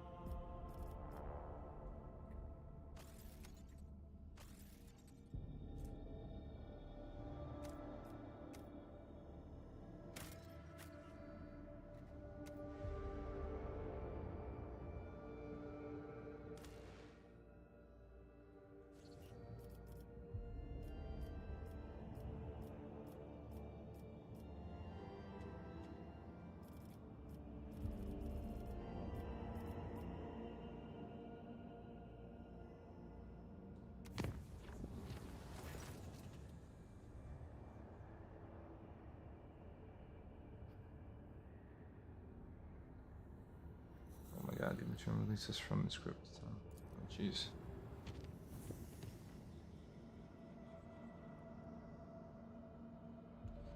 Promethium, and not only promethium. Provisions.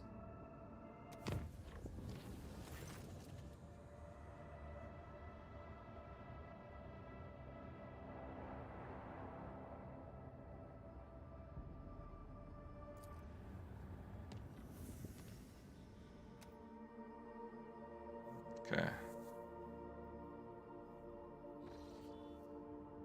Was it veil degradation? Is that what it was?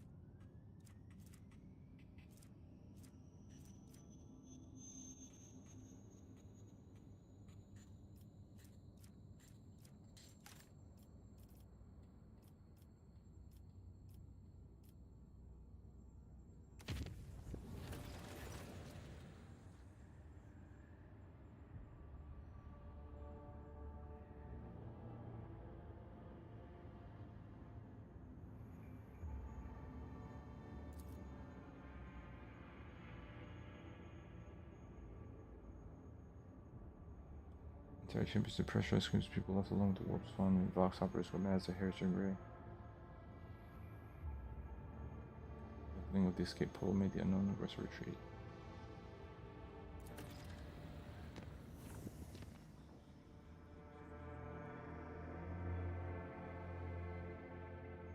Kiava Gamma Colony. Okay.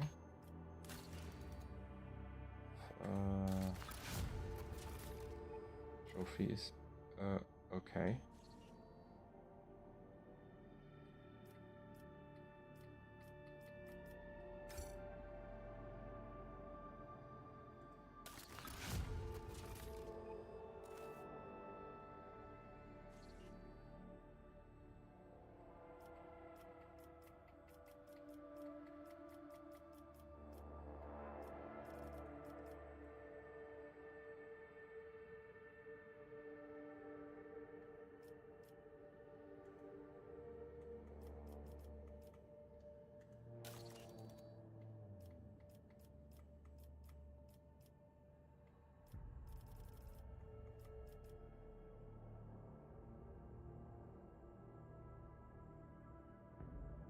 To teach the serfs to read and thus produce educated servants under the supervision of monks. Usual also would be dangerous. Provisions up. Profit factor down. Complacency up.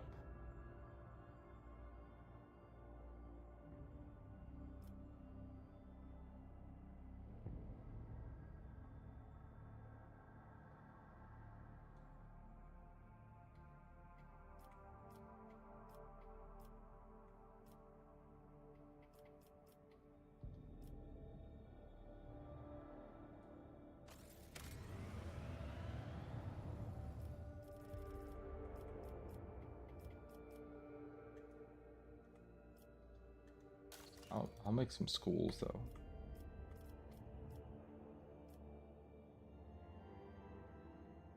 New convicts. Supplement the workforce.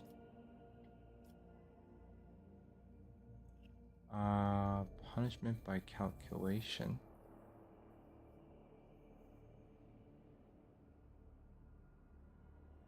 What?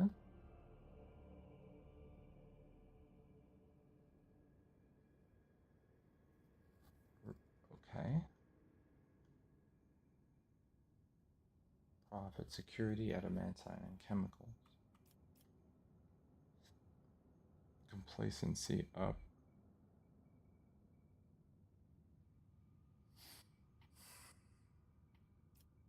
Punishment by calculation. Punishment of the thinkers. Oh, you need the most amount.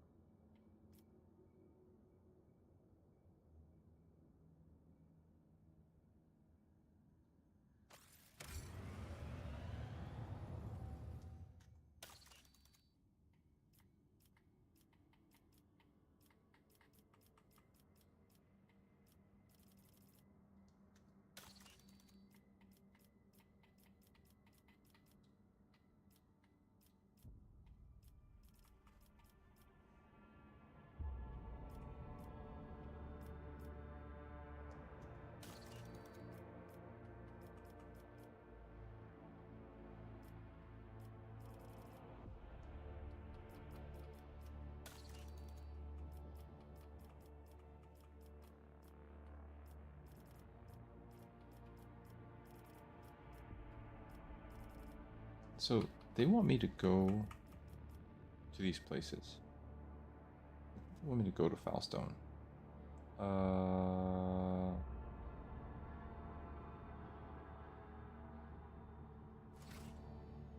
But what I don't know is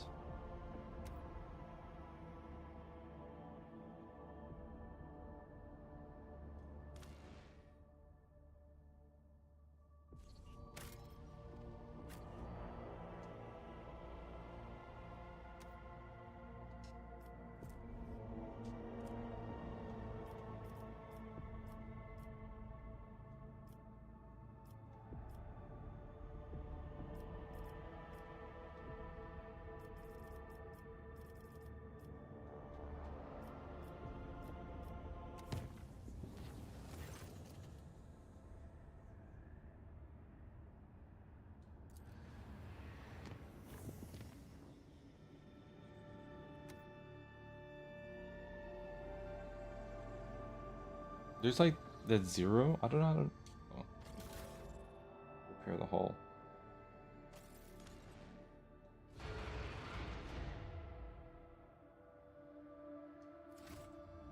Alright, what's going on over...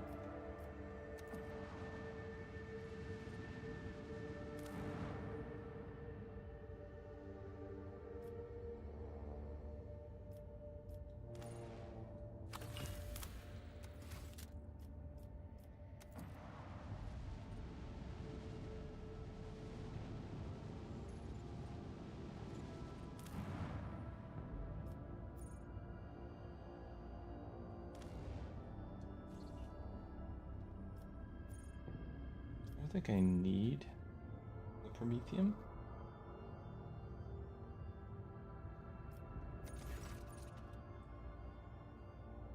According to the ancient chronicles and maps handed to you by the pilgrim, this icy planet used to be a prosperous imperial colony. However, a sharp change in its trajectory brought upon the warp anomaly raging in the system caused the world to distance itself from the local star. In less than a decade, the planet's surface was completely encased in ice, sealing a wealth of machines and artifacts of the Imperium inside a glacial tome.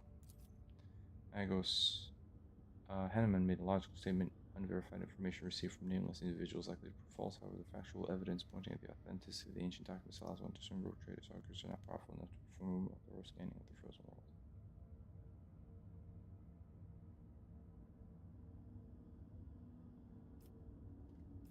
Really?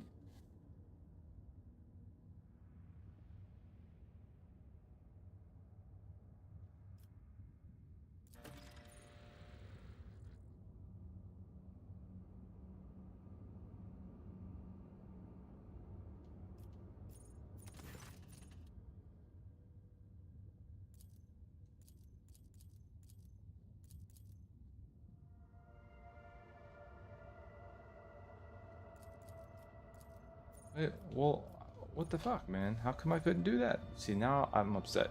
I don't understand.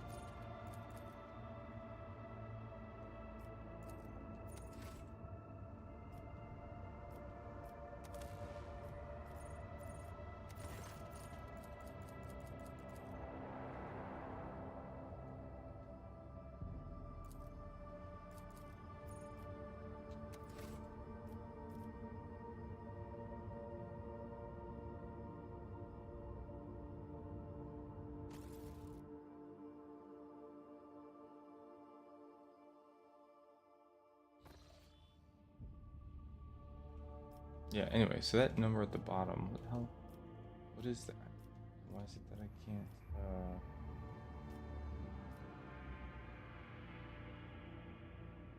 like, the question mark over here? Like, what the fuck?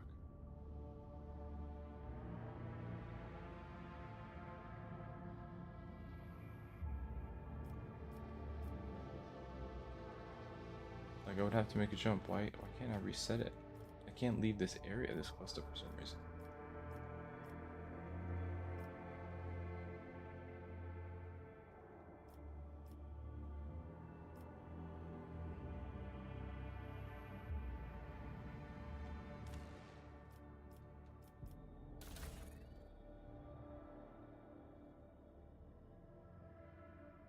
Is there a problem with my fuel?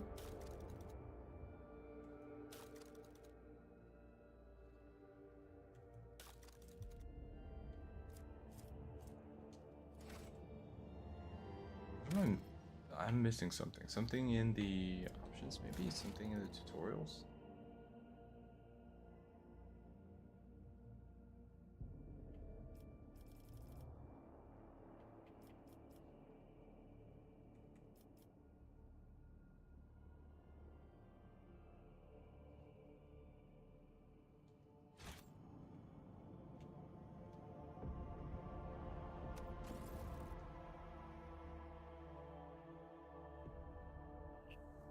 I don't want to save right now because I'm not sure exactly what the hell happened.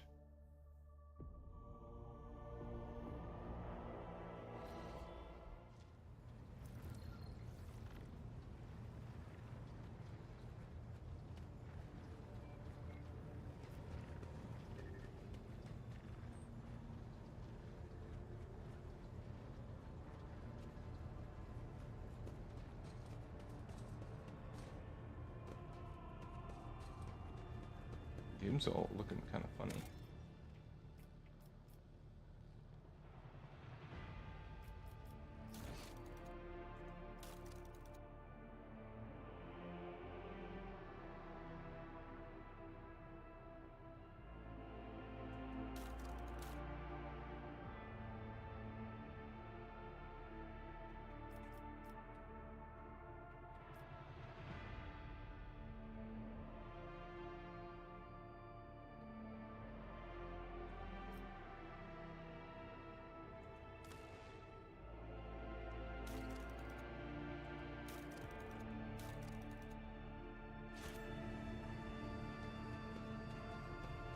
Yeah, some fuzziness. I don't know why. It just got real fuzzy and weird looking.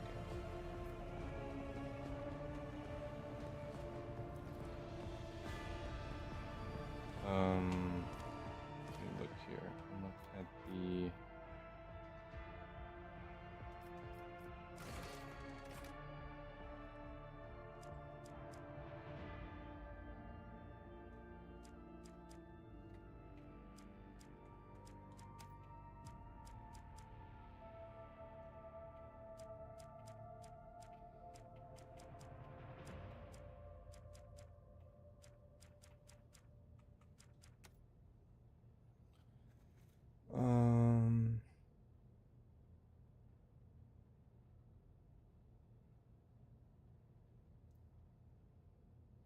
You can also receive navigator's insight by resolving certain events that occur in the warp.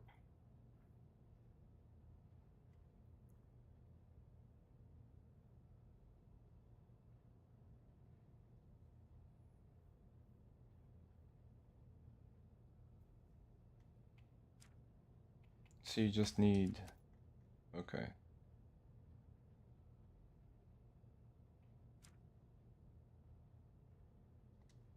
You just have to like keep traveling until you do more random shit. And then you'll be able to get that. But see, I'm upset because I went to you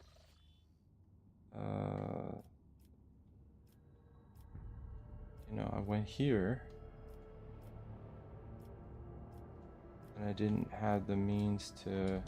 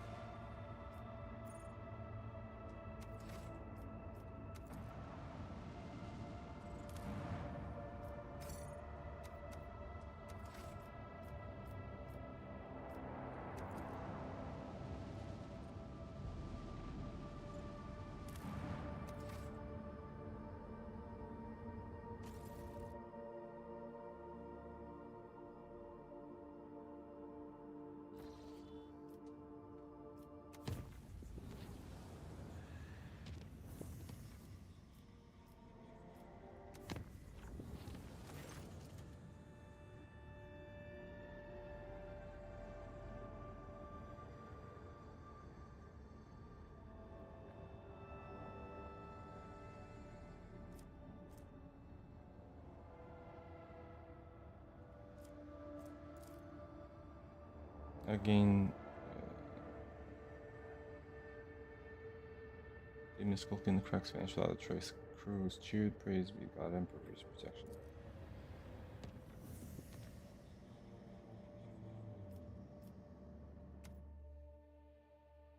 So we push something back. I can't leave this section. I don't have the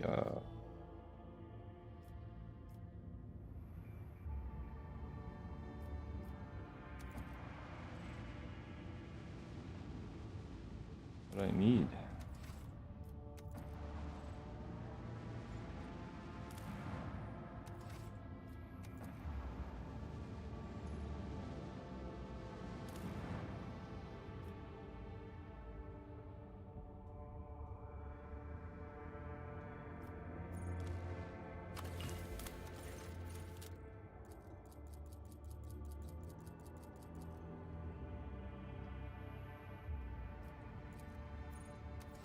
Why don't I have the damn scans, man?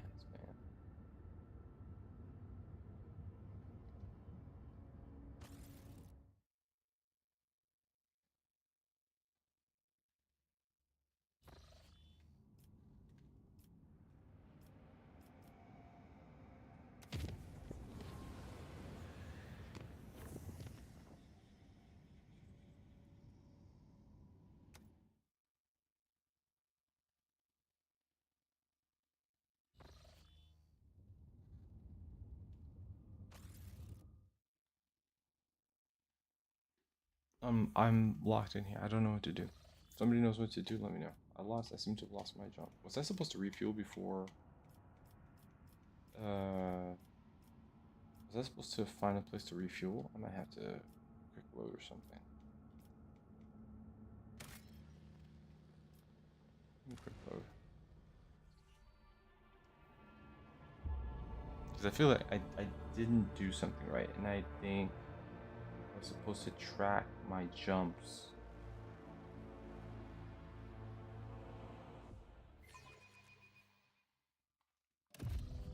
No, no, no, no. Wait, did I not save after this? Is that right? Hold up.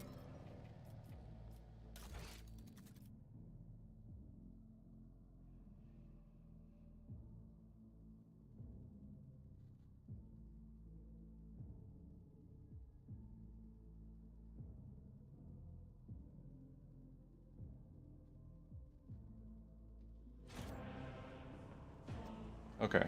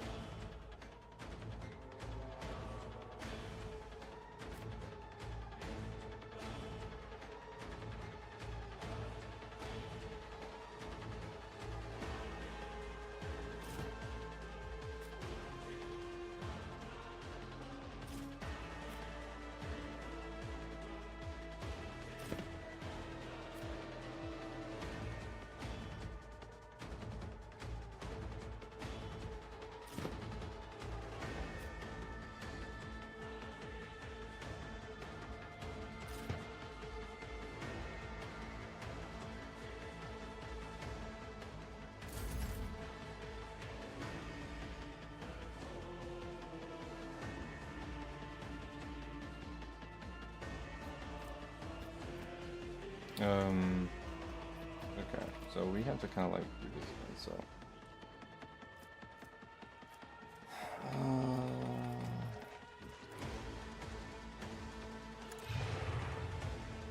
Okay. Let's do voice of command to.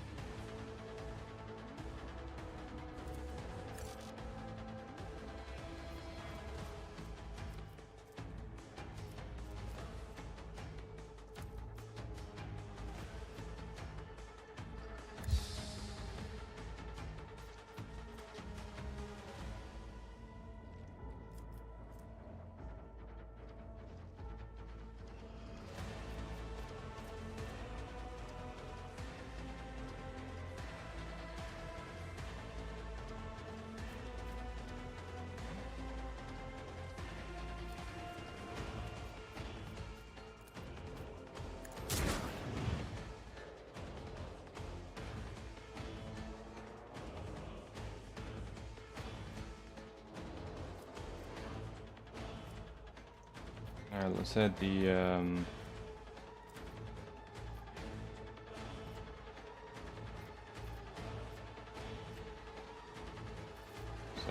over there.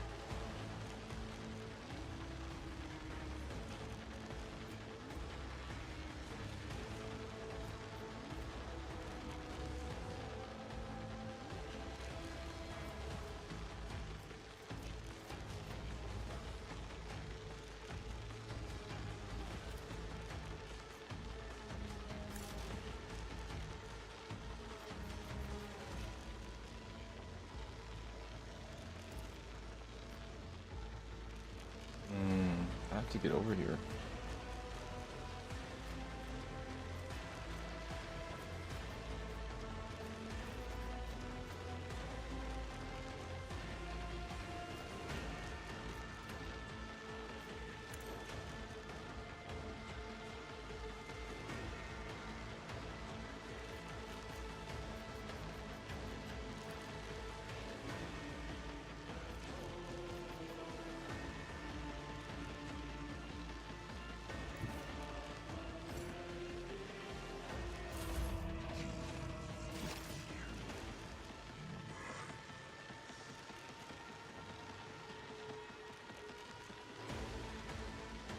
Oh my, Abelard? Oh.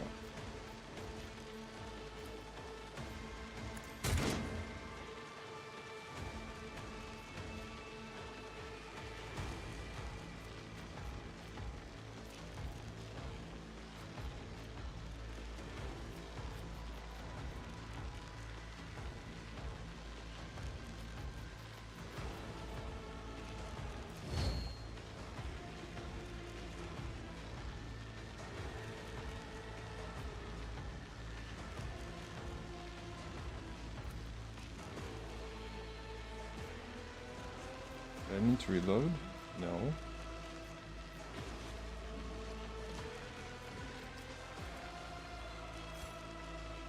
I have no movement points?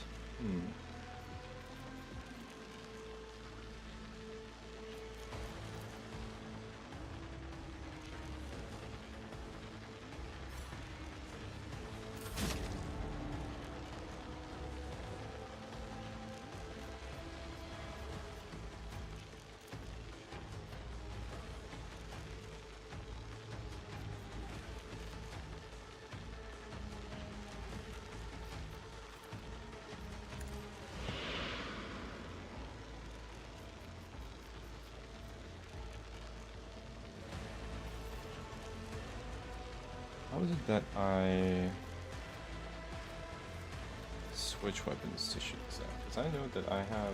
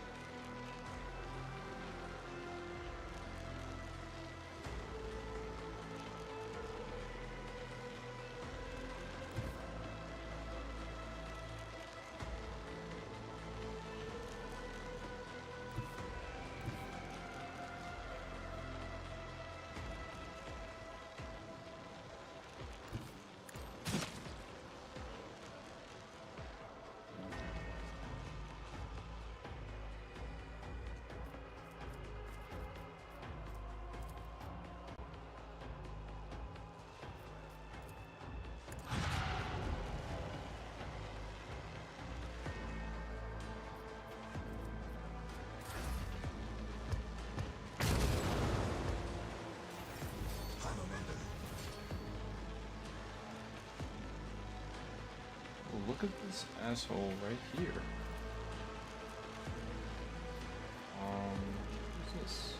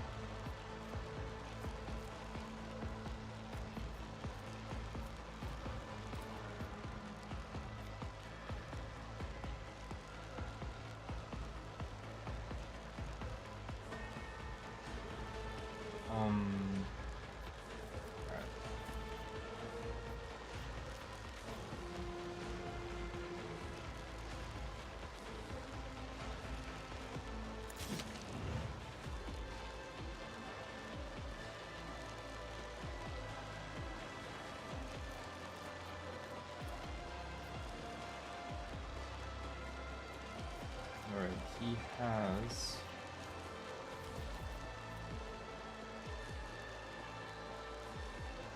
damage and melee attacks against the target. Rush.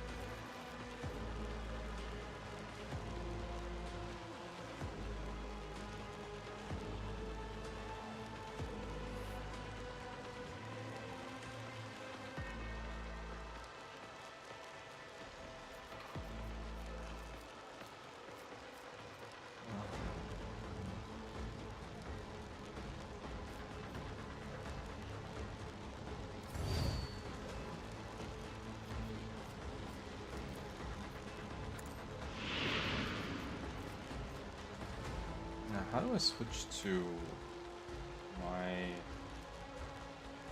weapon?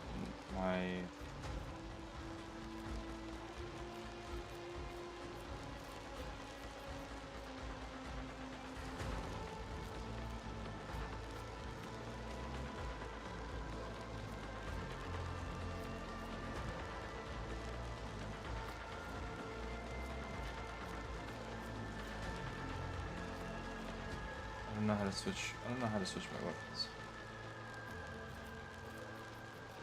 I forgot how to do it. How to switch? Oh, nice. Oops.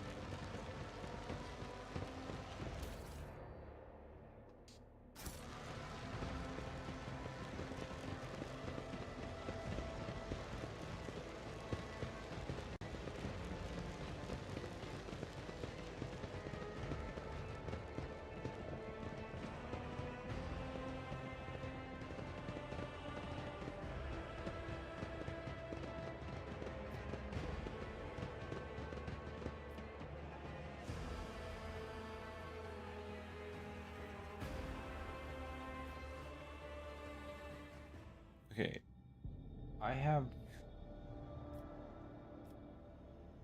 like just the one jump. What the hell do I do?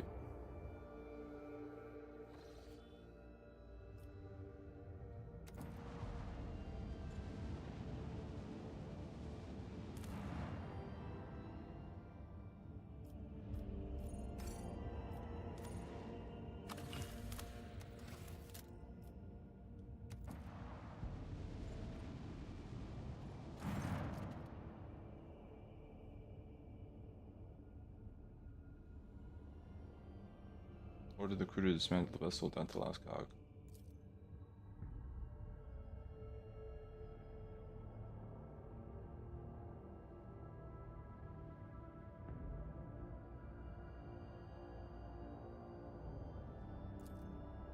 Okay. That belongs to us.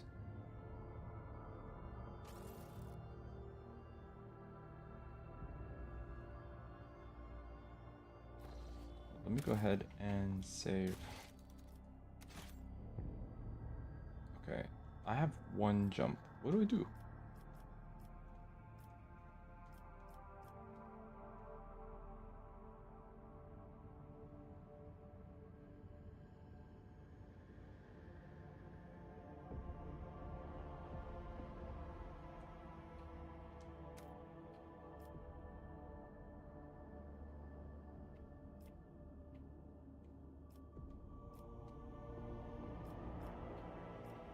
I think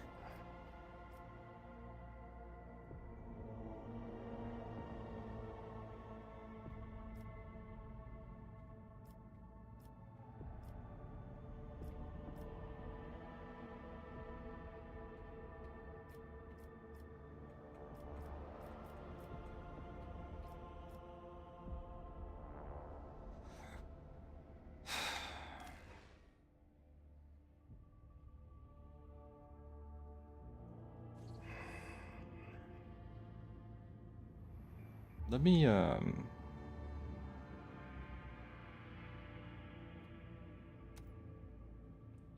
I supposed to find a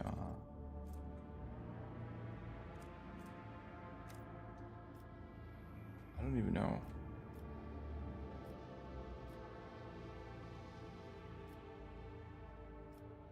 Am I supposed to refuel? Is that a thing? It just says visit. And I can make small jumps, but I don't know where the hell I'm supposed to go.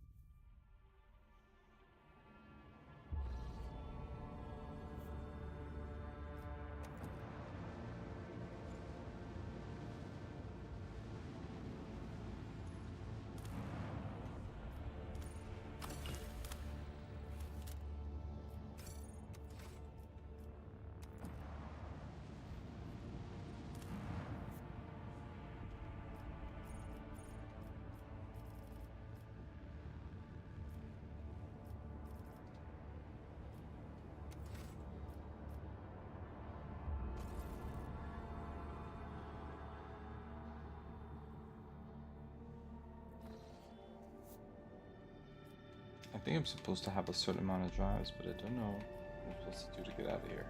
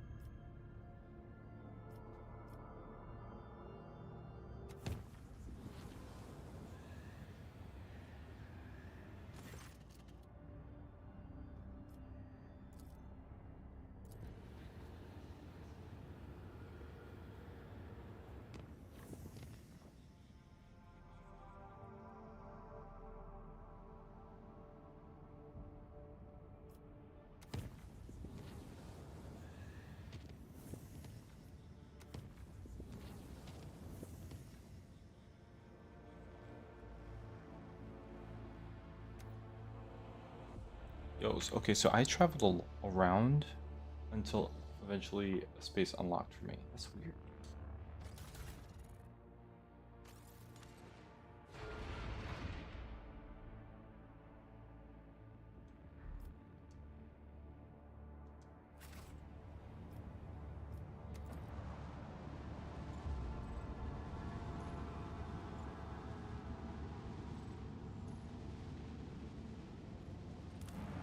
All right.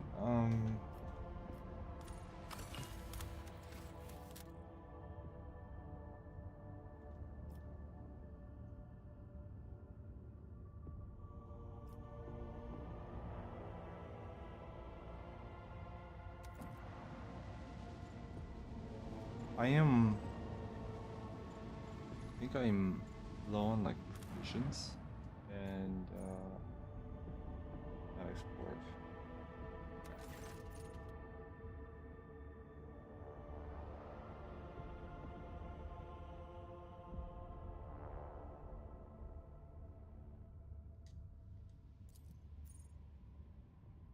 I need some sort of like, I don't know. I need something.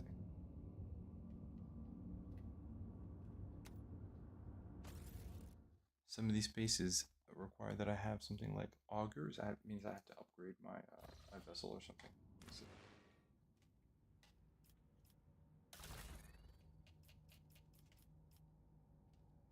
Upgrade RAM, arsenal, hospitals.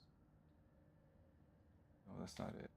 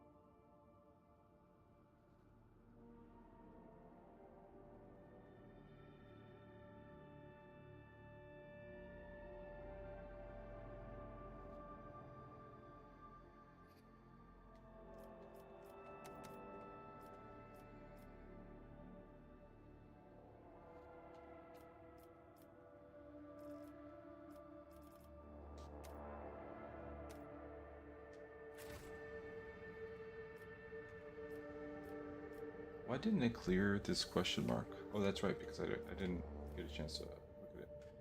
So, like,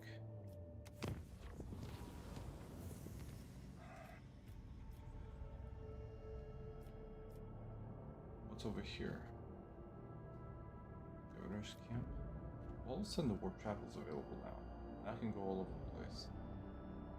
Let's do this. Let's do a save. Uh,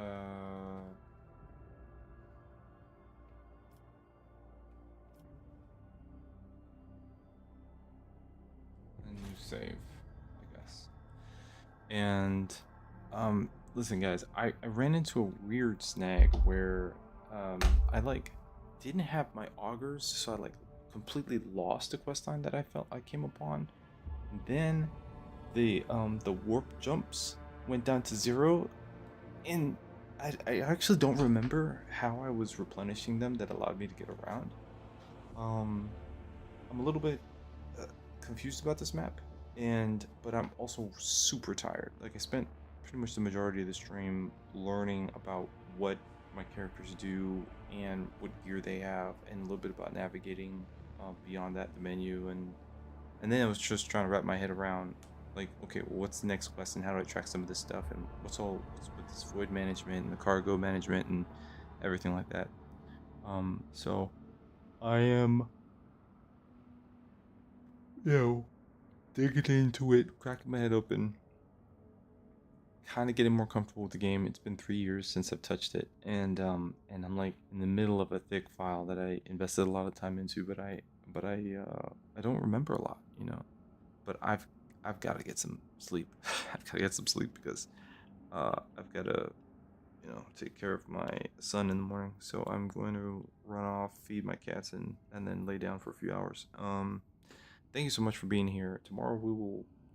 I think we're now trying to just sink our teeth into um like uh, figuring out how to accomplish objectives. Like in the star map, get to places, accomplish things, and eventually start adventuring again.